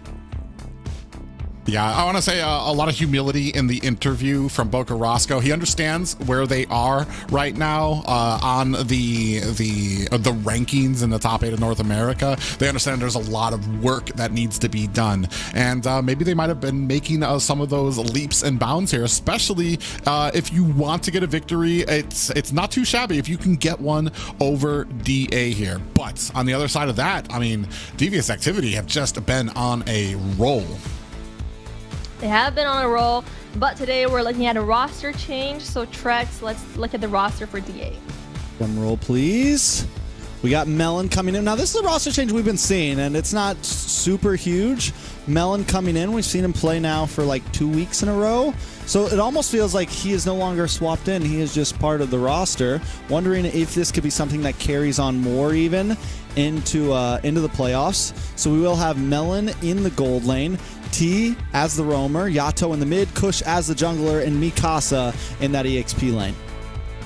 Yeah, I think the team has talked a little bit about that little swap out there. That's mostly due to the fact to dinner time. I mean, a lot of these players have families, schoolwork, things that needs to be done on the side here, and gotta pay respect for it. So in comes Melon, and he hasn't done a bad job here with Devious Activity on the plus side. So I mean, not really hurting Devious Activity at all. Yeah, Melon has been doing actually pretty well in the previous matches we've seen in the previous weeks. And today we also have a roster change coming in for BloodHounds Private. Yeah, today we are going to see Ramses swapped out for Temptless, who's going to be picking up the slack there. And BloodHounds for their full roster going to be coming to us with Sleeps, Ooga Booga, who's going to be the roam for them, Boca Roscoe picking up the mid, Easy Peasy in the jungle, and Temptless in the XP lane. Like we said before, BloodHounds looking to continue that momentum that they gained the last week with their first victory, and hopefully be able to bring us something fresh, something shiny here against Devious Activity. And what will our predictions be coming from the caster's desk? Let's see how we feel about this matchup. So it looks like everybody is voting for Devious Activity over BloodHounds, even though we talked about momentum, but history has proven that Devious Activity has been on a roll this season. So, you know, they might have a little edge on here. But we talked about this before the match today, that with Chip added onto the pool to pick from, if there's a team that's going to pull out Chip besides LEGACi, it's going to be BloodHounds. I mean, at this point, it feels like every team's banning it, and everyone's like, you know, seem to be prioritizing it. So BloodHounds definitely have that type of mentality where they're willing to try something, even maybe if it doesn't benefit them. So I think BloodHounds is definitely up in the possibilities for this. I do want to say that if there was a big upset tonight, though DA has had a good season, they have taken 2 losses the past week. Last week they lost to GG and they lost to BTK, to whereas BloodHounds is hitting some momentum. If there was going to be any match tonight that I was like, this team would normally not win, but they could win tonight, I think BloodHounds maybe has the opportunity. It's so unfortunate to have your last 2 games be against Gaimin Gladiators and BTK, some of the very top of the mountain in North America. I mean, if any team can kind of brush that stuff off their shoulders, get back on track, it's going to be Devious Activity. We're going to see how well they can perform with that. And we were talking about Chip possibly being picked up here. We've seen that, I mean, it not just from the BloodHounds, where they have these kind of not so meta pickups, but I think we even saw last week where Devious Activity not really sticking with the meta. They had a Hanabi pickup with an Angela that melded so well to the point that BTK was having trouble trying to bring her down. So if we're talking about off the meta, it could be just as likely for Devious Activity to pick up a Chip as well. Yeah, and they might be creating their new meta here. So, boys, draft is ready. Let's get started. Mission started. All right, DA up against BloodHounds. We are 2 bans in. Wondering if DA, did they miss? Well, last week we saw a miss ban as well from, I forget what team it was. DA did not ban. This just in from our mission supplier. DA decided not to. Either it was a mess up, they decided not to. Who knows? The world will never know. Maybe we can figure it out on the interview. DA does not ban, though, that first pick. That's just a show of confidence from Devious Activity when they decide they don't even need a ban here. But as we're seeing from the side of BloodHounds, the mobility taken off. They know Kush is a very mechanically gifted jungler. He's going to be able to kind of, he specializes in those assassin type figurines there. But I mean, if you're going to start banning out those types of junglers, Kush, there's a pretty deep hero pool that Kush can actually choose from.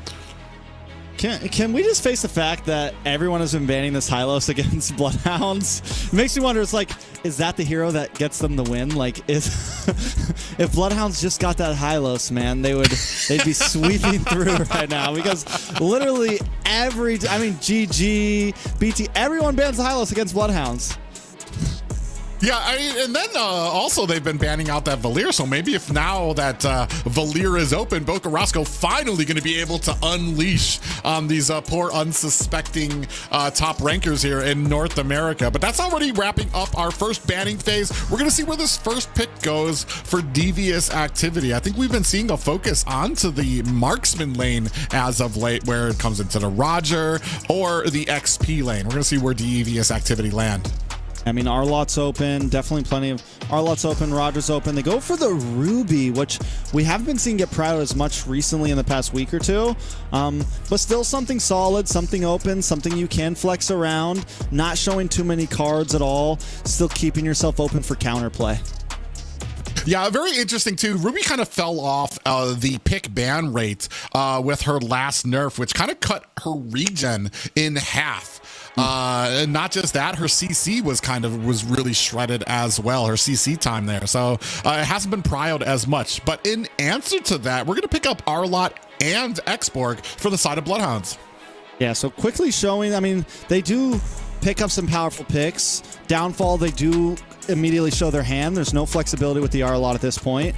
But still, I mean, you pick up the Xborg in anticipation to any kind of bulky jungle that maybe DA wants to bring. You get the Arlot, which is just essentially a powerhouse right now, no matter where you put him. There go. Oh, that's what they didn't ban. That was the first ban, you know? It was all.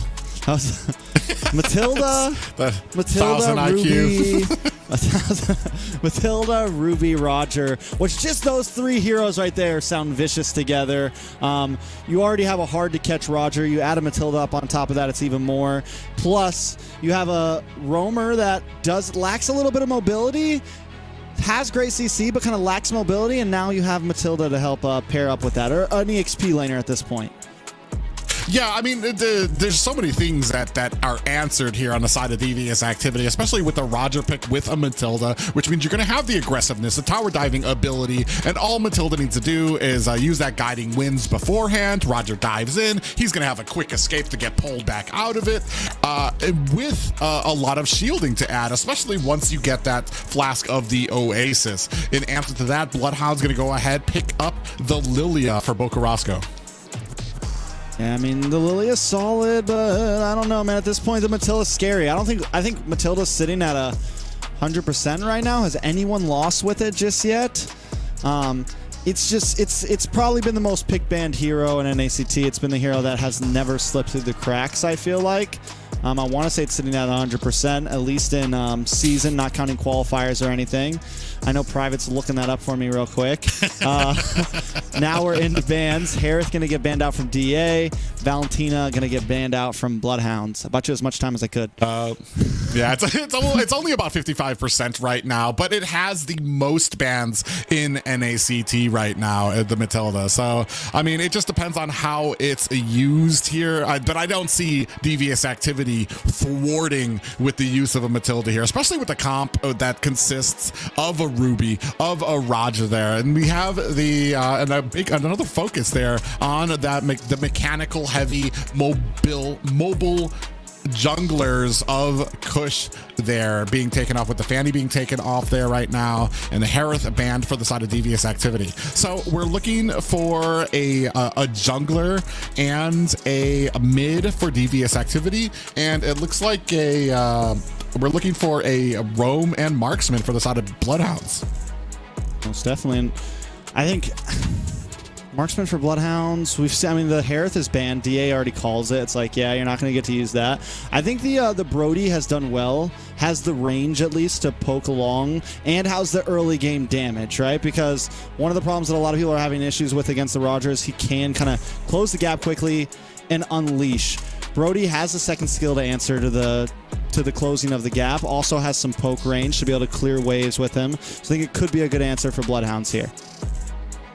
Yeah, and that's an interesting thing. We've already seen how well Harith does into it. It's kind of risky to see how well some of these other marksmen can play into a Roger, which is, I imagine, why Roger has kind of moved into the meta in the marksman lane, is there's not a lot of people that can close the distance that he can. Not just close the distance, but negate the damage as he closes the distance with that Lycan pounce, and then be able to get himself out of harm's way. Not even with the Matilda, but with Matilda, you're going to have just as much trouble. But they're just going to go ahead and just raw it out there with a Bruno, with that high amount of crit damage that he brings.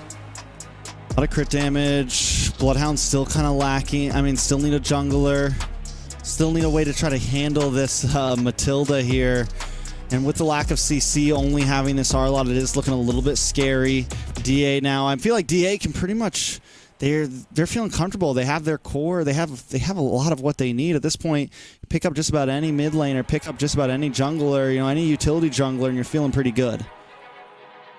Yeah, I mean, this, I want to say pretty standard draft right now, coming from both teams. Nothing too exciting yet. I mean, unless Ooga Booga just goes right outside the wire right now. We do have a Dairoth coming up from Kush. All right, we're testing. We're testing. We're downloading. We're seeing what works. And I mean, I think it's solid, especially in the answers if BH wants to go for something like the Barats here, if BH wants to go for something bulky, you have some of that armor shred. But DA just really investing full into we're going to be aggressive here. Yeah, I especially with what he brings to the early game. Not just that, but even when he starts falling off, he's going to have a great backup there in the name of the Roger. The Matilda is going to start coming online. I want to say all aspects of this game, the timeline, they have a character there that's going to shine on there. And Ooga Booga, I mean, I'm not gonna lie. Hold on. I have been waiting for him to just kind of hunker down, get into the meta, get to a setting potential there. Jungle Xborg? Yeah, I would assume so. Jungle Xborg, R-Lot in the XP lane. All right. Just wanted to clarify. That's what BloodHounds was doing here. I thought I was missing a hero for a second. I was like, wait a second, what are we looking for? Yeah, so Jungle Xborg against Jungle Dairoth. I feel like the Dairoth closes distance, and I think Dairoth wins out on that, honestly. Yeah, he's going to have that Abyssal Strike. He's already lowers down a lot of the armor percentages from the opponents. He's going to drop that down, and he's going to be able to come in with an Abyssal Strike. Not just that, but the Abyssal Strike is going to be able to help with the taking of the Lord. Well, let's jump into it and see if BloodHounds can put another win under their belt, or will DA end the losing spree? This is game number 1 in a best of 3 of BloodHounds up against Devious Activities. I'm actually kind of excited about this because I want to see BloodHounds, especially with their execution. This is really going to come down to a lot of those objective fights and really be on Ooga Booga to get those sets when the Retri comes up for these objectives. He's going to really need to hone down onto Kush at that precise moment to give an opportunity for Easy Peasy to pick up these objectives. And I think in laning phase, Melon should get the better of Sleeps here on this Roger. Again, Sleeps doesn't really have a way to deal with the dive. Roger also has a great poke when in human form, so I think Sleeps could have a little bit of trouble. Ooga Booga, though, going to get the knock up onto T early on and make sure Easy Peasy secures the litho. Yeah, and we can see here from a lot of the emblems here. I mean, typical stances for most of them right now, especially when it comes to some of the roams. Oh, actually launching in there. Gonna get knocked up though. Kush goes down. Easy peasy, able to get the outplay there along with Ooga Booga. I thought it was a for sure kill. He hit the level 4, but gets knocked up right before he's able to really unleash and get the final hit in. Yeah, and that's going to be one for BloodHounds if they can kind of keep up this momentum. But unfortunately, you can see Sleeps is getting zoned out from his, and that's kind of the value you're getting from a Roger. And a Brody's just not going to be able to compete with that in the lane, so there's going to need to be some presence from the rest of BloodHounds, probably in the name of Ooga Booga, to come down there and support him. Yeah, I think after taking that loss from DA, losing your jungler, they know, all right, maybe we have to slow pace, which isn't exactly what you want to do when you have a Dairoth in the jungle, especially paired up with the Matilda. So I'm wondering, does this slow them down? Do they keep on trying to play the aggressive route? Where do they go from here? Yeah, and right now, Sleeps has a good positioning because Melon doesn't know if Kufra's still in that bush. Once Kufra shows himself, he's going to become that same aggressive Roger at the bottom lane. Ooh, able to bring down the Frogga armor. The Abyssal Strike comes out. Easy peasy, still able to get away there. Kush now going to have priority over this turtle as BloodHounds back off. Yeah, and that's unfortunate for the BloodHounds. They take a lot of damage and then get zoned out from this first turtle. And that means that Ooga Booga was not going to be able to get in there. He came in already with the Tyrant's Rage, or Tyrant's Revenge, so he wasn't going to have that ready for the turtle fight. With the Circling Eagle. Has to be careful for that bouncing ball from the Kufra. We just saw him walk into it one time. Could become a problem. Also, with the Roger, another issue to kind of have to dance around that. Dairoth also doesn't exactly have a dash, but does have like a chase dash. So, I mean, Ooga Booga could be a possible answer here to a few things. He's going to get the knockup, though, onto Melon. Melon going to take a lot of damage. Sleeps, dashes in, and able to get the final hit. Melon goes down. Ooh, and this is what we've been missing from other BloodHounds games, especially from Ooga Booga, is that setting potential. As we can see here now, starting to take a little bit of a lead, 2,100 in the pocket of Sleeps right now, over the side of Melon right now. And I mean, if he can keep doing that and getting the advantage early on, especially on a Bruno, is huge. Once you get some of that crit damage in, get your Berserker's Fury in, start working on the rest, we know how much of a menace Bruno can be. I think what's going to be huge for DA is once Mikasa can start moving around the map a bit more, and they start actually getting some utility out of this Ruby. Was Easy Peasy, did he just steal that? That's almost petty from the side of BloodHounds to steal that jungle minion from Kush as he was trying to get it. Just a little bit more in the pocket of BloodHounds to try to keep this advantage that they have. Only 500 gold lead, but still 2 kills in their favor. Hey man, every piece of gold counts in the land of Dawn. It's a game of pennies. It's a game of seconds. I mean, I think things like that, like you said, it's if you can just slow him down a little bit more, maybe make it so where you have the level advantage on the next turtle, and that's exactly what we're seeing here. Easy peasy at 7. Kush actually has 7 still, but still, everything matters in the end. Yeah, and we just used the Tyrant's Rage there for Ooga Booga, so they're still going to have a few seconds before he's going to have it available for this turtle. And I was talking about it. It's going to be all down to Ooga Booga to get these setting. Not able to get it. Kush able to secure it. T doing a good job at zoning them away along with Yato. BloodHounds not escaping with the lead too much because of that. Yeah, and that's kind of the problem right now is BloodHounds having a little bit of an issue when it comes to their timing for some of these objectives. Not able to get in a good position, and unfortunately, Devious Activity has the first, I want to say, 2 turtles free of charge. And now DA has pretty much brought it down to a stalemate. Ooga Booga able to get the knock up on to Melon. Sleeps, able to dodge the Eternal Guardian there. Well played from him. DA looked for the gank, but unable to secure a kill. Easy peasy also here to help out in the tri-bush. Sleep just trying to clear waves, not let him connect onto the tower. BloodHounds playing a good game right now. Even up on the top side, Templars is cutting lane. BloodHounds not trying to force fights. I think they know where their spike is. It's a bit later in the game, but also not letting DA bully them around. Oh. Right as I say it. Yeah, right as you say that, Easy Peasy gets taken down. What I do like about Devious Activity is they got caught once, and they were ready the second time BloodHounds tried it. But on the side of BloodHounds, like you said, they were able to see it coming. They backed off. They didn't force the fight. Oh, as I say that. Oh, Melon in trouble. Tyrant's Rage connects, and the bouncing ball. There's no escape. Melon going to go down, and that's 2 kills now in the pocket of Sleeps. Sleeps, though, takes a little bit of damage to the face. Circling Eagle, able to get the knock-up. Eternal Guardian, and T gets the kill. Now Bocarasco, though, here to help out. Looking for Yato. Yato in a little bit of trouble. Bocarasco gets a couple glooms off, but not enough damage to secure another kill for BloodHounds.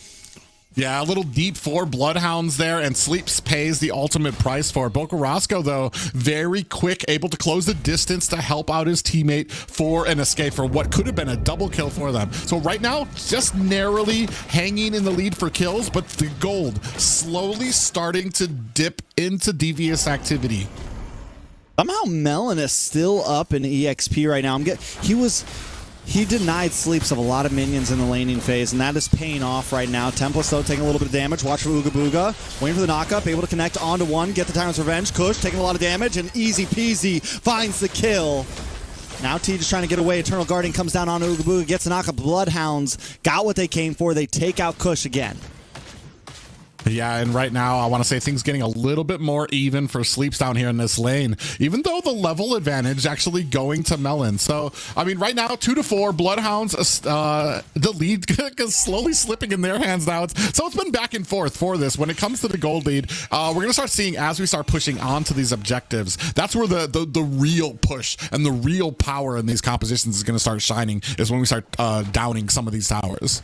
We could definitely be going the long haul, the pace of this game right now. Still not a single tower taken. We're 7 minutes in. Lord's going to be up in 73, and both teams just kind of taking their time. But I feel like as the game creeps on, it really kind of favors BloodHounds more than it does DA. Yeah, especially because you're going to have the setting potential from Ooga Booga to be able to kind of start things off here. But as we've been seeing, it almost feels like BloodHounds are just always a few seconds behind some of these objectives. Yeah, we'll see what happens. I think the Kufra pick is really, like you said, Ooga Booga could be the key to this win here. Even in deal, I think it was just kind of a clutch pick. They saw, because it even helps dealing with the Matilda, all the dashes. It just, there's the damage from Melon, though. Bocarasco, no time for Black Shoes, immediately taken out. Easy peasy in the mid side as well. The Abyssal Strike locks on. Fraga Armor goes off, but Easy Peasy will go down. Templess might just be next. Kush pops the Retribution just to slow him down. Looking for another hit. Gonna move on to the tower down to the last side. Yato falls, sleeps, might be next. Melon able to get the final shot and take him out. Ooga Booga now also taking a lot of damage. Melon up against Booga will find the double kill. Oh, man, and just like that, the tides have turned in favor of Devious activity. Can we talk about the reaction time of Devious activity blindly throwing an ability into that bush down at the bottom? They find Bocarasco, and then the entire team quickly pours on the damage before he can get the Black Shoes off. Very well played, and now they get the Lord. And I think once DA, we've seen it, once they get that moment, it's like, all right, now we hit the gas. Now we found a stride here. They're going to, I feel like at least 2, maybe 3 towers crumble here. Maybe more if they really play it off well, if BH makes any huge mistakes. Templess able to get the final slash off. Will get caught up here. Ruby able to delay him from escape, but Templess still able to find, but no, pulled back in and taken out. Ooga Booga does get a beautiful Tyrant's Revenge, but nobody is there to help him out. Yeah, and I want to say that's just a second behind. He probably could have saved his teammate and actually turned the tide of that battle. And that's just talking about the pacing of this game and how quick you kind of have to be able to react to a lot of these ganks. Mikasa, 2v1 here against BloodHounds. Sleeps also in a bad spot down. Bot was able to find a tower, but will pay the price for it. Lord now creeping down the line. BloodHounds is trying to defend. Yeah, and unfortunately right now, you can see right now the gold has swung in favor of Devious activity, about a 4K gold lead for them as we continue on the action in the bottom lane. And Melon takes another tower. Melon now moving on to the next target. Under the tower, does a lot of damage on a Template there, but finally backs off, and Lord still coming, has not been touched yet. Yato there does not have the Eternal Guardian, so can't try to force an engage here. We're going to move on to the next 2 tier 2s in the mid and the top. Ooga Booga looking for the setup, unable to connect onto Yato. Now he's in Hell's territory, though. A little bit of damage from Yato there. Easy peasy here to help out. Sleeps also holding down the backside, gets a couple free shots. Watch out for Mikasa, though, coming down from the backside. Able to hit a nice I'm offended onto Templess and get the kill. Melon now smells blood. They're going to take another tower. Easy peasy, awfully low. Needs to be careful here. Another wave coming down the top side as well. DA looking for one more strike, one more inhibitor. Watch for Ooga Booga. Cocked, loaded, ready to go, but decides not to pull the trigger. Yeah, the amount of patience coming out from Devious activity to wait for that 8-minute mark, and now the game, the last 3 minutes have been nothing but Devious activity pushing through all of the lanes here. You can see on their side a 2K gold lead for Melon against Bruno right now. He's almost at full build and ready to start dishing out damage. Yeah, he's going to start taking buffs now. He's essentially a jungler at this point. They just feed all the buffs to him. Kush helps kind of carry through the early game. And he's just able to continue to farm. And this is when DA will really hit that spike. Yeah, it's almost right now. I mean, Melon has an angering amount of like damage negating ability. He's able to dive into the back of the towers, get the kill, then bounce right back out without anybody being able to touch him while he juggles between human and lichen form to kind of close the distance on BloodHounds members. Ooh, nice. Tyrant's Revenge on a Kush there, followed up by the last Insanity. A lot of damage, able to get the kill. Melon, though, getting some free shots on Ooga Booga. Tempest trying to zone it away. Goes into wolf form. Does not pop off and Lycan Pounce just yet. Still playing the distance. Going to clear up the mid wave. Yato working the side. Big Terrify on Ooga Booga. Tempest tries to lock onto Yato. Yato uses the flicker just to get away, but now Melon getting a couple more free shots. Goes into wolf form. Looking for the Lycan Pounce. Looking for the final shot. Able to pick it up. T gets the kill. Now Tempest in between three members. Taking a lot of damage. Easy peasy pops the last of Sandy, but it's not enough to save Tempest. Now Easy peasy on the back foot trying to back off. 4 members still up for DA. 2 down for the side of BloodHounds. Now take a look at the Lord. 70% getting chunked up. No retribution. Kush finally back on the map. BloodHounds forced to back off as Mikasa continues to chip away at the Lord. Yeah, and right now this is going to be enough to push away BloodHounds, secure this Lord. But Melon, man, in the fray, in the middle of that fray, they just are not able to take him down. Sitting right now at 4-2-4. He's just having a heck of a game right now, and the value that we're seeing out of these Roger picks in the gold lane. Yeah, that's a problem. I mean, and he went for the most of the time we've been seeing the Roger pick up the flicker. He goes for the Purify this time. So even if Ooga Booga catches him, he can slip out of the cracks. You pair that up with the Matilda as well. That is one slippery Roger as we get farther and farther into the game. And I'm trying to think of like what's the win con for BloodHounds here. Like step 1, buy more time. Step 2, Ooga Booga has to land a set. But who does he even set? How does he turn this around for his team? Yeah, and that's kind of the problem here. And it kind of comes down. It's going to come down to the positioning for the for these objective fights. But what we've been seeing right now is BloodHounds can't even get into a position. They're being zoned out. Now they're on the defensive, and now they're going to have to defend the bottom. I'm so confused. Did I see 2 big swords on Ooga Booga right there? Ooga Booga going to get shredded down. Melon able to pick up the kill. Lord still crashing through the bot side. Now they're going to move over to the mid. Another wave coming. Going to maybe try to force this one. If they can crack 2 inhibitors here, it's huge for the side of DA. Mikasa jumps in the backside, gets the Offended on to sleeps. Now in bad territory, able to use the Matilda to guide on out of there. Still keeping up the pressure, but no more waves of minions coming. DA going to be forced to back off. Yeah, and I hope this isn't what we've been seeing before, which is Ooga Booga likes to build that BOD onto Kufa for some reason there. Oh, Yato finds a kill onto Sleeps. That's a big one. T with the circling eagle. Oh, wait a second. Everyone dives on. Easy peasy taking a bit of damage. Ooga Booga able to get 3-man knock him. Throws him against the wrong wall. Melon gonna be able to take the tower. Tempest trying to do everything he can, but he still falls. Boca Roscoe next on the chopping block, taking out its 3-man wipe. Can they make it 4? Ooga Booga gonna get knocked up. Mikasa now trying to close the distance. Easy peasy comes out with the last Insanity, but the winner Truncheon saves the day for Yato. Easy peasy looking for something to grasp, but just can't hang on. BloodHounds with 1 man left will go down as DA take game number 1. Yeah, and that is unfortunate. It's just those little plays that matter, especially when it comes to knocking the enemy against the wrong tower. It turns an opportunity into a problem for your team, and Devious activity capitalize off that.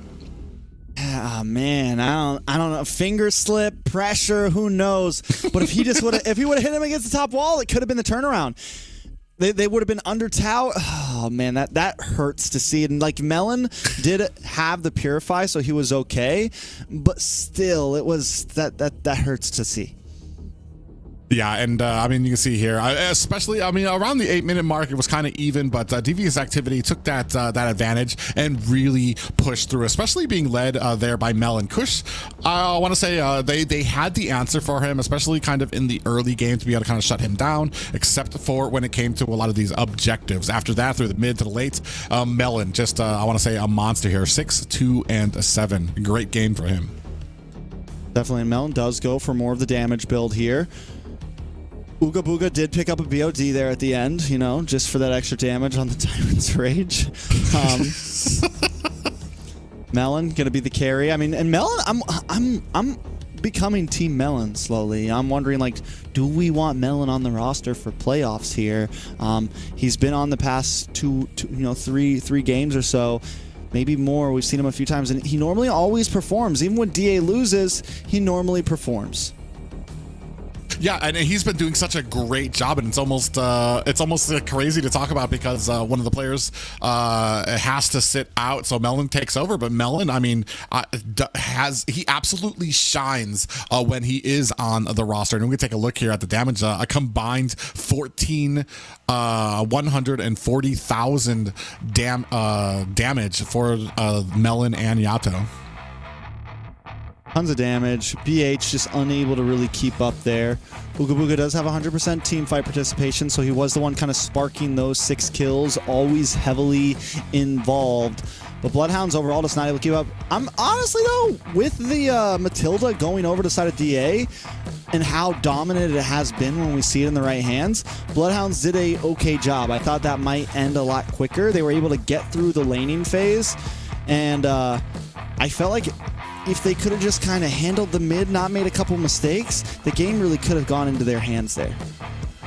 Well, and that's the difference between those super top tier, top 4 teams in North America is the opportunity of them making those mistakes is smaller and smaller, and they're able to take advantage of when other teams do. And that's kind of the difference between the top 4 and I want to say the bottom 4 here in North America is the bottom 4 are still kind of making some of those mistakes, those missed opportunities with the Tyrant's Rage, hitting them against the wrong wall. I have to ask, was it a difference maker to be able to make that BOD on the Kufra? Or, I mean, there was a lot of difference makers.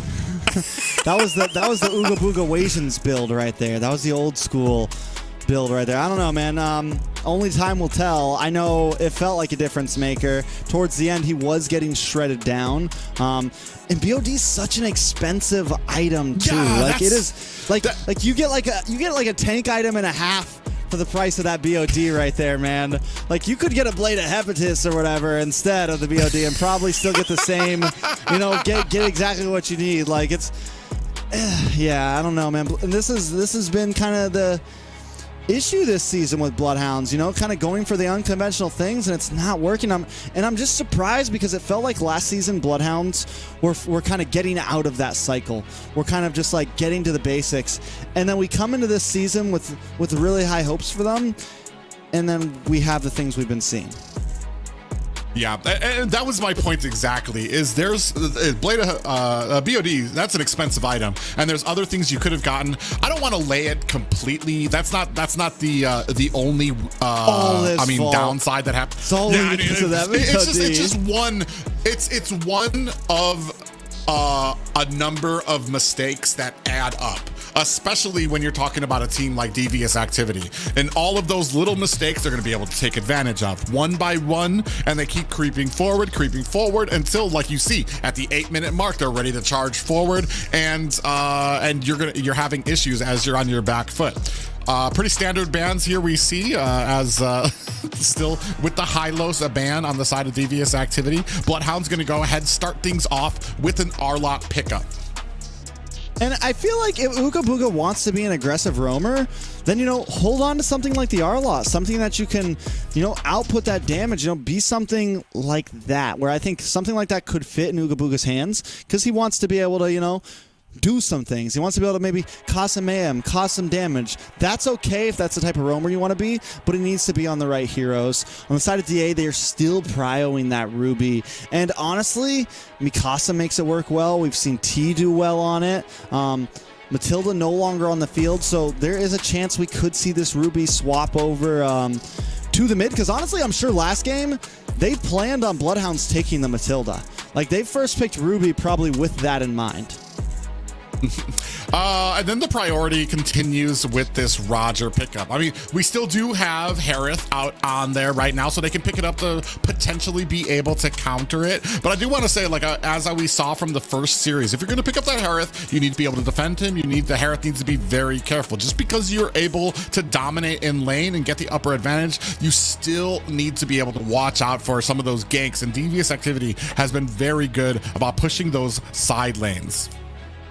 Most definitely, and they're going to pick up the X-Borg once again, same as last time. This time lock into Harith, which has seemed to be possibly one of the answers to the Roger. Let's see if Sleeps did actually play a decent game last game. I do want to give it up to him. Even in the laning phase, he's able to kind of sidestep a bit here. He did have a little bit of issues. He got starved of some minions, and that kind of cost him a lot when it came into mid-game and everything. But I think with the Harith, he'll be able to poke those minions. He'll be able to sidestep and kind of play around this Roger. And that's another good point there, is that the adaptability of Devious Activity. They were having, BloodHounds were having a great game, especially with Ooga Booga and Sleeps together. Kufra was catching those great sets. However, Devious Activity responded very quickly. The next time that happened, the entire team from Devious Activity was ready. They were able to kind of push them back, and that's kind of the difference. Another one of those kind of mistakes that you need to always kind of be adjusting. You can't dip too much into that same well, and we're gonna see that Kush picks up this Fanny. Yeah, and I mean, it's a perfect, exactly where you want to slot it a lot of time. If you're not going to slot it last, you slot it in the, you know, last of the first phase, so you can ban out the things like the Franco. Maybe now it's either do they ban Kaja or do they ban Kufra here. I think either of those are very possible for the side of DA. Bloodhound's going to ban out the Vexana, try to limit down on the Yato. I've always been of the mind in North America, because a lot of people want to wait for that Fanny. They want it to be the last pick, to be that surprise, so you can take out all the counters. I've always been of the mind, if you can't pick Fanny first, then you aren't good enough to be playing. if you don't care about any of those counters. But Kush, we already know. We've seen Kush on the Fanny. He is amazing, and you're definitely going to need an answer for it. I think you talked a little bit about it. We see the Franco taken off of there. Kai would probably be next on the list to be picked up, but I'm not even sure. I mean, yeah, I could go into the roaming position here. I'm actually not sure if Ooga Booga plays a Kai. Yeah, I mean, they need something here. They definitely need something. Here's the problem with the Arlot. I think that's another reason why DA picks up this this Fanny, because it's like, all right, they already showed X-Borg, they already showed Arlot. Yes, you could put X-Borg into the jungle. That's definitely a possibility, right? It's definitely something we could see. We've seen it tonight already, but yeah, they're running out of answers. I think DA might just pick up the Kaja for themselves here, even maybe, just to kind of deny it. At this point, they feel pretty good, and I think it's, I mean, I don't think they have to be too picky, right? Yeah, the only thing about the Kaja is we need some type of burst damage from the Bloodhounds to accompany that Kaja. What we have from them is stuff that needs some stacks. X-Borg needs some stacks to actually really be doing a lot of damage. Arlot, he could use that final slash. Once Kaja gets the Divine Judgment, Arlot can use that final slash, push them even further back in. But you're still going to need that burst damage to really kind of surprise them. And speaking of burst damage, De Paquito now on the side for Devious Activity. And that confirms the Roam Ruby for T. So, which I'm a big fan of the Roam Ruby, especially if the Arlot ends up being a Roam Arlot. He can Ruby kind of slows down the Arlot. Whenever Arlot tries to dash in and do a bunch, Ruby can kind of answer to that and maybe put Ooga Booga into a bad position. You pair that up with this Fanny and the movement from this Paquito. I mean, it's just DA's looking aggressive right now. They're looking like a mean level 4. They're looking like a mean, 5-6 minutes. Ooh, so this is going to be a tank Arlot, I believe, and the XP lane Xborg. So just as you were talking about Ooga Booga on an Arlot, something that can have a lot of effect in there, and the Eudora from Bokarosco. Man. It's going to be a hard-fought game for Bokarosco here. I mean, not to doubt his ability. He's great. He's going to have to play the game of his life here because you're basically saving your stun just for Kush to come, for Kush. And once you've blown your load as a Eudora, you're basically a sitting duck and you have no other purpose out there. So it's going to be interesting to see how they can kind of juggle this around. And the problem is there's so many more threats than just Kush on the field, right? Like, okay, yeah, you kill, like you said, you're just a sitting duck, and you kill Kush, but then you got a knockout strike coming at you. You have a Roger, who is also one of those that used to be one of the junglers that you would have to fear for the same reasons you would fear a Fanny, It is tough. Also, I mean, Bokarosco's gotta go flicker here, because if any point you get caught up by this Ruby, you're dead. If any point Bokarosco gets caught up by anybody, you're dead. I feel like BloodHounds has to play this game a certain way. Bokarosco needs to be in bushes at like all times. He needs to play like an assassin, essentially. So let's jump in. The game number 2 match point for Devious Activities. BloodHounds looking to take us to game 3. Yeah, looking to take us to game 3, but a lot of things that are going to need to go right for them as well. So it's going to be very interesting to see how Bokarosco, we'll see. The thing is you can catch Devious Activity rotating back and forth from these lanes. It just depends on how well Ooga Booga and Bokarosco can meld together through some of these rotations. Taking a look at the audience predictions, it's 68 to 32%. Which honestly is not bad. There's definitely some BloodHound fans out there, some Ooga Booga fans, some Bokarosco fans. A little bit of damage onto Ooga Booga as we speak about him. But yeah, don't get me wrong. BloodHounds have a few answers to what Devious Activity brought, but they are definitely high-risk answers. Yeah, oh man, I'm not even sure. Was he able to? He was? Yeah. Did he miss it? No, Kush got that one. Kush just walked up and Grand Theft purpled him. No problem. Ooga Booga goes down, takes one with him. We just stole your ride and took out your friend. Yeah, not a good start for BloodHounds already. And that's kind of the problem here is you have to expect that type of thing from a Fanny, from a Kush's Fanny at that. And your team needs to kind of be in there with your jungle to kind of help you out with that. Mikasa taking a heap of jungle, or a heap of damage from Templars, though. Yeah, that's a huge start. You're supposed to take Fanny's buff, not her take yours.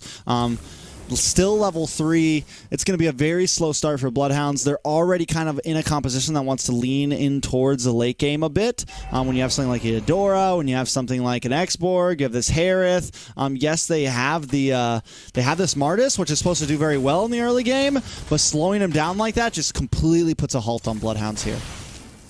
Yeah, luckily he does have his 4, but we're going to see how this first turtle goes. Because, Fanny really not a turtle holding type of character. They're actually going to swoop in at the end.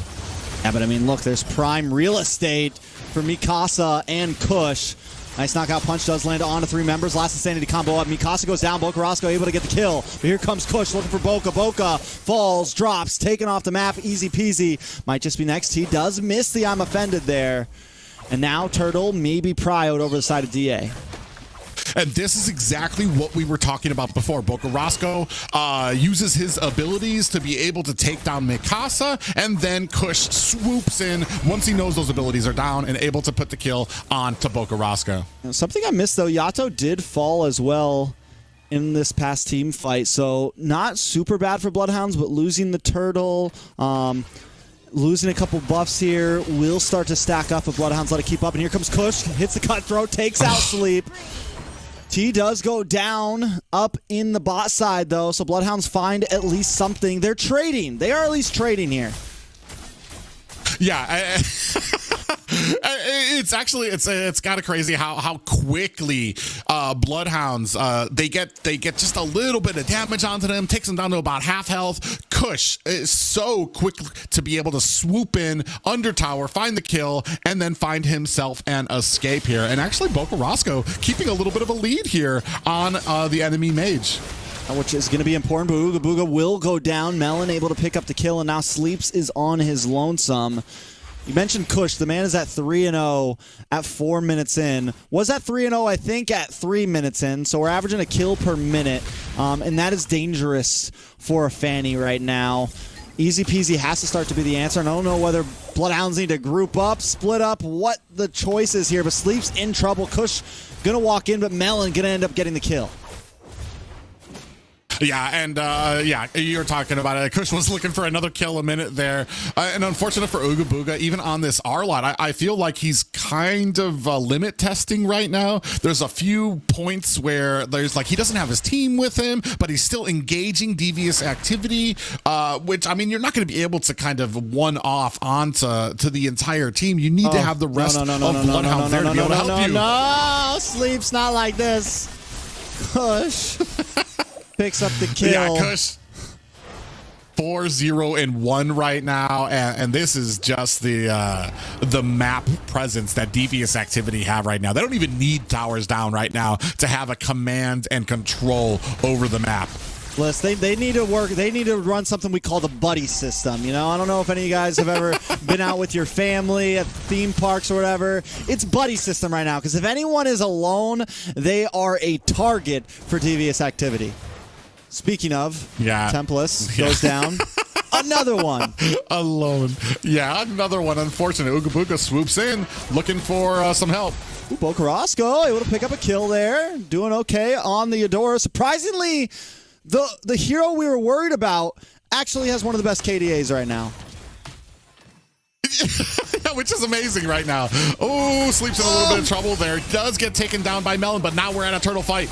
Now Yato able to make sure they secure that. Ooga Booga goes down. Kush able to pick up the kill. T falls to Easy Peasy, though. Easy Peasy gets the decimation. He wants to look for another one. Can he pop it off? Yes! Woo! He does! And he gets away. A nice shutdown and a triple kill.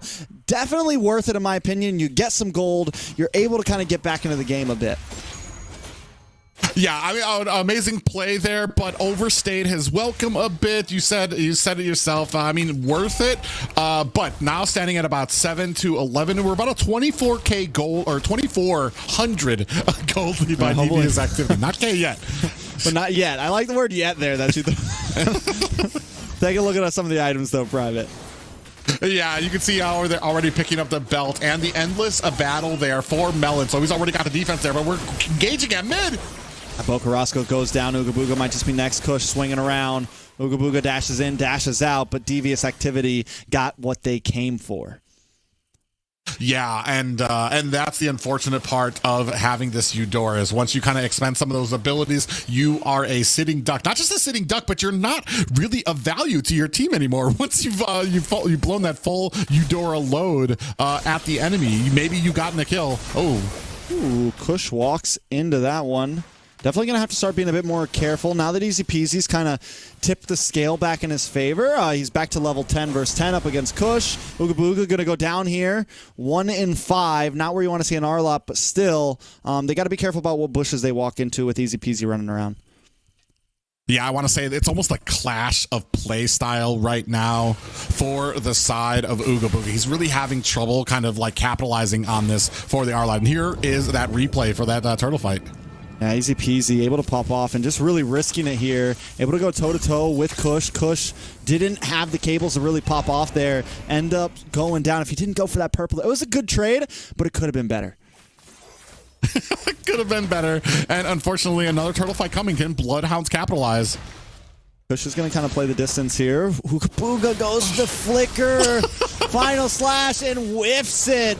Ooga Booga now in trouble. Going to go down for that one. Melon able to pick up another kill. Kush falls to Bocarasco, so they find something in the midst of this chaos. Easy Peasy able to find the turtle. Able to get a nice hit onto Melon there, but here comes Paquito Mikasa with a knockout strike onto Bocarasco. A double kill for Yato. That's 2 down for the side of Bloodhounds, all for the price of Kush. Is that a final slash warning shot from Ooga Booga out there? Just unfortunate, is not able to catch the team. And while they are able to get that turtle, the entire team suffers for it as Devious activity able to kind of force and push through that. I mean, we're not so bad on towers. We are just getting the top one now for Devious activity. Bloodhounds really need to be able to round this out. We see damage kind of coming through for the side of Devious activity as we look at the stats. Sleeps, able to drop to Zamon's force, but in comes Kush. Ooga Booga does come help out. Mikasa goes down. Kush as well. Bloodhounds able to get a double kill into the hands of Ooga Booga. We're starting to see the Paquito and the Fanny kind of scale down just a little bit, but as that's happening, look at who's 5-0-4 right now. Melon on this Roger. They're going to try to collapse onto Tempest here, trying to put another kill on the checkbook, and Melon engages like and pounce and finds the kill. Down to the top side, though, easy peasy finds a double. Yato and T go down. It's kills all over the board. Melon in a bad position, looking to try to find something. Oh! The outplay on the Bogarasco, but still falls. A nice shutdown for Ooga Booga. He's going to need the kill. He's going to need that gold after the 6 deaths previously. As soon as I saw him heading up, like, don't let it be Bocarasco to check this bush, because he's going to be able to like and pounce on him, even with that stun out from Bocarasco. He finds the kill onto him, but then meets his end by 2 members of the Bloodhounds. Melon's like, let me just make sure. Oh, Kush runs into him again. Ooga Booga able to put another kill on the map. Mikasa unloading, though. Yato and T here to help out. We're starting to have some back and forth. The scales are tipping into the hands of Bloodhounds. Even though it's small, the gold has finally started to favor them. Yeah, it went from a 4K gold deficit to now they're up by about 300, and Ooga Booga finally starting to come online. I'm wondering what his build is. I'm wondering if maybe the reasons he died so much early on, did he go damage? Is he going full damage Arlot Rome right now? I wouldn't put it past him, and it would make sense for the... Let's take a look real quick. No, he's going semi-defensive, picked up the mallet for a little bit of penetration. Yeah, I mean, it is a typical Arlot build. He's just a little bit more aggressive in the early game than you would like most tanky Arlots there. Ooh, Melon finds Bocarasco there, and that's what we were worried about. Even if he can escape Kush, can he escape Melon? Eat 1 in 4 on this Roger. Yeah, and unfortunately, I want to say, like, especially when you have all the members up of Bloodhounds, Ooga Booga was doing a great job trying to get those sets. So we're not going to talk about that last turtle set that he tried with the final slash there, but he just needs to be a little bit more careful so that he can be a deciding factor in some of these fights and not get picked off before these objectives happen. We're definitely testing right now. Ooga Booga does get the final slash, but not able to. What happened there? No purifies on the side. I believe it got canceled. It got canceled. He still has it. I was like, oh wait, what? Yeah. So I mean, and this is what we were talking about. He goes on the tee, but this is, I mean, you waste. I feel like you kind of waste that final slash, but Bocarasco there on the side to bring it up. Ooh, Kush though on a sleep. Sleeps in a bad spot. Yato able to find the kills. Mon's Force does drop. Ooga Booga trying to play the distance here. Tempest with the last insanity. Able to collect on Mikasa. Melon on the run now. Here comes Yato looking for the Terrify. Able to get the final slash himself with the IMU. Decimation not able to get the kill, so he will not be able to continue. Kush getting caught off. Ooga Booga flickers through looking for the kill. But he goes down. Melon now going to capitalize. Tempest in a bad spot. Melon now on the run. Easy peasy on the chase. The back and forth right now of these two teams. Yeah, actually doing a great job. I want to say this is the signs of life from Bloodhounds that we were seeing, or that a lot of people have been wanting to see, back and forth, and still able to kind of hold their own, especially when I want to say Ooga Booga is on the money. Unfortunately, there kind of got baited into a dash under the tower, not able to make his way out of there. Oh, that damage. Bogarasco's just a glass cannon right now. If he gets even touched, if they blow too close to him, that man's going down. If there's a harsh word that is said around Bocarasco, he might crumble down. All right, Lord now up. DA back up to about 700 gold lead. Nothing too major. Definitely still fightable for the side of Bloodhounds here. Look at Kush, though. Now that he knows he's not as valuable in these team fights, he takes to the off lanes. Yeah, and we're definitely waiting. I want to see Ooga Booga kind of get the set. I mean, right now I want to say T, they were able to get the set onto T, but there was a lot of abilities used in that process. A lot of ultimates, which they didn't have for the rest of the fight, which kind of made the fight turn a little bit more on the side of Devious activity and a little bit more back and forth. We just need to see Ooga Booga get that set, find one of the squishier members, find maybe even more than one member of Devious activity so that the team can get the set and find an advantage. Tempest should be okay here. Has the immortality still. They're going to start rushing this Lord, though. Kush has to go back to base. But they're not going to let him. He's getting held up by Tempest. And now no retribution for the side of DA. This should be a Lord for the side of BloodHounds. Easy peasy able to get it. Ooga Booga just has to get away. It is a clean take, but Melon not going to let it happen. It's one for a Lord. I think it's a fair trade for BH. Yeah, definitely not even just a fair trade, but I want to say still puts BloodHounds ahead a bit because they get a little bit of breathing room. They're going to have the Lord coming out. They're going to have super minions coming out for their side. So a little bit of an advantage there for BloodHounds to see if they can capitalize here from a Devious activity. I want a great play there from BloodHounds and great synergy from the team to be able to stop Kush from being able to go back. I think... You know, DA knew, I was thinking they need to try to get that mid tower. DA knows that they don't want to let that break just yet. They make sure they clear the wave. They expend most of their forces there. And while this is happening, Melon in the boss side, able to take out Lord. Kush now going to come in, get stunned up. Bocarasco finds the target, locks on, but unable to get the kill. Has Kush maybe... I wonder if Kush has got an Athena shield in the clutch right now, because that's going to give Bocarasco a hard time. It starts to make him a little less valuable on the map. Kush going to come in, dance back and forth. Tower does finally fall. BloodHounds have broken through. Yeah, I want to say the Athena shield doesn't really matter too much here. He does have the Athena shield. It's the stun that's going to be the real problem for Kush because you're going to have the rest of the team to kind of deal with there. And I want to say Bocarasco knows his one and only job is to wait for Fanny and get the stun. Up, and there it is. Speaking of it, Kush goes down. Kush is going to have to just start playing the offlane. Last insanity on to Melon there along with his Wands Force. Melon, no escape. Sleeps, gets the shutdown. Ooga Booga now dances through three members, able to get the vengeance. Back and forth as Easy Peasy and Templars follow up. Mikasa able to just slip away with his life. Minions are now crashing on the bot and top. BloodHounds going to reverse gears, move on to the mid side, and try to take another tower. Oh man, there's nothing I like more than a little bit of a tower dance between members of your team to be able to kind of juggle that aggro, make sure that you can try to get some damage on without anybody taking too much and everybody escaping all at once. And great job there by the BloodHounds, who are starting to show some great signs of life. All right.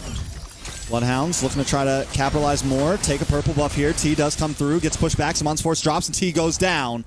DA starting to lose out in these team fights, and now it's a 1,600 gold lead for the side of BloodHounds. I talked about late game possibilities for them. The Harith, the X-Borg.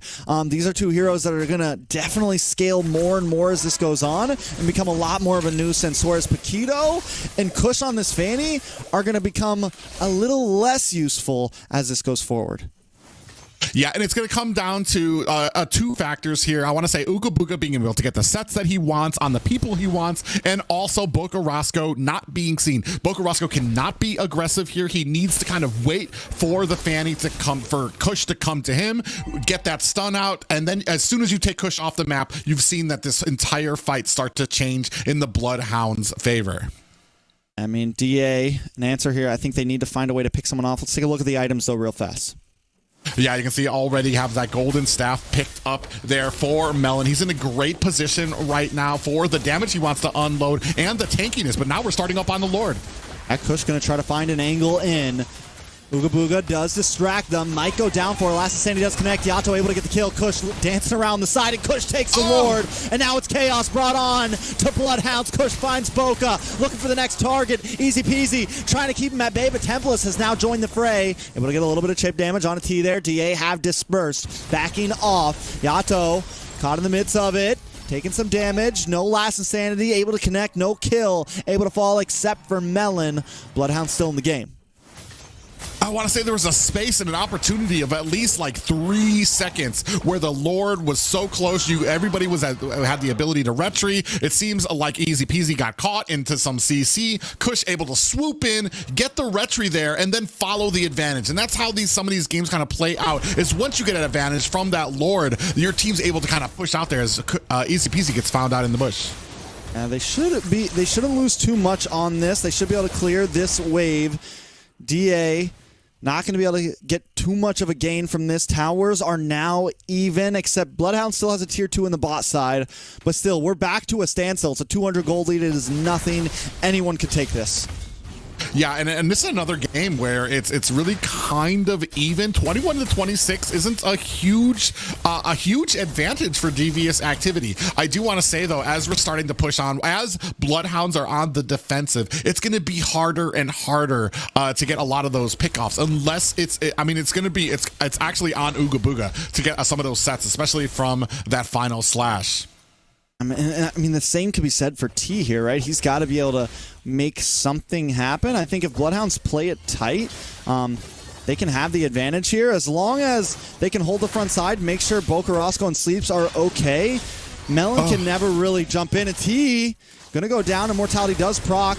Shouldn't be able to escape from this one. Zwan's force drops as well. And Kush forced to run away. And look at Templars up on the top side, ready to hit the split push, ready to try to move on to this inhibitor. But Melon and Yato are going to go back to base. It was something that's funny to me is that as BloodHounds was engaging that, you saw Boca Roscoe so far away from his team. He was backing up because he knew that Kush was looking for him. So he was well behind, waiting for an opportunity for the Devious activity to get low before he kind of claimed that distance. And I mean, playing it as good as he can it's a Eudora pick. You don't expect too much out of it, but I want to say Boca Roscoe doing well for a hero that can get picked off like that. And take a look at the damage dealt. Everyone has played their part on the side of BloodHounds. Ooga Booga actually the most damage dealt on his team, surprisingly. That is one mean roam. We know how Ooga Booga likes to get. Now Kush in the boss side, gonna get stunned here, taking a lot of damage, able to just get away. DA looking for a moment to strike. Yeah, and that's unfortunate for Boca Roscoe. You're at a point right now, especially with Athena's shield on Kush, you're not going to be able to surprise or burst him down just by yourself. You need to have the team helping you. So it's going to be like in a team fighting scenario where the rest of BloodHounds are going to be able to lay down on Kush as he gets stunned. And that's something that Boca Roscoe needs to realize when he's letting out some of these stuns. I think it might be at a point where it's like, do you switch up the combo and go for the first skill first, the lightning, so you can maybe get a multi-man stun instead of just trying to focus on Kush? And there's kind of risk in that, right? Because it takes a little more time. You have to kind of be a bit closer to a big team fight. But a lot of damage on Ooga Booga. Ooga Booga taken off the map. Kush takes a big shot to his face, but still able to withstand it.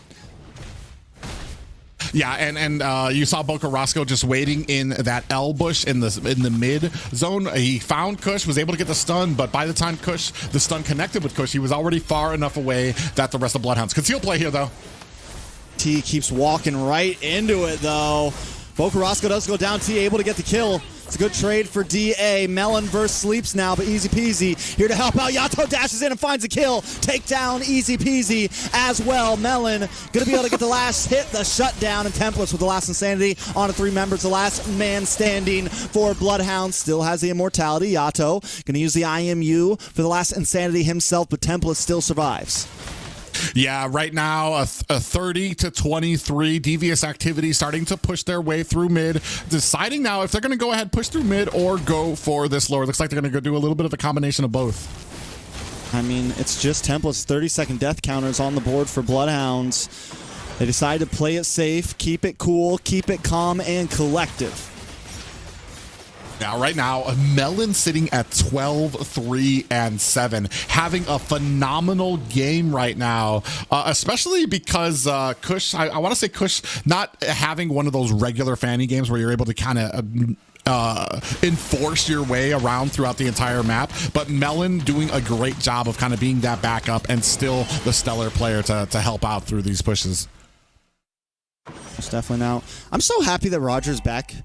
back in the meta right now. He's because he's not like your typical marksman. There's a little bit of excitement there. It's kind of got like assassin vibes to it. It's just a nice switch up, and I feel like we've had so many crazy switch ups to the meta recently. Over the past few months since M5, things have definitely kind of taken a different direction. But Ooga Booga in a bad direction. Forced to use the flicker just to get away there. DA trying to close the jaws. They're going to move down onto this tier 2 as Lord encroaches in the mid lane.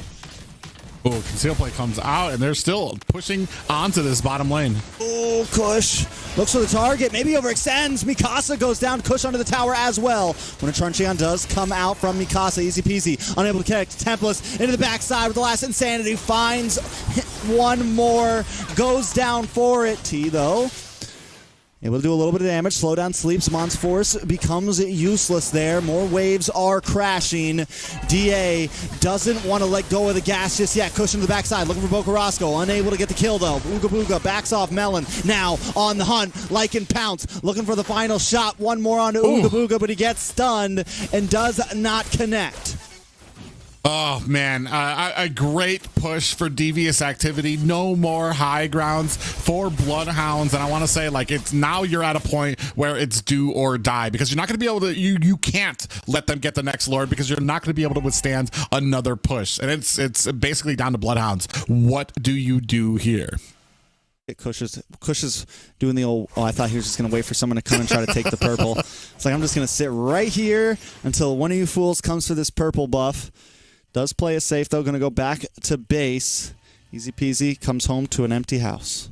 Aw, the sadness. I would have said he probably would have sat in that bush if not for the fact that he had just lost his purple buff. So he didn't have the blue buff. He wasn't going to be able to kind of spam those cables to actually be able to get the kill.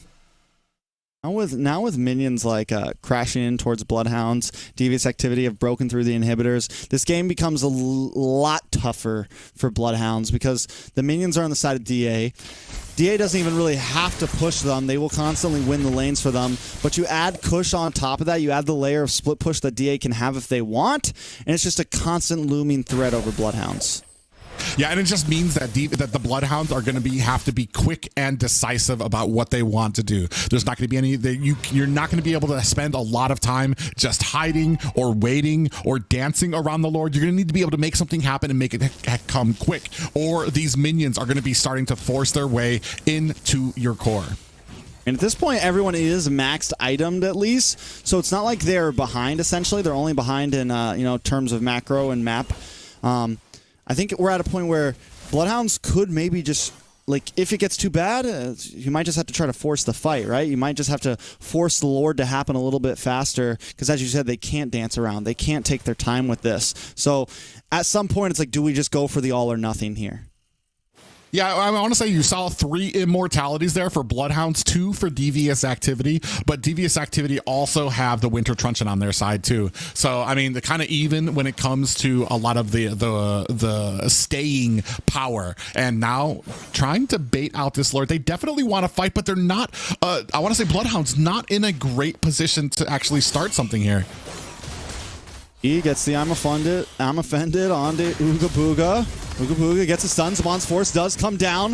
BloodHounds willing to bring the gamble, willing to put it down. The sleep's going to get caught off. Bocarasco able to take out Melon. That is huge for the side of BloodHounds. Taking out the damage dealer on DA. BloodHounds now need to maybe back off. Yato back to base. Ooga Booga.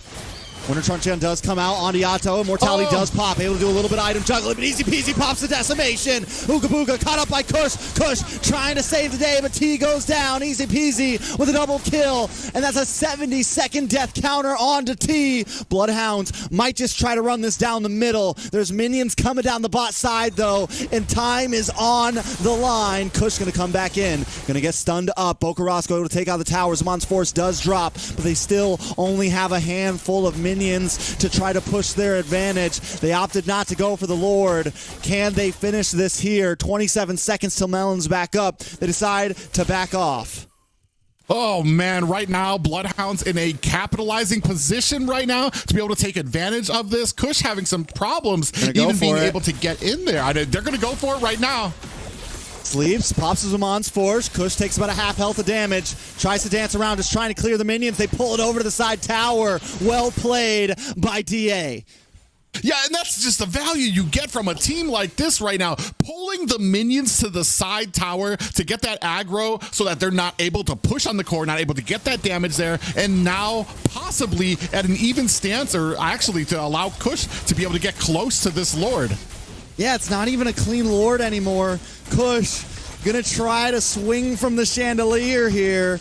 Pull something off. The knockup does come in. Melon also playing the distance. Lord getting low. Kush dashes in but sleeps, able to pick it up. Yato also playing around. Look at Mikasa into the backside. Able to lock onto Easy Peasy. Last Insanity does connect onto several members. Yato's got one of his own up his sleeve. Takes out Sleeps. Template's now in trouble. Untargetable, gets stunned up, but goes down. Mikasa able to find the kill. It's 2 members down with 70-second death counters for the BloodHounds. DA now on the advantage. Lord should be coming out soon, but they're running out of time. DA looking for the finish. Wait, Lord finally out. It's going up the top side, though, and DA's coming down the mid. Ooga Booga going to get locked up from Kush. Kush got under the tower. The Decimation does lock on, but the Immortality props. Immortality's procking all over. Add in a Winter Truncheon just to make things spicy. And Mikasa goes down. Bokarasco finds a kill. Yato as well.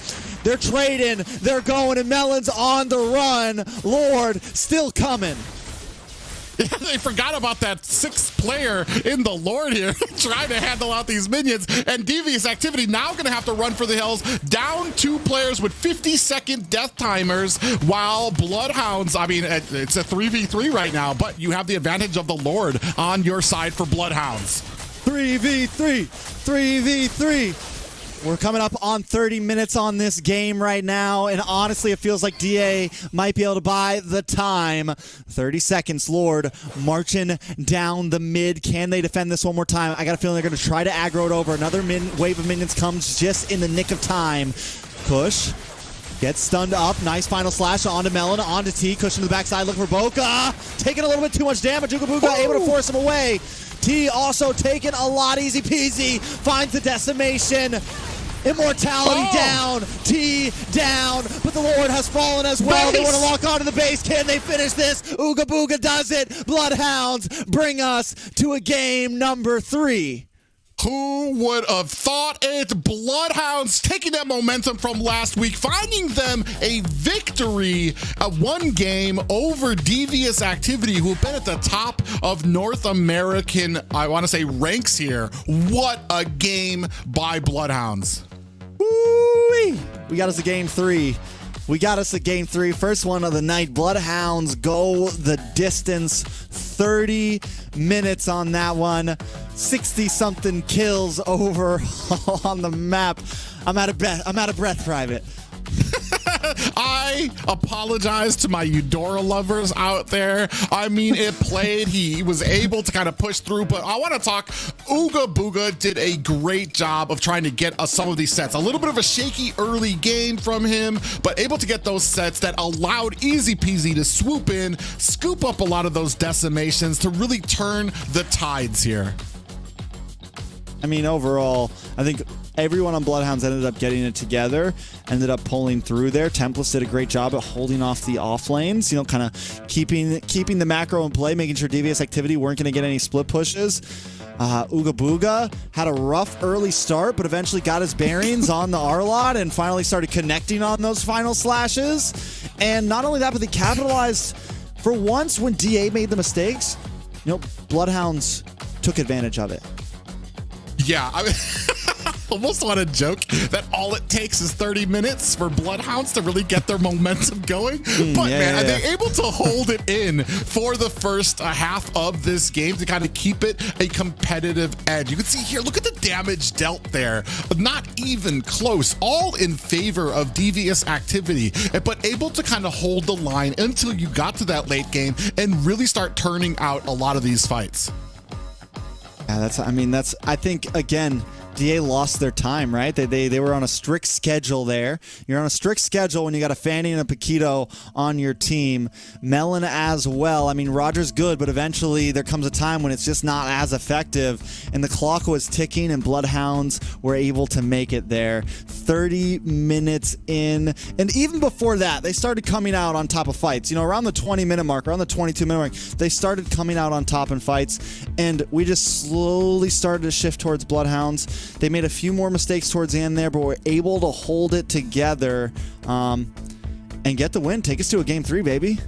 Yeah, I'm actually kind of amazed here because I almost feel like there's better picks that could have gone in to try to counter the Fanny, and they were still able to kind of be successful with what almost I consider like a handicap almost there. So, and this is what a lot of people wished to see from BloodHounds from that mid game on. That is the BloodHounds I want to see from the first minutes going on there, and that's sans a few of the mistakes that we saw in the early game. Ooga Booga had to get his footing on that R-Lot play, and then to allow Easy Peasy a lot of those the offense that he was able to get there, and then the pushing power from them.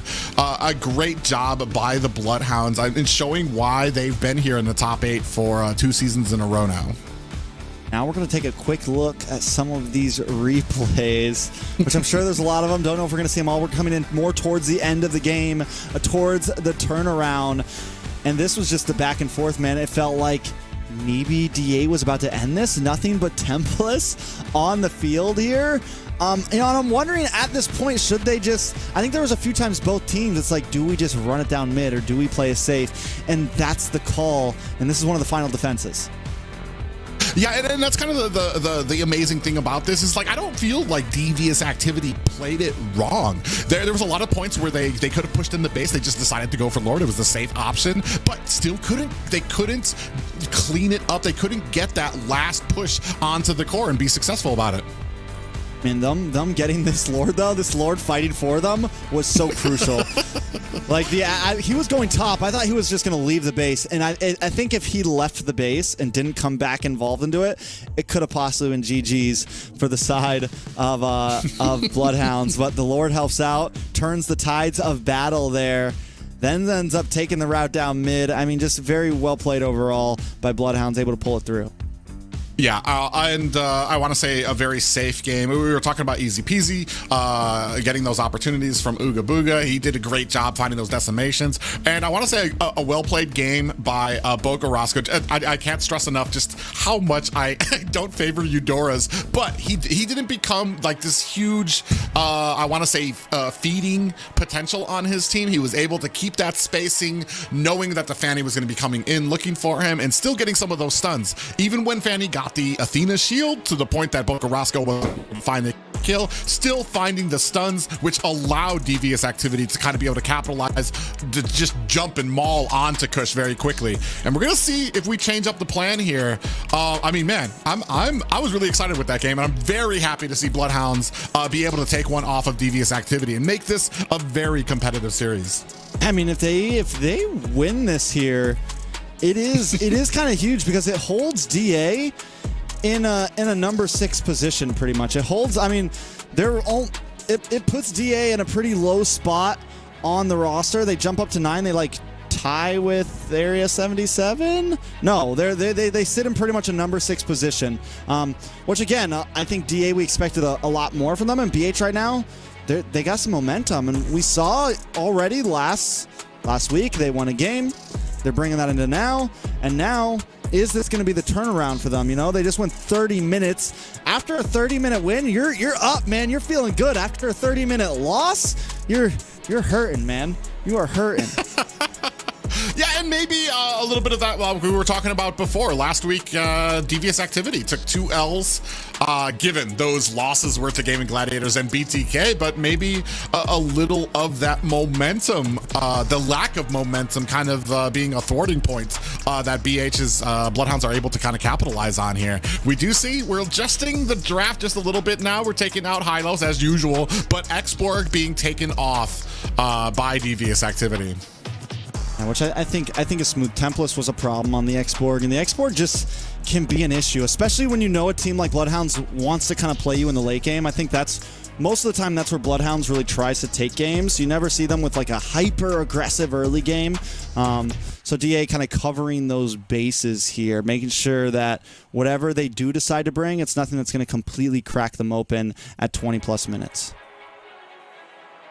At 20 plus minutes. Hey, man. It's kind of fun. What do we want that can help us at the 30-minute mark? It's amazing to have a point where we're looking at games like that right now. But I mean, a long game, and BloodHounds kind of withstood the test of time there, especially when it came to a lot of those team fights. Just an amazing game by them. We're gonna see if this kind of adjusts or translates into some type of a different draft here, though. I expect not to see a Eudora. We did leave open some of those same assassin picks though for Kush. Yeah, I mean, we'll see. I mean, I'm wondering if he's gonna risk it this time. I think it's game 3. I think at this point, I mean, yeah, you got playoffs coming. Maybe you don't really care that much either way you're going, but still, like I said, there's that $100 bonus for your win. There's also, you know, pride on the line. Does DA want to be the team that lost to BloodHounds in Discord chats tonight? I don't know.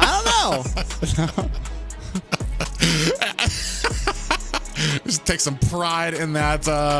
Yeah, that's an interesting point. BloodHounds fighting for that $100 right now, very deeply, and they're going to go ahead and take off Roger. I think we didn't see Sleeps play it at all this series yet, so it's going to definitely something to take off the board from Devious Activities, because it has been a monster for Devious Activity. And if Melon, I think big chance we see the Harith come from DA here. If they don't, I think BloodHounds definitely bans it out. And Melon has normally kind of been in the driving seat in laning phase. I think if BloodHounds could give Sleeps a clean game for once, one where he can really like maybe get the advantage early on and not be fighting from behind throughout the whole game, I think it could be huge for BloodHounds. And I want to say that clean game, not to be taken the wrong way, that clean game depends on Ooga Booga and his early game. He needs to kind of find his footing and find it quickly, because you're not going to be able to do that while taking a decent amount of deaths or getting caught in bushes and not knowing just how tanky your character is until the mid game. You want to give Sleeps as much of an opportunity as possible to be able to come online and become a menace to Devious Activity. Bearmies here for BloodHounds could be nice. They need a mid. I'm almost thinking like supporty, right? I'm almost thinking supporty something for them. They have the Roger, they have the Barats. I think BloodHounds have picked something like that before. Angela's still open right now, so I mean you can go with that. Angela is still open, could pair well. They go for the Navaria instead, so kind of more front to back lineup on the side of BloodHounds so far. Yeah, and you're going to have, I want to say, it does come online a little bit later for a mage, but once the Navaria comes online, you've got that poking power, you've got that slow, you've got an immense amount of vision that you're able to take advantage of. But we're going to be moving into the second banning phase. Both teams looking for, well, actually, I want to say Devious Activity, looking for a marksman, looking for a jungle, while the BloodHounds are seemingly looking for a roam and an XP lane. Definitely so. Fanning banned out. I love that. I love the respect, right? Because I mean, that was almost the game change right there. Fanning, of course, was what, like 5-0, 4-0 at 4 minutes, 4.5 minutes. DA need to ban though. Take out Roam here. Kind of maybe just hammer heavy into Ooga Booga here. Yeah, I mean, either way, I was going to say Arlot is still open, but I mean, it's a very tanky composition that Arlot's going to need to get like a huge lead in the early game, so I'm not sure if Kush is going to be going that way. You may be looking for something maybe with some magic damage, possibly the Gwen. Something that can burst down the Barats. I'm not sure here. Possibly I want to say Joy, but I want to say she's more of a nuisance for some of those squishier backline heroes than she is for some of those tankier front lines. Yeah. Ruby ban on the side of DA. BH, I think, yeah, or Nolan. Nolan, Joy are super clean for DA, really. If they want to go for it. We've seen them both tonight. We've seen how they can work. They ban out the Ling instead of either of those two. I get it, because there's a feeling of like DA's already thinking like kind of weird, like they picked up the Fanny last game, which yes, Fanny's good, but it's not something you see too much in current meta still. Does DA just go all in here? I was going to recommend the Joy too, but the only problem is, I want to say, she's more of a nuisance in the early game for Barats because Barats doesn't have. We're wrong. Joy's banned. Oh yeah, so it's not the Joy at all. That's definitely definitely wrong. Tigreal going to be taken off the board there. I want to say, actually, well, something that we haven't seen in a while is Diggy to possibly help, but we need some type of counter for the Kaja. I like that we took the Tigreal off there. The only other answer I have right now is possibly the Minotaur. So Kaja goes in, a Minotaur activates the Minoan Fury, so that you're going to have a heck of a time trying to get yourself back out of harm's way. Diggy would actually be game-changing here for BloodHounds. I don't know if they'll pick it because I don't know if it's really in their repertoire like that, but it would Eternal Guardian, Kaja, Final Slash, and then if Kush wants to pick something aggressive, it helps with that. I think it could definitely be a game changer here. They go for the Fredrin EXP. I'm pretty sure. That could be a Fredrin jungle. We've seen the EXP Barats before. It's not great. It is, if you can withstand the laning phase on Barats, I mean, he comes in handy during the team fights. It's just his laning phase is a problem that I'm not sure a team like BloodHounds is going to be able to really shine through. We see on the side of DA, they're going to go ahead and pick up carry. All right, now give us our last pick, Diggy from BloodHounds. I think Kush can just about pick anything in jungle right now. If he wants to go aggressive and go the assassin route, like with the Nolan, it's totally possible. Or he could pick up something like Dabasha here, Guinevere. So Guinevere is kind of high. I mean, it's a risky pick though nowadays as well. But tons of even more CC. Like if there was ever a time to be like, just pick Diggy. Now is the time. Like if there was ever a time where it's like just shouting at you. Right here. That's the game-changing pick for BloodHounds. But they're not going to pick the only problem for me with Diggy is Ooga Booga he's going to need to be patient. I'm going to need to see a completely different Ooga Booga out there for That's why I don't think they're going to pick it. It's like, it's not going to take it. We're going to see here as we're waiting on that last roam pick here from BloodHounds.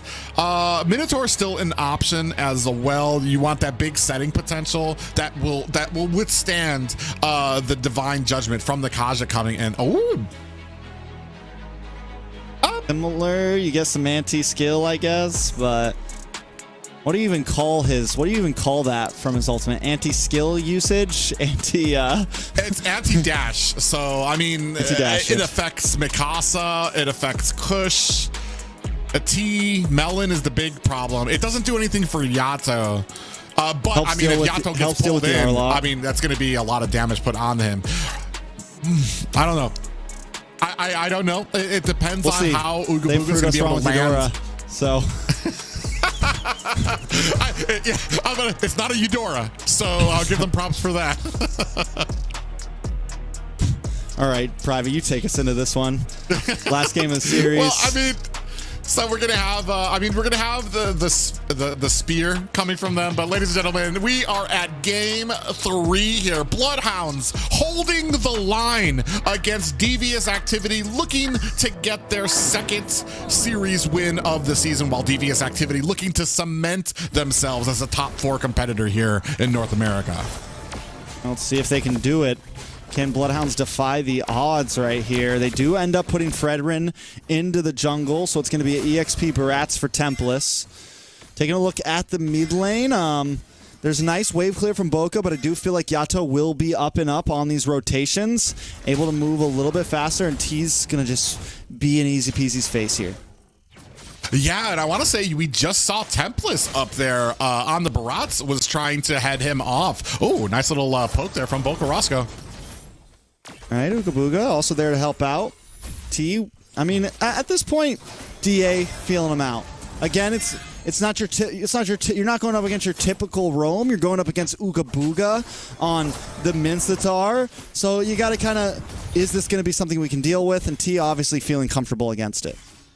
really interesting, especially from those emblems. It kind of looks like Ooga Booga's looking for like a damage kind of build here. Not a lot of sustain or tankiness, especially not a tanky emblem there. He went with the marksman emblem to try to get off that passive he does where he stuns them after 3 hits. Or wait, I think it's after like 4 hits, he's able to stun them. So definitely wants to try to get a lot of hits off in concession. Carrasco already going back to base for a little bit of mana. This could be a nice time for DA to maybe make a move. 18 seconds till the turtle's up. I mean, I think DA, after a 30-minute game, it's like, all right, we're going to take this game a bit slower. They definitely picked a slightly more mid to late game comp here. They have a carry this time. They don't have to, you know, heavily invest into the early game. I do think they want to try to play for turtles, maybe try to get a snowball here, but they have late game options as well. Yeah, right now, Kush actually in a good position here. Oh, big knock-up on 2 members. Tempest going to go down. Boca Roscoe going to go down, but no, Tempest just gets away because of a flicker, but still, they find Boca. Yeah, and they are able to kind of burst Tempest down to the point that he's not going to be able to join in for this fight, and this is probably a free turtle for Devious activity. They get the knock-up on Ooga Booga. Eternal Guardian slams down onto Easy Peasy. Kush should be able to take this. Easy Peasy still playing the distance, though. Mikasa going to dash him away, and they miss the retry. No turtle for Easy Peasy there. Devious activity going to be able to take that one along with a kill. Yeah, and right now 3-0, a very different start for Devious activity here in the 3rd game. Not trying to make the same mistakes they'd made in the 2nd. Melon also getting the advantage on this gold lane, and now T here to help out. Does not use the Divine Judgment, but just takes a couple tower shots, and Melon will be able to come out on top of that one. T goes down for it, though. What's a couple tower shots between friends there? Melon absolutely ate those just to get the kill onto Sleeps. And unfortunate for Sleeps, going to take the loss there. And a great rotating there by Devious activity right now. A much tighter, much more fluid game opener for them. I mean, that's a good trade in my book. Melon able to get a kill onto the gold laner, all for the price of T. I think and we mentioned earlier that we want to see Sleeps have a good game this round. And what is DA doing? They are denying that. Ooga Booga does get a nice hook, but gets the Divine Judgment pulled back. Yato able to pick up the kill, and now Sleeps in a bad position. They're going to be able to chip away at this gold plates. Maybe even look for another kill here. Melon just unloading, stacking up right now. Yeah, and that's the unfortunate thing here right now for the Bloodhounds. All of that pressure mounting down at the bottom lane and not able to answer it with any pressure of their own. Boca Roscoe rotated a little bit late down to that to try to help, but they're not able to kind of create any type of pressure anywhere else. Sleeps in a little bit of trouble. Did pick up the Vengeance, which I don't know. I mean, he's able to get away from that one, but mostly we've been seeing either Flicker or Purify. Vengeance here to maybe help deal with Melon. Not working that great. Melon already able to take the tower. I have a feeling that could end up biting him in the butt later. Yeah, especially I want to say like most of the Rajas have been more aggressive, total and complete damage builds from them. Oh, Kush. Oh, nice knock up on a Tempest there. Tempest able to flicker away just in time again. Easy peasy though, now alone. Looking to try to contest his turtle, dashes him. Kush able to still secure it, and now Easy Peasy in a bad spot, drops down. The Appraisal's Wrath, unable to find anyone, pays his life for it. Ooga Booga will be next. Yeah, and unfortunately, right now, Mincetar not playing a pivotal role for Bloodhounds, the way they expected at least. Sleep's able to push down this bottom lane, but 7-2 really speaking for Devious activity and their momentum. I mean, 7-2, 2 towers cracked, one of them being the mid-tier 3,000 gold lead. DA's on a roll right now, and they're not just on a roll, they also are getting Carrie a nice early start to what she wants to be at later. Yeah, Mikasa, they're able to pick up a kill there quickly. 4 members of Bloodhounds are there to help out with that as Kush going to go ahead, grab himself a minion and an escape. But they trade that up for the purple buff. It goes into the hands of Melon. A nice place for it to sit. Bloodhound still on the back foot. Not too much control over the map. They need to try to find a way to open things up here. Yeah, and unfortunately, I don't really know what their setting potential is right now. Ooga Booga needs to land the spear, but he is absolutely getting bursted down at every turn, even before some of these engagements happen, sometimes after, but he's just not that pivotal role for BloodHounds to be able to help them right now. Ooh, a little damage on a T there. Oh, they all walk into an Eternal Guardian, though. Completely stops the advance of BloodHounds. And you said it, no set potential really for BloodHounds, no dive potential. It is all just kind of poke and pull. And it's going to be a problem because here's the thing, they have to try to walk into a divine judgment if they have to. They have to try to walk into an Eternal Guardian. There's just a lot of stopping force on the side of DA. Yeah, and Ooga Booga getting picked off again, now sitting at 0 and 4. Half, 50% of Devious Activities kills are coming from Ooga Booga right now. And Sans from last game, I feel like they're really utilizing those kills to get an advantage and really enforce their will this time. And here's a problem, right? Like, Temple's in the bot lane split pushing, but even then, you can see it's like a slow split push. Yes, he has a little bit of wave clear, but it's nothing crazy. He is able to get a tower, and I think that is BloodHound's best option. I think they need to just 4-1 it around the map right now. They need to kind of stay close enough to where they can help each other out. Once again, use the buddy system. Tempest can be on his own because he's a bulky boy, but that is about it. Yeah, I mean, I'm not even sure. Oh, Divine Judgment. Buddy system down. Bokarasco down. BH unable to defend. Templess now. Gonna maybe have some backup from Easy Peasy, but Yato and Kush are here to help out as well. Easy Peasy tries to get the time. Ooga Booga flickers in. Gets knocked up. Taken out. A nice kill into the hands of Kush there. Easy Peasy Knight just be next. Mikasa here to help out. Templess trying to help out Easy Peasy. Doesn't have the Appraisal's Wrath. Final slash. Mikasa able to take him out. Templess gets a Tona's welcome. The stun just trying to get away safely, but not today. Man, and they caught Ooga Booga with that pop-up, and then the Violet Requiem. I mean, man, just a bouncy House of Doom before they put him down. Right now, 13-3, BloodHounds. This is quickly slipping out of their hands right now. Devious Activities trying to make up for some of that lost time from the last game, trying to close this one out early. And I mean, and it's not like last game where BloodHounds were kind of able to, like, pull him back from 1,000 gold lead, keep it short. This is becoming a steamroll for the side of Devious Activity. And last time there was some better win conditions, I felt like, for BloodHounds. They had a lot more CC. They had more set potential. This time, it's looking a little grim for the side of BloodHounds. A little grim. I mean, especially when we're looking at I'm trying to look at like win conditions, what they can do to kind of start these fights off. If they're going to have an effect. Ooga Booga sitting at 0-5 right now. Easy Peasy having a little bit of trouble at the bottom. Push being aggressive. Oh, a lot of damage. Ooga Booga goes down along with Easy Peasy. Bokarasco takes a couple speedy light wheels to the face there. Forced to back off. Uses the Astral Echo just to get vision on everybody. This isn't looking good. We're at 8,500 now. Lord finally on the map. DA gonna waste no time and go straight for it. Yeah, this is a completely different game from Devious Activity. I want to say, like, even with their kills, they're doing their best to kind of transition everything into towers, lords, pushes here, not wasting any type of advantage that they got like they did from last game, and having quite a decisively a good game here in their third. And it's very clean, just textbook overall. They pick up the Guinevere jungle, which, I mean, again, it's not the most popular jungle right now, but if you can get a couple of those early laning phase knockups, which is exactly what Kush did, you succeed with it. And T as well, being so aggressive in the early phase and the laning phase, slowing down Easy Peasy. Now Easy Peasy has 4 deaths. Everything just kind of went exactly how DA wanted it to. Yeah, and especially when we're talking about the Eternal Guardian, because it sets up for Kush as well. Eternal Guardian comes in, pops them all up. Kush just needs to swoop in, get the Violet Requiem on them, or he can jump in himself as well. So it's just like a great combination by them. Ooh. Oh, another Divine Judgment. Melon able to get the kill.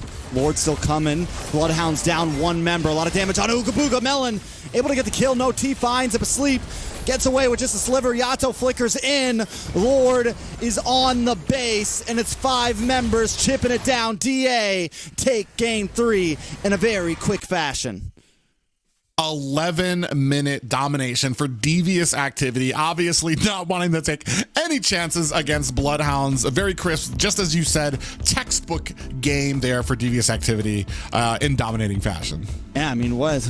Completely switched gears, because even game 1, there were some moments of possibilities from BloodHounds. Was not completely out of it. That time, DA found their role. And again, and it's... You know, BloodHounds, we see them do well in game, like when they have their stride, but I think there's just a couple drafting issues here and there, you know? I think there could have been some better picks than the Mincy. A lot of better picks than the Mincy, I feel like. You know, we were talking about the Diggy, and even if you can't play the Diggy, I just think Minotaur, just a lot of possibilities to kind of delay DA from being so aggressive. I'm not even sure about the Diggy here. Oh, and you can even see here, he didn't even go for defense here. He went for physical damage. I want to say Ooga Booga's style does not really complement some of those roams that are not tanky, that aren't going to keep him up through a fight. But man, on the other side here, Devious Activity, what a game, a phenomenal game played by Melon. Yato even with 12 assists himself. I don't know, man. I'm wondering. I'm just kind of like, because I feel like Boca really, like, he has some determination for all of this. So I'm just wondering, like, who's making the call? Like, who's making that shot call to be like, let's build damage Mincy right here? Like, I got to talk about the elephant in the room right now. Like, I don't want to interview with DA. I want to interview with Boca Roscoe right now. Like, what the hell? Yeah, I mean, you can see here, especially from that third game, completely different. The whole of BloodHounds not even able to get off of the ground. They, from the opening minutes, Devious Activity held them down, kept the momentum in their favor, and until an absolutely, especially a crushing 11-minute game there, domination over BloodHounds. Very well played. DA just showing why they're here, why what they're doing works. Even with some of the slightly different picks that DA does do, like the Kaja. They're one of the teams that have been picking up the Kaja here and there. It's not like out of this realm for them, and they make it work. But look who it is, our beautiful host, Beths. Well, unlike Trex, I actually want to get an interview with Uda Buda and get his thought on what came in with that Mincetar. I mean, seems like first 2 games he made a huge presence, especially pulling out his signature Kufra again, that he made a lot of dominance last season, and we finally see it back. And then third game, it's the old Uda Buda back again with some questionable picks indeed. So very interesting, but that's obviously not gonna happen.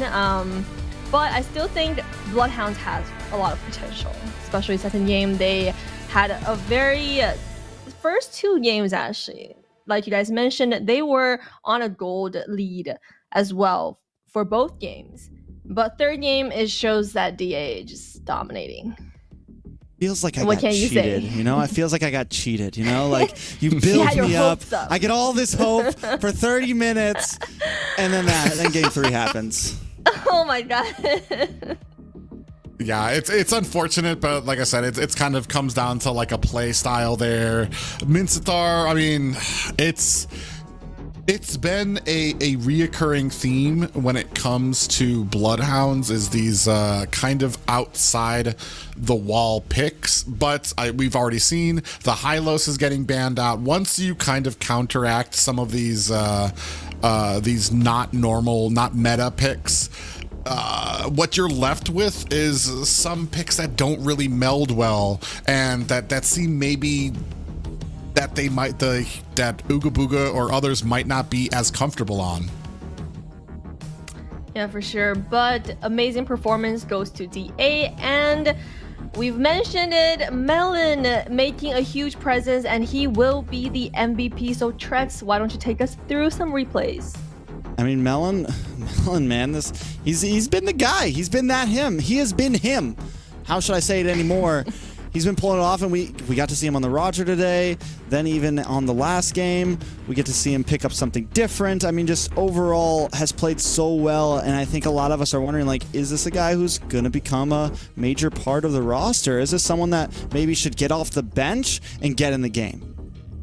I mean, you were talking about it before. Seeing this Roger is so refreshing in the current meta because of what people can do on it. And people like Melon absolutely shine on heroes like Roger. I mean, and you talked about it. He's just coming onto the roster as a fill-in right now, but has absolutely shined on it and become like, I mean, I think one of the games he was over, like you see here, he was at like 10-1-8 for that game opening. So, I mean, a dominating performance there for Melon. Yeah, and I definitely like the Roger going either gold or jungle. Roger making a lot of plays that you wouldn't expect with a lot of the marksmen currently in the meta, especially if you see plays from Irithel and then other less mobility marksmen. But Roger back in the game might change the meta up. I mean, he's a huge wrench in things, but I think it is finally balancing out. The Harith works very well against it. Even certain different builds with the Harith work very well against it. So I think for a few days there it was like, what do we do with this? What, you know, it's like this random thing that just fell into our laps and nobody really had a clue how to deal with it. And now some answers are coming, so things are definitely kind of balancing out a bit. Yeah, and especially now that the Roger is it's just really, he's really kind of come along. It's just that mechanical ability that I think I've talked about this before, is that I kind of miss those outplay moments where people have the ability to kind of like whether they're running from the enemy and they're able to kind of jump over ledges and out and get away there, or just even being able to just normally outplay using that Lycan pounce to dodge out a lot of damage. He just really adds a sense of excitement when he's in the play. And speaking of adding excitement, we have an exciting interview with Mikasa from DA Global. Freya, Mikasa, how are you doing today? I'm good, how are you? I'm good. So great performance, especially the third game. Now, second game, there were a little bit of a struggle. So what do you think is the biggest struggle for you guys? Because late game, we know Danny was falling off. But there must have been a time in the game that you felt, oh, this is causing too much trouble, and that's why we're getting into that slump late game. Late game, I think emotions, when it runs high, like you're trying to make a play and not really focusing on objective. Even though we have 3 inhibs down, we're still not able to end with 5v3 when they have Lord. It's just you're trying to make a play and then you just go in and everyone just starts dying and then you can't really do anything. And then the enemy just runs down. And there was a moment where you guys could have ended, but you chose to get the Lord. Yeah. What was the decision making in that? When the last Lord, right? Yeah. So the last Lord, there's a wave pushing bot and someone was defending it. So we just decided to go Lord because it's like 30 minutes already. And it was basically a 5v4. They got the Lord. We didn't know how low the Lord was. No one got vision on it. So they got the Lord. And then we were able to kill 2. So the death timer is already at 70 seconds. And it's a 5v3. You know, you're supposed to end like that. Yeah. Yeah. But I was saying, like, we should clear the wave, play it slow. But Yato was like saying he has Arlot ult and he was gonna swipe the Eudora, which he did. He flicker swiped Eudora, and then we were just all like tunnel vision into Eudora, but she had flicker, so she flickered out right away.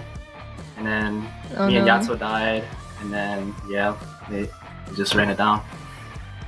Yeah, but you guys bounced back really quickly in the third game. And notice in the draft, first 2 games you prioritized Ruby a lot. The first game you had it as you played the Ruby, and then the second game you had Ruby as a roamer. What was the decision making in that? Have you guys been practicing it, or what was behind that? Ruby's just a strong flex pick. You could either play it XP or roam. So we pick it so like you could put into different positions if enemy has a different draft for you. So But the third game, you guys gave up on that and just went with the R-Lot. yeah. We're just like, just try something different because, that didn't work. So just slot into R-Lot because they got the R-Lot in the game 1. I think game 2 as well. Mm-hmm. So yeah, we just wanted to take it. Yeah, makes sense. And you guys did great. Now, if especially after the third game, if you were to give an advice to BloodHounds, since you guys had a dominating win against them in the last game, what would it be? Advice for BloodHounds? Yeah. Give Uga Booga Hylos. You guys banned it. How can you give it to him? Yeah, that's what I'm saying. Yeah, well, we might see some high-lows coming up. Now, the first roster adjustment is coming up in next week. Do you guys foresee any changes happening with DA's roster? Probably, yeah. Yeah? Well, yep. I guess we'll find out next week. Yeah, now, what is DA's... We'll find out next week. What is DA's placement goal for this season? LA. LA. Wait, yeah. It's Vegas. But yeah, sure, Vegas, yeah. And I can see it happening for sure. Yeah, they want to win. Do you want to win? You want to win, right? Yeah, I want to win too. Yeah, I mean, between gym time now, how long does I wanted to know, how long does a guy need to work out to get your arms? Always that picture is always manning up. Just be consistent. I work out for an hour and a half, but as long as you're consistent and in the gym, then you eventually just get stronger over time and build your body. Mm-hmm. Well, is it harder to get your arms or get your Global Freya status? That's a hard one, but I'd say, Global Freya, actually I'd say Global Freya is really hard to get now because there's just a bunch of RG spammers and one tricks on it. I was able to get it before because it was COVID, but now I'm not spending too much time grinding Global Freya so other people get it. So yeah, I think it might be harder to get Global Freya. Well, he said it might be harder to get Global Freya. From the Global Freya Mikasa himself, thank you for joining us. A great performance today, and we expect so much more from DA and from you. Continue working out and continue spamming that Freya. We'll see you next time. Thank you, Liz. See you. Might be hard to spam Freya this season, guys. Yes, might as well just Private. quit while you're ahead. Start going to the gym. That's I need to. I don't know which one is harder. 1.5 hours at the gym, I assume every day. That's a lot of commitment. I don't like commitment. You don't like commitment? No, Liz. Well, Trex is just throwing things out today. He doesn't like commitment. He feels Sorry, like he got Liz. cheated on. What is going on, Trex? Well, Arius are for Devious activity, a great game played for them. The possible changes coming up before the playoffs, they hinted at that a little bit. I think we've heard some rumors of it around as well. Hoping that they kind of whatever changes they make. We've already seen Melon on the roster right now has been having great games so far, almost to the point. Is it better than the original roster of Devious activity though? Do you still remember who the original roster is just by that comment right there? But yeah, Melon definitely doing an amazing performance, and he has been subbed in for the past couple weeks. So it shows that they definitely approve of his performance and wants to put him potentially on the main roster. So we'll find out next week. I think all the teams don't want to spill out their roster changes yet. This decisions are still being made, but we're just trying to get nosy and trying to get into it. And then we'll find out next week. Now, upcoming next still might be even more exciting than that 3-round series.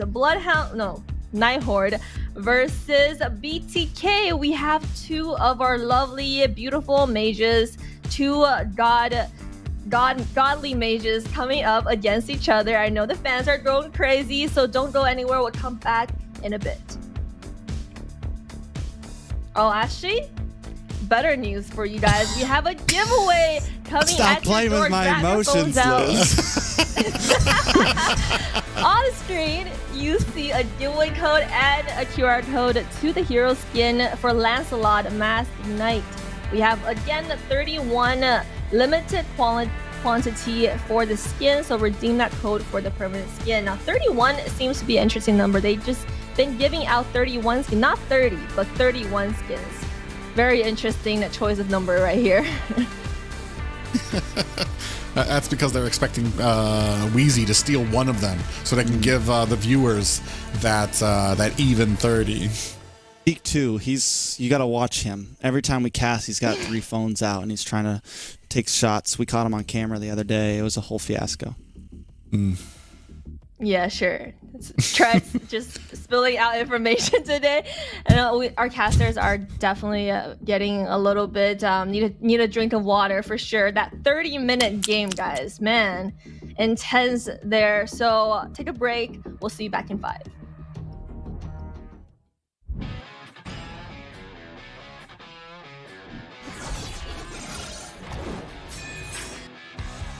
Santos Galas can you do it? And Albert is sana. Ternyata Arcila. Ledge fight as Long gets instantly shot down by the Blazing Duet, as well as the Electro final blow. This is going to be easy cleanup for Todak as most of the... Apat yun, pero nasipa din siya. Yung ninakaw na sipa. Buhay pa rin. Ang buhay! The backline already, and they're running for the lines. Gunning it. David trying to drag the members of RG right underneath the turret. It's not enough though. Gray coming all the way in. He cleans it all the way up. Just nowhere for him to run. Just... Kita kata ada satu warrior weapon deploy yang membuat pergerakan dari Liga terlalu benar-benar slow. Rafanya sudah tumbang.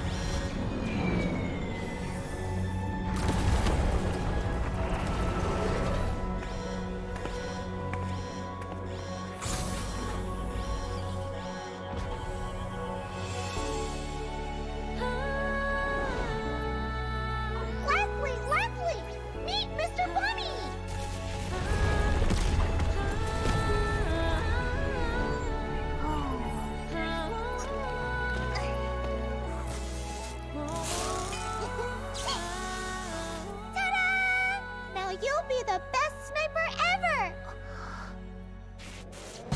No! Hit the decoy!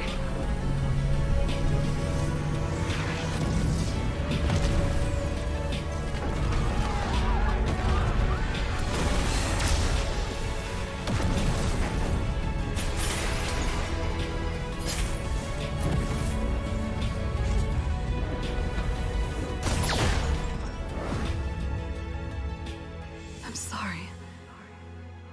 Leave me alone.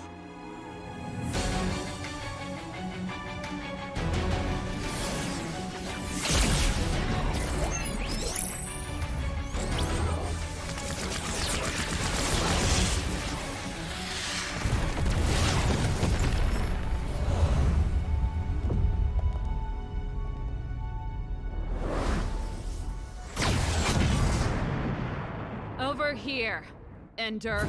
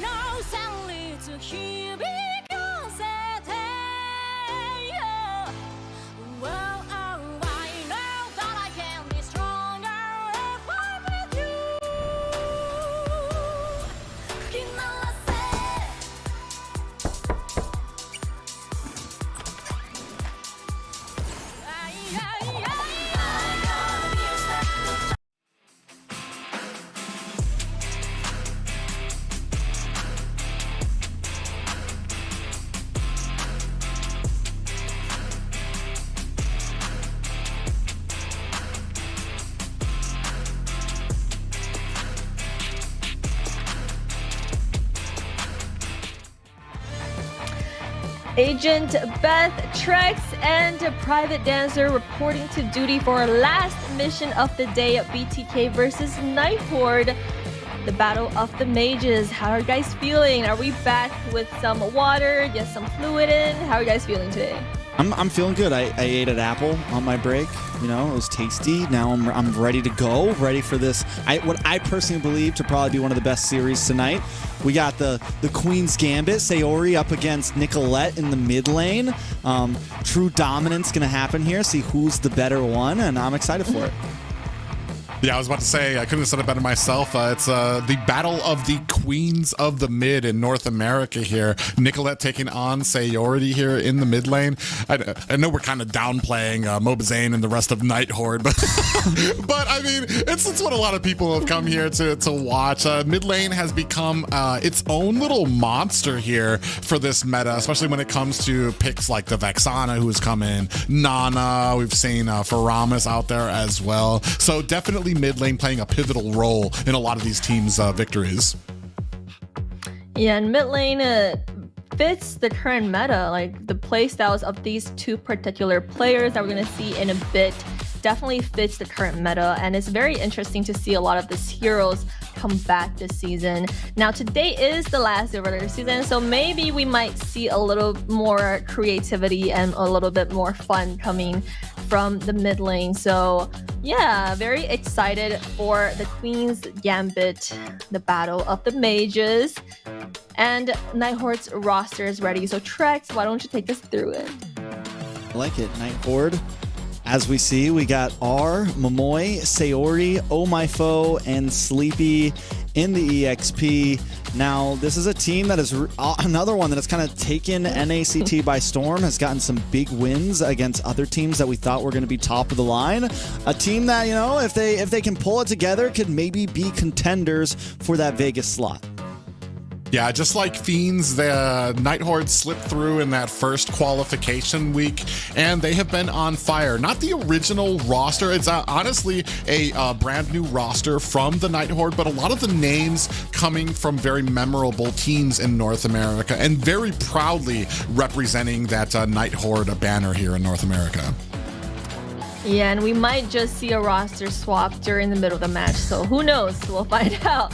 And for BTK roster, Private, why don't you take us through it? Well, I think most of North America is familiar. Basic going to be bringing up the marksman lane, Cole World as the roam, Nicolette going to be frontlining as the mid laner, Mobazane the jungler, and the GOAT himself, Niello, bringing it in at the EXP lane. Yeah, the BTK's roster and the GOAT Milo himself actually have been also making quite some splash in the NA scene. Check out their recent interview in the NA channel if you haven't already. A lot of interesting things getting discussed, and Milo, as always, has shown that he's a lot more than that GOAT himself. He's shown that he's actually pretty humble behind that scene. So I mean, I love seeing that side coming from Yellow, and definitely proving to be a very important member of BTK with his performance this season. Yeah, he definitely keeps us guessing. You know, you never really know with Mielo. One day he's talking crazy, the next one he's being humble. He's a character. He's definitely a character in NACT. Yeah, and it's not just him too. It's this has been, I want to say, one of the strongest BTK lineups that we've seen in the last few years. The drafting is on point. The synergy has gotten up there. I know we had some issues at the beginning of the season where I want to say maybe BTK wasn't on the same page, but the quickness with which they were able to kind of close that hole and become this formidable team that was able to take down Gaimin Gladiators, it's honestly something to behold. Yeah, let's check out what our casters feel about this matchup, about this team at their peak this season. Let's see.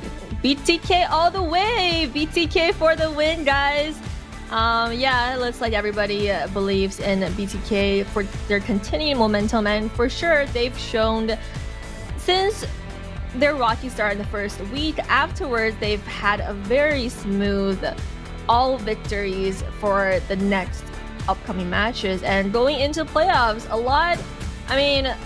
we can only guess what BTK, if or what their changes will be with their rosters. But one thing for sure is that this season, they're here for the win. Want to know why I voted for BTK? Mm-hmm. There, I said it, guys. I'm just kidding. Just joking. I think they're the favorite here. I think they're second place right now. Night Horde. We'll see. I think BTK. There's certainly an opportunity here for Night Horde to try to get that upset. We've been talking about how strong they are. It's a brand new roster, but a roster that has been so dominant here in North America, sans a few matches where they've kind of fallen on some issues. But I mean, if we talk about what it means to possibly get a victory over a team like BTK, I mean, Area 77 for one was able to do it, and they've kind of skyrocketed in fandom and have a whole bunch of, I want to say, fans in the chat. Here, Night Horde, no less. They've still already got a decent amount of fans, but we're going to see if they can stack up to the powerhouse that is BloodThirstyKings. And let the battle begin. Oh, wait. Oh, never mind. All right, Night Horde up against BTK. I've been going for a loop tonight. I'm too comfortable casting with Zeke, man. He's been my host for the past few weeks. Night Horde up against BTK. Night Horde will be on the blue side. Band's already starting kind of slow here. We got the X-Borg coming out from Night Horde and the Novaria from BTK. One thing to note, I mean, especially when it comes down to statistics, the teams that have done the best against BTK have favored some of those, I want to say, MOBA Zane-centric bans, the Fredrin, the Boxia, to the point where it leaves him only the Akai. But recently what we've been finding is that he can still be just as successful on that Akai. The rest of his team starting to step up, becoming those players that can help kind of aid with some of those, I want to say, once he gets put on some of those heroes that are more not really kill friendly, but just more something that where he just has to hold the line while his team can kind of get those kills and kind of move ahead. Most definitely. And I mean, I'm wondering, do we continue to see the same exact things from that we've been seeing early in the day? I think as we move on to different teams, we've been seeing some slight changes overall. The Masha back on this ban board. Is Roger going to be up front for Night Horde? Will they prio something else here? CC is banned. Ruby, Matilda, all kind of typical here. But the Barats is open. Something that a lot of teams have been trying to take away from Zane.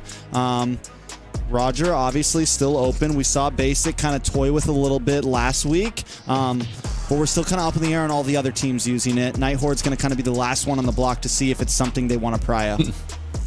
Yeah, we saw, and Chip is actually open here. I'm not sure if they're going to go ahead and prio that, but Rat's taken off the board here. We've still got the Fredrin out there. Boxia, Akai for the jungler if they want to go ahead and use it. But I'm expecting to get that Roger picked up. He's been such a central role here this entire night. I'd be surprised to see that Basic doesn't pick it up, especially with how strong of a presence it's been in the last 3 series.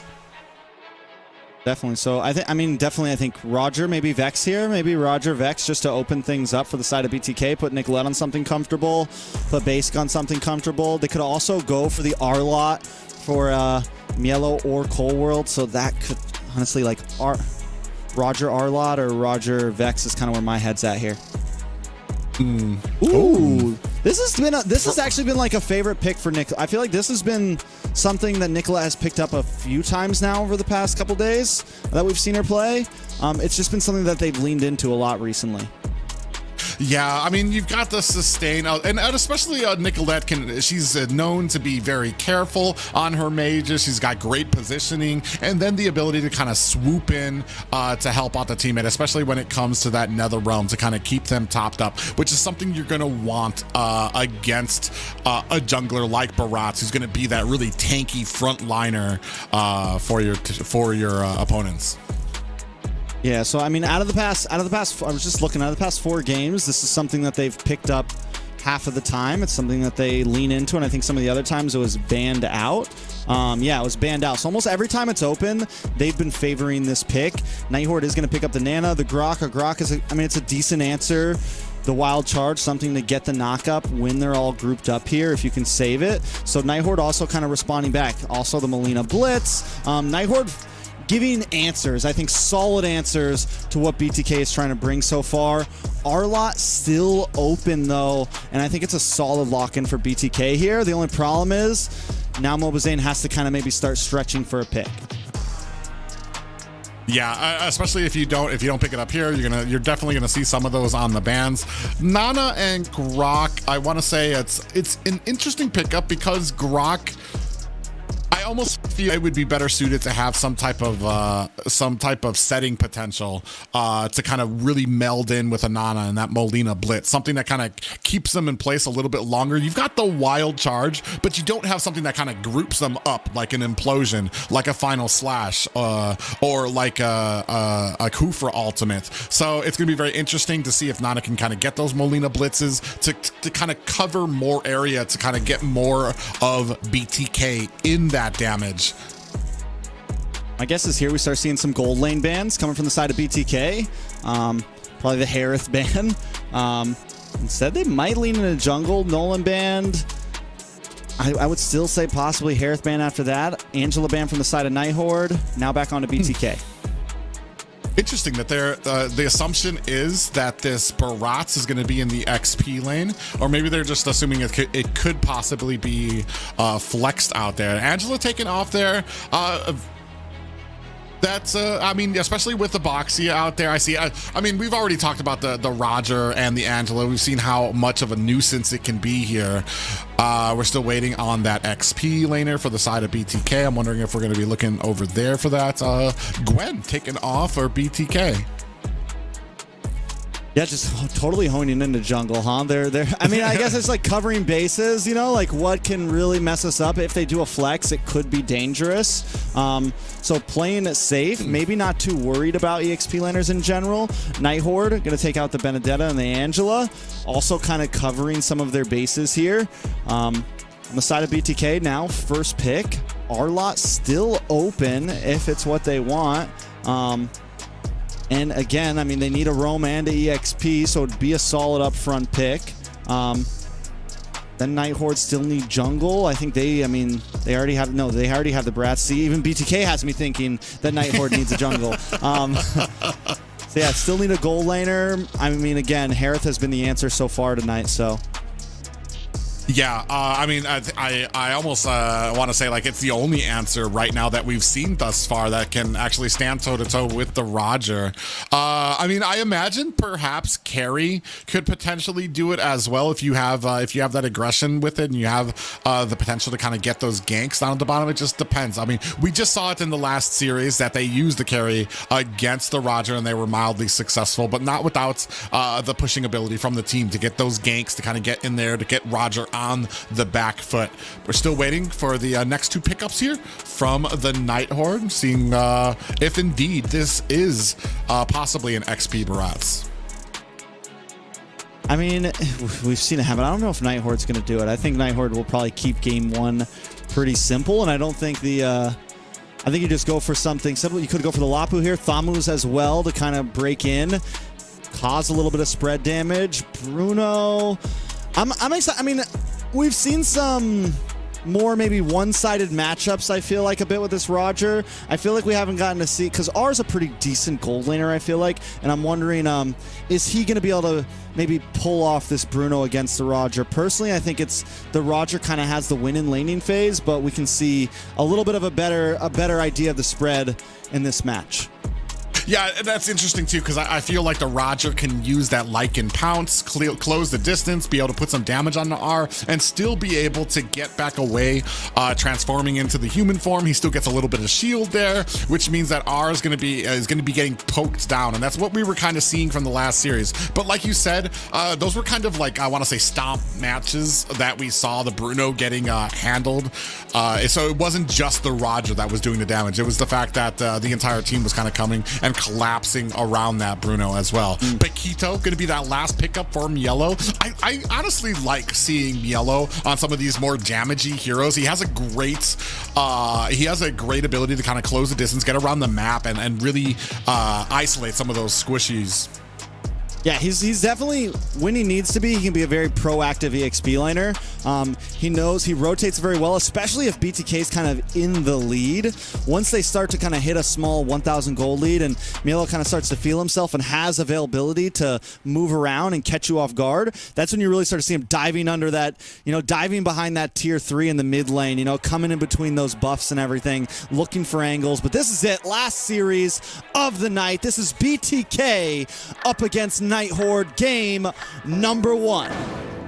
I know this is the match that a lot of the viewers have come to see, especially to see BTK in action. Night Horde hoping that they can have an effect against, I want to say, North America's current ranked number 2. Yeah, I mean, definitely we'll see exactly how it goes. I want to take a look on this mid-side. Cold World going to be able to be aggressive. Before we get to any exact win cons, BTK audience prediction against Night Horde, 89% private. I'm surprised Night Horde has that 11%, just because there are just so many BTK fans out there. As we take a look at some of these emblems here, decent amount of quantum charge for both teams. Brave Smite on the side of the Night Horde. Nothing really fancy out here, especially when it comes to some of these Roger pickups, which have been mostly all damage. Definitely. With this beginning, we're already seeing Momoy have to go back to base, taking a little bit too much damage from the side of BTK. Mid lane definitely falling into the advantage of BTK right now. Nicolette and Arlott, though, not making any too crazy splits right now. Not really like rotating to offlanes, looking for any ganks, kind of keeping things at a slow pace. I got a feeling things will really start to break out at this first turtle. Yeah, and that's interesting too, especially with the Grok. I usually like to see those super early rotations, because Grok clears so quickly. Actually, ooh, first blood over the side of Night Horde. Mobazane goes down. The Tona's welcome catches him off guard, and the final shot's coming from Sayori. I want to say at this bottom lane, I just saw R pushing into Basic's lane, and now Basic pushing into R's lane. It's almost like a little bit of a back and forth. I can't even tell who actually has an advantage here. Ooh, I can pounce though. Basic looking for the last hit, able to find it, but goes down for it. That's how the pendulum swings back and forth. Yeah, and right now, I mean, not too worse for the wear. 2-1 and slight advantage to the Night Horde, but they're going to be able to pick themselves up a free turtle. Nicolette in a dangerous spot. The wild charge does come out. Nicolette takes a couple slices to the face as well. Finally goes down. Momoy able to get a snipe with the wall. Milo able to catch Sleepy onto the tower, looking for one more hit. They both go down. We're 2.5 minutes in, 6 kills on the board. Momoy falls to Mobazane. Mobazane looking for another target. But the Tortoise Poison's able to chase Sayori down. The passive won't help you today. A double kill for Mobazane. Yeah, unfortunate for the side of the Night Horde. They stayed just a little bit too long on BTK's top tower. They did get the kill, but it did cost them 2 of their members as well. BloodThirstyKings being very quick to kind of close the ranks around some of these weaker points at top. Definitely. And still, Nicolette and Cold World being aggressive in this mid, trying to clear things out. Nicolette has the level 4 now, has that Netherrealm, should be able to be a bit more crucial in fights. A Basic having a little bit of a tough time down in the gold lane. Cold World coming in to try to help out. Basic down to about half health. They know they don't want to take this fight. Look how deep Mielo is cutting the lane of the Night Horde right now, trying to get the advantage. We were just talking about his rotating ability here as we see Night Horde in enemy jungle. Well, the Tona's welcome once again. Sayori going to be able to get that ultimate off. A lot of damage on Nicolette. Nicolette goes down, unable to even pop that Netherrealm, or a little bit too late, actually. Basic also taking a lot of damage. Members of BloodThirstyKings are falling. Yellow might just be next. He cuts in, but gets taken out for it. Yeah, right now, Night Horde having a great time, especially in the side of being able to engage and invade into BTK territory. Now they're looking to get some gold off of this turret. Good damage, though, on a Sleepy. Nice stampede coming from Nicolette, able to pull him back in. Final slash lands on Oh My Foe. Mobazane gets a couple more free shots, but BTK's got to back off. Oh, these are just those little, I think we were talking about the last series, the little tiny mistakes you make start to add up, especially against a team like BTK. Lingering a little too long into mid lane, that cost Sleepy a little bit of, cost him a death there. As we see already right now in game equipment, you can see that War Axe already picked up on the side for the Night Horde for Oh My Foe right there. Belt has been picked up for Basic, and we do see that full Cursed Helmet picked up for Mobazane.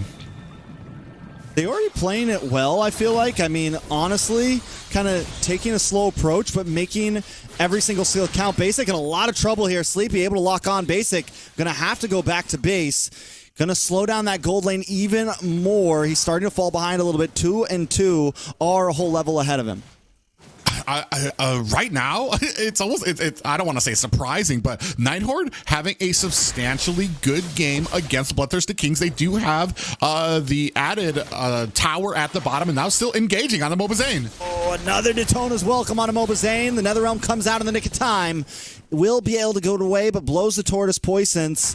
Not only that, I mean, Night Horde sitting 2,600 ahead, has gotten both of the past 2 turtles. Mobazane just having trouble getting consistently bullied. Sleepy locking on with the Incoterant Inferno. Mobazane might just go down here. Sleepy able to get the kill 1v1 as Milo and Nicolette are pushed back in the mid side. Night Horde break through the tier 3.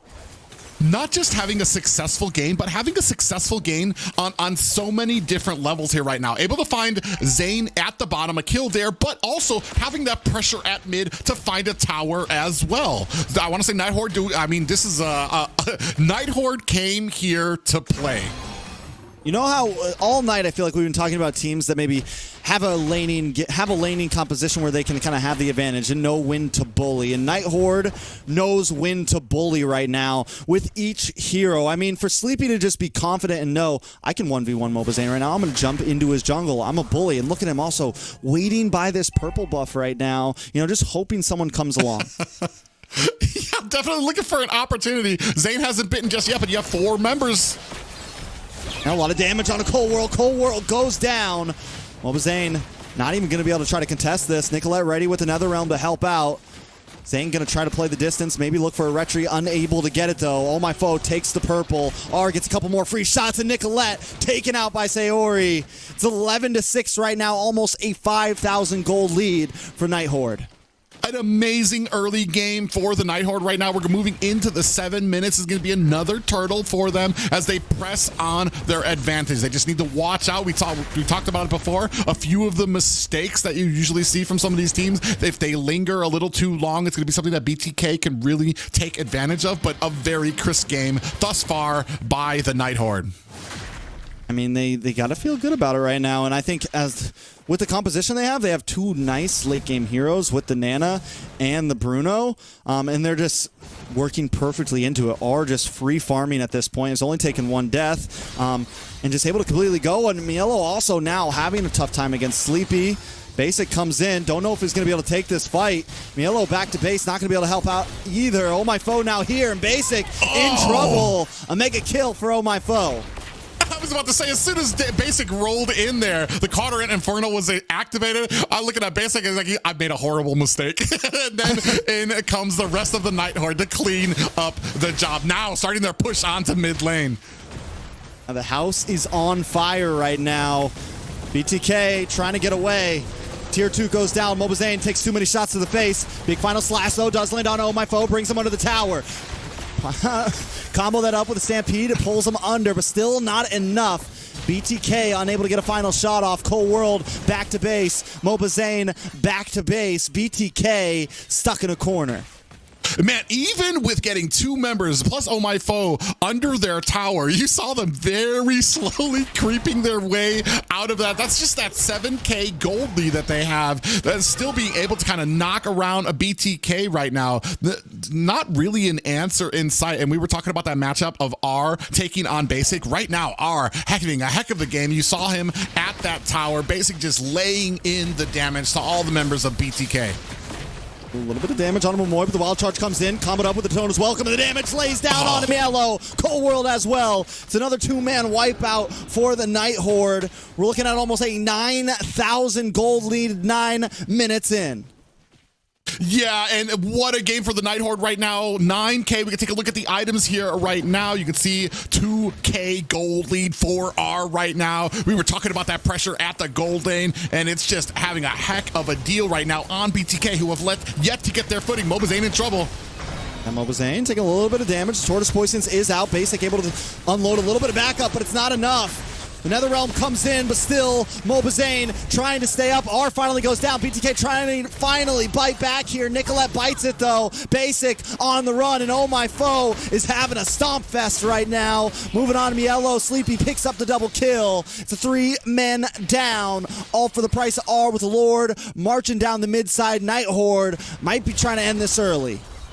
Man, I want to say BTK had the right objective in mind. Take down R. Unfortunately, they're at such a disadvantage right now that Night Horde was able to capitalize, come back again, take down 3 members, and now going to have to defend this high ground tower. A little bit of damage does go on to Nicolette. They do find Sleepy, though, finally able to get a kill onto him. A little bit more damage. BTK still able to defend. At this point, it's huddle up. They also have some late game potential. Nicolette will start to do a little bit more damage as things move forward, but that is a while out from here. Yeah, and right now, Nicolette is the unfortunate recipient of 4 deaths right now. They've really been doing a great job focusing her down. Netherrealms have still been coming out, but the Night Horde just have such a great amount of sustaining ability to still put on the pressure, still put on the damage, that even after the Netherrealm, BTK finding it hard to kind of survive.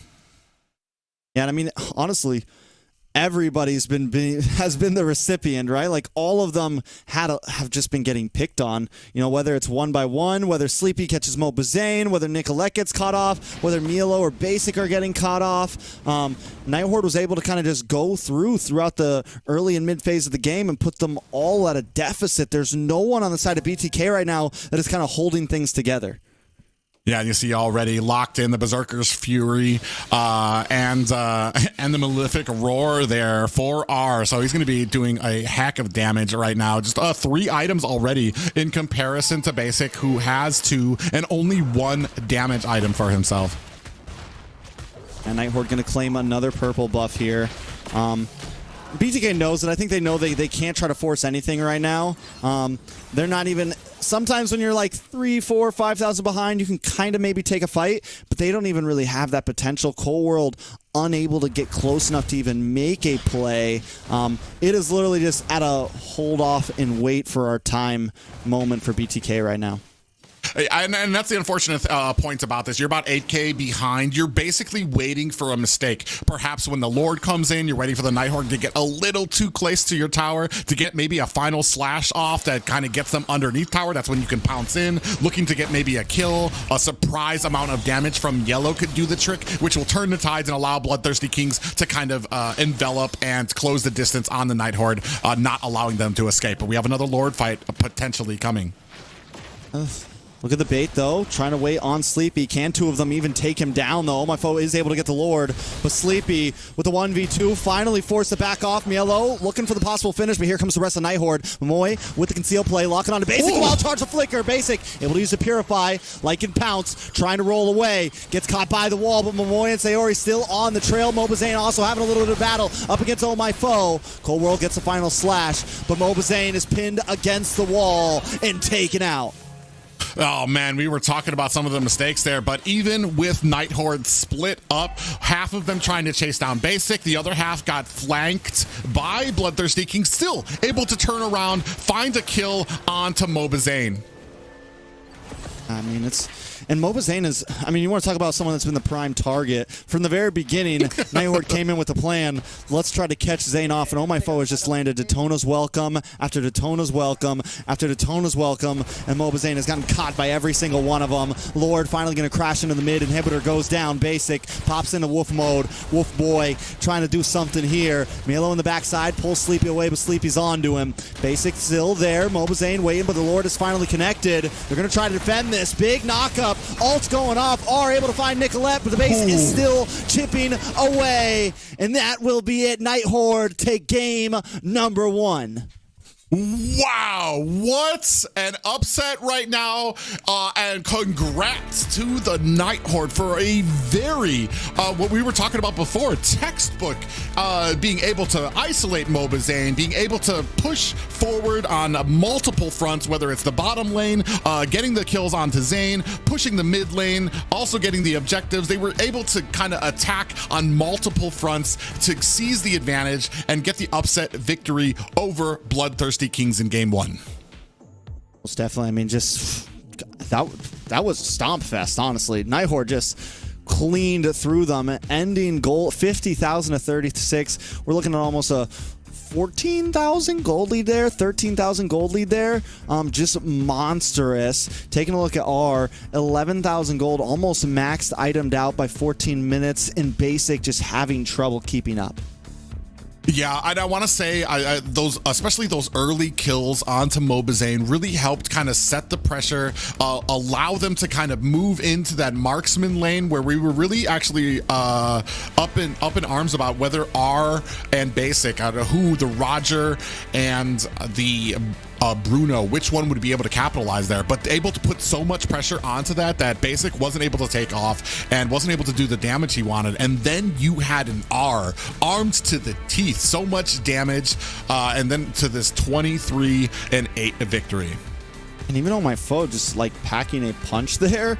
5-0-13. If you didn't notice, he picked up the War Axe as well, just to kind of add a little bit more salt in the wound.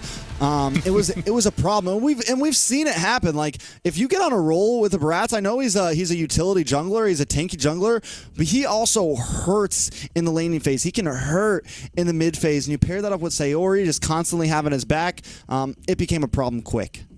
Yeah, you saw there 58,000 damage there by Oh My Foe, so, and the highest damage on his team, and every single, and we were talking about, it's not just the damage, but every single, well, it seemed like almost every single ultimate, every single Detna's welcome aimed at Zane, finding him, isolating him out while the rest of the team came in, collapsed onto him, did the damage, and then from there on, it was just a pushing power all the way from the Night Horde.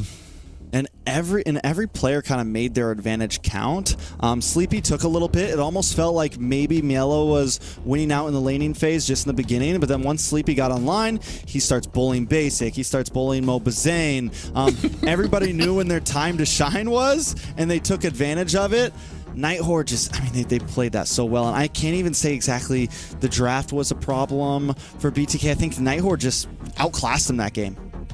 Yeah, and you brought up, especially when you picture a Thamus versus a Boxia, a lot of the time a Boxia wins that out because Boxia's kit is all basically anti-heal, except for that tiny smidgen in the early game and when you have Vengeance, and it's just such a good call. And like you mentioned, knowing your heroes and their power spikes, to know that I'm going to be able to take on Boxia, I'm going to be able to take him down, get that kill, and then rejoin his team. Like you said, all the players executed that to perfection. I think there was also, a few moments. I think BTK tried to kind of hit the take it slow in the beginning, and then there was a few points where maybe they yes, it was a trade in the end, but basic probably didn't have to do that tower dive in the bot side. Just a few points where I think it's I think they came in with a certain game plan, and Night Horde kind of pushed the envelope a bit, and BTK just bit down on the bait too hard. Well, and it wasn't without, it just, and I was talking about before that it usually BTK is the one that's taking advantage of a few of the mistakes. We saw a little bit of a mistake early from the Night Horde, but all in all, they cleaned it up and were a very crisp game played by them, especially when it came to getting a lot of these objectives, isolating and following Mobazane's rotations. And that's one thing that's really great about this, and that's what is they've shown that they've been doing some studying. They know his rotations, they know where he's going to be able to kind of counteract that with their aggression in his jungle. Yeah, it's what it's like. It's like, all right, minute 2:22, Mobazane's in the tri-bush on the bottom. Everybody should be there in 5 seconds, But seriously, that's what it felt like almost. Like even the early Daytona's welcome catch onto him, which was the first blood, a lot of it just felt it felt very clean for the Night Horde, the way they were able to kind of execute that game. BTK, I feel like coming into the next game, BTK has to do like a big switch up, you know? Maybe kind of really like switch up the style. Maybe put Nicolette on something a bit more aggressive in the early game, put her on something a little different than the Fermis, put Basic on something a little different. I know the Roger's super meta, but maybe there's still some hiccups to work out there. Just kind of try something, completely change the approach.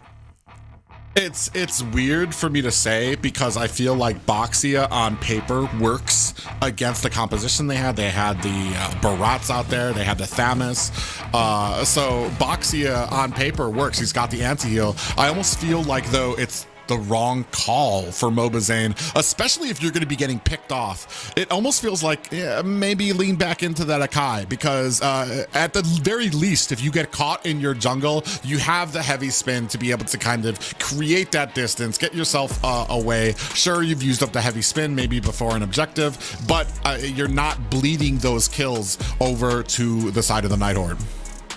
This time with Night Horde on the red side, already a change in drafts. Barat's going to be banned out first.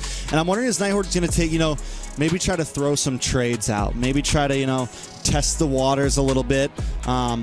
They prioed the Basha last time. And if they can predict if Nicolette's really going to prio the Fermis again, maybe they just leave that open, see if they can, because they handled it very well last game. If they can leave that open again, and just let her take that and maybe get something very valuable in return. Yeah, it's amazing how well they did against the Faramis there, and I want to say that was mostly on Sayori with that Molina Blitz. That when that out came the Molina Blitz as well to punish them, because they're basically stun locking themselves when that Nether Realm comes out and they get reset. So I mean, they did such a great job against it. If you're gonna pick up the Nether Realm again with the Faramis, I'd say maybe have an answer in possibly taking Nana off the field as well. Most definitely. I mean, yeah, Sayori, because there's not a lot of mid laners right now really playing the Nana like that. Even though some of us are saying it's very good, there's not a lot of mid laners that are prioing it, but Sayori's been someone that has kind of fallen back to it and plays it very well. And I don't know if it's just her or if it's her and the combo with her roam, with Momoy and everything. They both kind of run together. Same thing with Oh My Foe. You kind of see the three of them, making plays happen across the map. And Sayori's just able to kind of sit in the back line, unload, kind of be there when she needs to. And then whenever someone does jump on her, she can always use the passive to get away. Well, I mean, it's probably one of her better heroes in the mid, and she's even got a tutorial, I think, on the Mobile Legends North America channel on how to play Nana and how she kind of used it in the past few weeks as well. So if you guys are interested, you can go check that out on the North American channel there. As we finish up, we're going to be going to the first pickup here for BTK, and I'm wondering if we take the Roger or we're going to go ahead, give Mobazane his comfort pick in that Fredrin. And Mr. Fred, with the Barats gone, I think he feels like this is the next best option. Arlot's still open, Vexana, Nana. I mean, at this point, we saw the Vexana open last time. They still went for the Nana pick over it. So Night Horde definitely kind of knows. What I like is Night Horde also knows what they're comfortable on and are willing to kind of, give up certain picks that other teams would prio immediately. It's like, no, we like Sayori on this Nana. It works very well with this composition we're trying to run, and they make it work. BTK, I mean, do we think like we said, the draft seemed good for them last time, so just wondering how they approach this. For me, it's going to come down to I want to say communication, kind of closing in on Zane. I don't feel like Fredrin's going to be one of those heroes that can get picked off as easily as a Boxia. There's a lot of CC. He's got a lot of tanking power, just standard on his kit, and he doesn't get. He's not as susceptible to, or actually, I want to say. Actually, Barats is or not Barats. Boxia has a lot more magic defense than Fredrin does at the beginning. So, but I think there's just a little bit more survivability and escapability for Fredrin, and especially just how comfortable Mobazane is on the Fredrin pick here. But going to be rounding it out, looking for two more picks from the side of BTK. I'm expecting possibly the Mage and Marksman pickups here. There's also no Daytona's welcome to walk into this time. Basic, he's going to pick up this Harith. And Lu Yi on Nicolette, the signature Lu Yi, man. We've seen Hoon pick it up. We've seen Nicolette pick it up. And I think this is something that it's not as passive as the Fermis is in the early game. It also still supplies a very nice utility. And for me, Nicolette's kind of like one of the first of this hero, let alone now that it's meta. I was just about to ask, is this the first time we've seen her pick this up this season? Because I don't recall, and I'm honestly, especially when it came to first casting the NACT or casting the NASL, Nicolette's Lu Yi is what made me a fan of her. So because she has such a great way of being able to play it. We've talked before about how Hoon plays Lu Yi and is able to use a lot of those ultimates, the diversions, to get himself around the map. But I want to say Nicolette also has that ability to get her team around the map, get members back to their lanes very fast, find themselves at objectives. So it's going to be, you're going to see her using this back and forth, and it's going to be something that Night Horde are going to really need to watch out for. Because pretty much anywhere is going to be a target. So she played it once last week against Fiends. It's the only time we've seen her play it this season so far, though. So this will be her second pick on it. They won against Fiends last week, and I think it's something that her and Cold World. I remember the game now. I'm pretty sure me and you casted it. Her and Cold World. Cold World was on Grok. She was on Lu Yi, and they kept on hitting the diversions very cleanly, and then the wild charge would come in. So, and I think it kind of forced her and Cold World to stick together a bit more to try to make plays. And I think something we saw in last game was them split up a bit more. Cold World was going down to help out Basic, this and that. Nicolette was a bit more kind of stuck in the mid. So I think this will kind of give them a bit more opportunity to work as a team a bit more. Yeah, especially because Basic's going to be on the Harith, which is going to, I want to say, do a better job against Roger, so they're not going to have to continually support that theoretically, unless you get a lot of pressure from the Night Horde down in that lane. So, and that's a good call out there about the split up between BTK and Cold World, because I want to say a core of a lot of these compositions is the Mage and the Roam being able to rotate, get those ganks in the side lane, and that really helps the pressure for a lot of these teams. I mean, this time all my foes going to go for the bot. And another thing is, I'm wondering. We have the Novaria, which we've seen Sayori on the Novaria before. We know the scaling possibilities. We've seen her on the Nana, even though it's slightly different. Her positioning is always very clean when it comes to a lot of fights. She knows where to put herself at the right time. But BTK does kind of have a small answer with that diversion, and Sayori's going to have to watch out for that. Constantly have communication going on in comms on where Nicolette is positioned.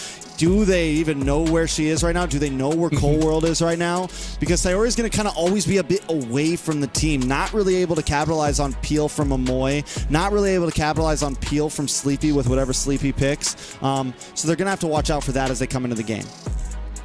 Yeah, and especially because you can't, that's something I was going to bring up too as well. Sayori's going to have to be a lot more removed from a lot of these fights. You don't want to get her too close on that Novaria to get picked off. Oh, Sleepy going to pick up the Lapu. The only thing, we do have a little bit of setting potential with Momoy on the Grok with that wild charge.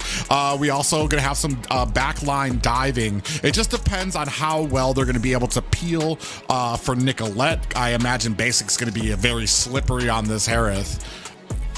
Yeah, it's definitely an answer, and I think Purify Harith, plenty of opportunities to be able to get away. I think the major target for Night Horde is, definitely Nicolette. Nicolette's going to have to be careful, and with Milo being, picking up the CC and not having CC, there's a little less peel for Nicolette. But still, looking at BTK's comp, Nicolette's not like a far backline mage. I got a feeling she's going to be more in the midst of them all. It's going to be a much more tighter 5-man when they are taking on these fights. So definitely some possibilities to pull it off, but this is going to be match point for Night Horde. Can they finish off the season with a clean sweep against BTK? Yeah, wondering if all the casters about to lose their their guesses here. But I mean, we're gonna see how well Night Horde puts together. I want to say this is a much more safer composition from BloodThirstyKings, especially Mobazane. I want to say just a little bit of a lack of being able to kind of catch him out there. He's not going to be as scared to kind of do his same rotations here. Ooh, first blood. Nicolette able to pull it off, and that is the damage. That is the aggression that we like to see from Nicolette sometimes in the early game. And don't get me wrong, the Pharaohs is clean, but I think this is the change of pace they needed.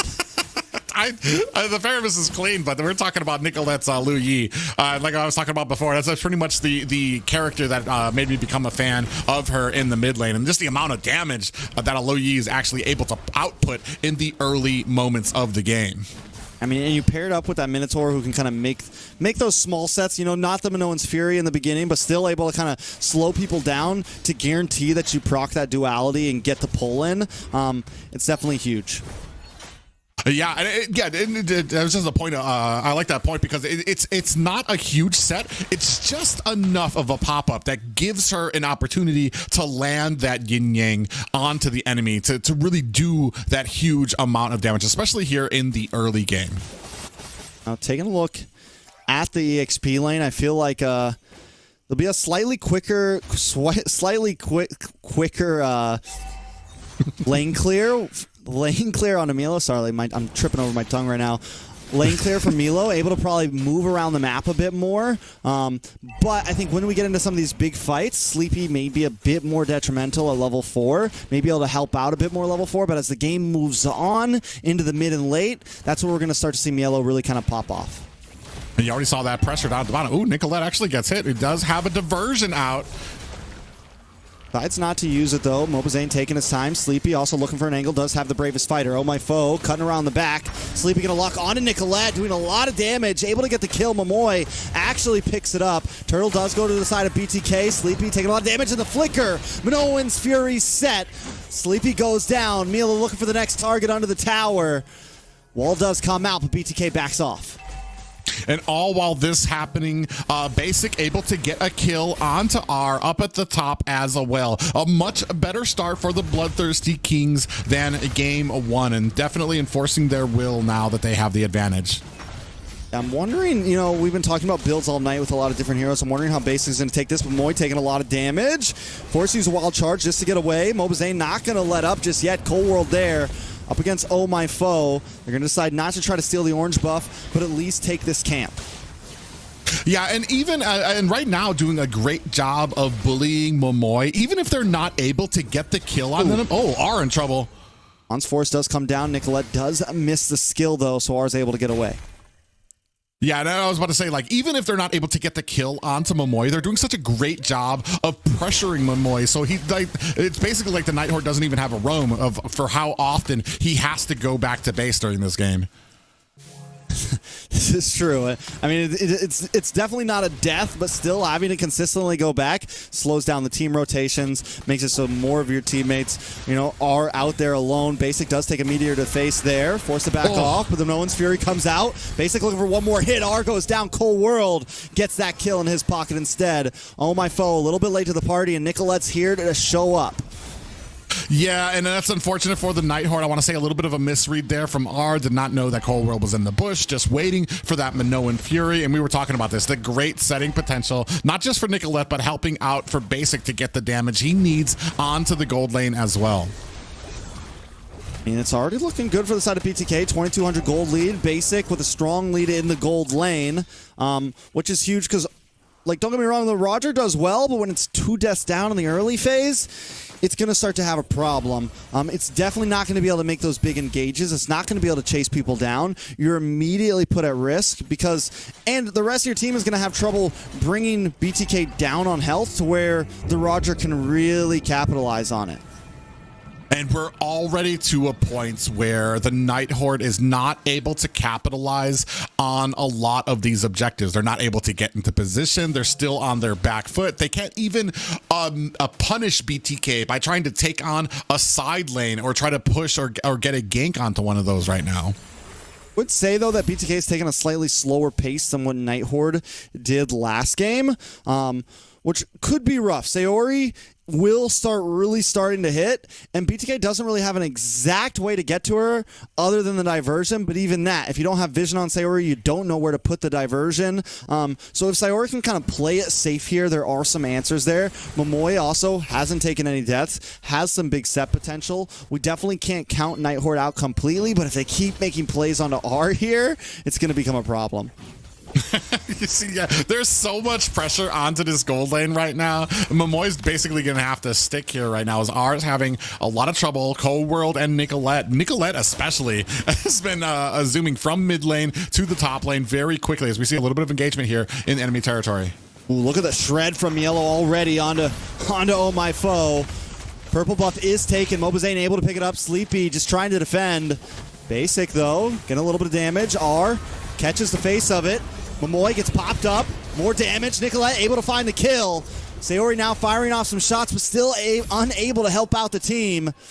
Diversion play up to the top, waiting for R. R cannot catch a break right now, man. He's like, let me just run up the top lane. Now I'm caught in between three members. We're going to try to pin. The taunt comes in, and Cold World helps Mobazane get the kill. Praise's Wrath comes down onto Oh My Foe, and Basic should be able to take this tower. That's just what we were talking about with Nicolette on this Lu Yi, is just that smooth transition from mid. Already knew that R was trying to get back to top lane because he didn't want any of the fight at mid. They already closed ranks around him. Don't even let him get there. Nicolette here getting another kill onto Sleepy. 3-1-1. Let's not forget to mention, Milo literally brought down almost all of Sleepy's health bar with that one skill. Just one set of yo-yos able to shred down. Sayori now going to go down. Basic drops some non-force, dives under the tower and picks up the kill. Night Horde up against the ropes right now. Mobazane dives in, hits the taunt. Looking for the Appraisal's Wrath here. Doesn't have it ready to go, so can't get the kill, but the tower will fall as everyone's been zoned away. Couple more shots, and not only that, but now Milo's up in the top side, clearing even more. This is just as I was talking about Night Horde last game. This game, BTK is not messing around. They're trying to say that first game was a fluke. Let us show you how. And they are dominating right now. 8-1 right now. A 7K gold lead at the 7-minute mark. That's a 1K a minute for BloodThirstyKings. And they are continuing on this push and continuing on this pressure to the side lanes as well. And they get another turtle here, puts them at 7,600. Basic already closing distance onto that tier 2, and the rest of the team is there to kind of cut lane, make sure that Night Horde can do nothing about it. Yeah, and right now, and you can see here, like they're not even able to answer some of these tower pushes. They're definitely not able to answer for a objective. Another ultimate there, a diversion coming out from Nicolette. Looking for an opportunity. But I want to say the one thing that Night Horde has done very well is they're not getting caught by these diversions. They're being very safe with their rotations. They're making sure they're together, and they're not entering things that they don't have vision on.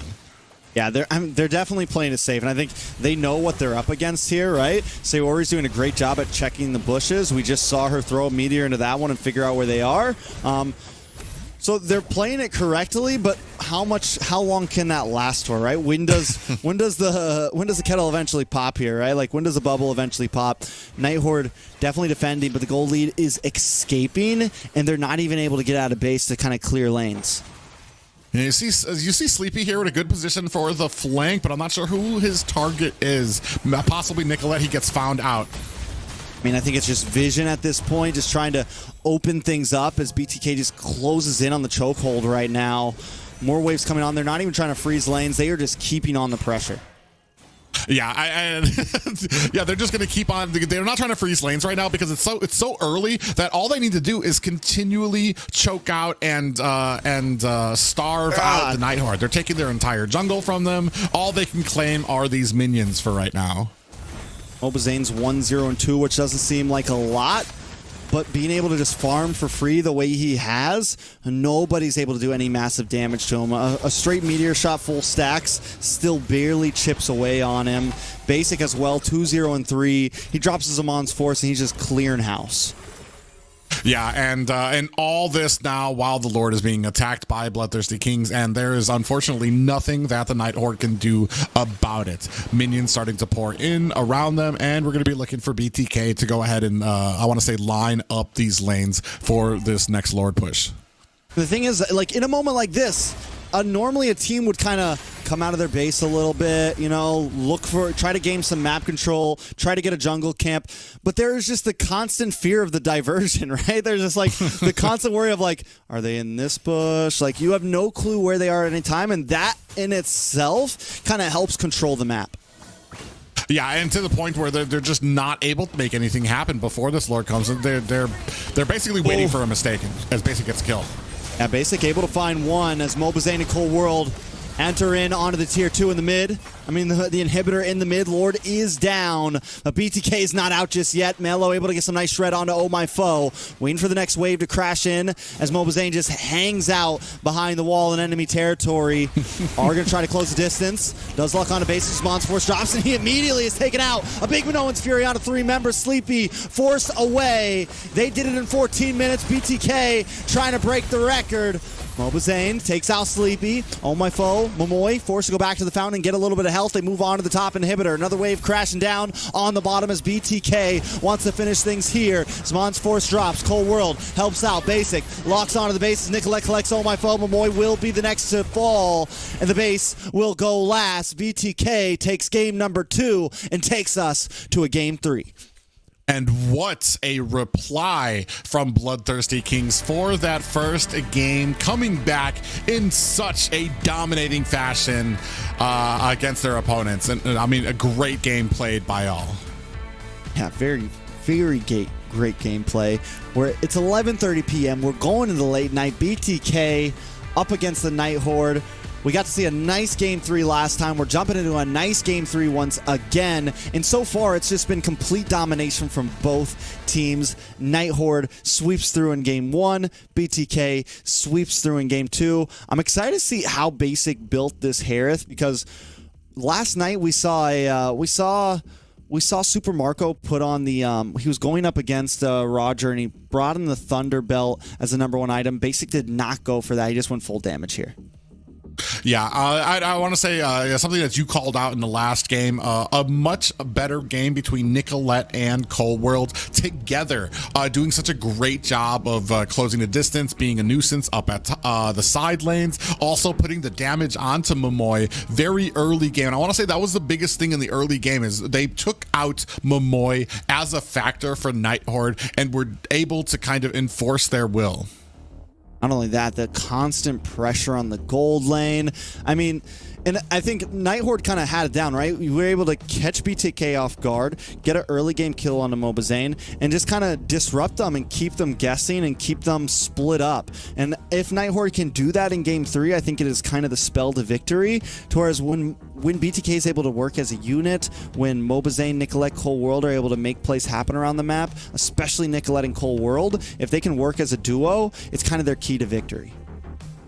Well, and I also want to say, like, it was so quick that it was almost the opposite, where Night Horde in the first game were having so much pressure on the gold lane. This one was the opposite, where now it was BTK, Nicolette, and Cold World having that pressure onto the gold lane as well. Not just that, but I want to say in Game 1, Night Horde, not just that pressure, but also keeping Nicolette and Cold World separated, and also that they couldn't find the help from MLBB as he was getting ganked as well. So there might be a couple of tuning we need to do with the draft, depending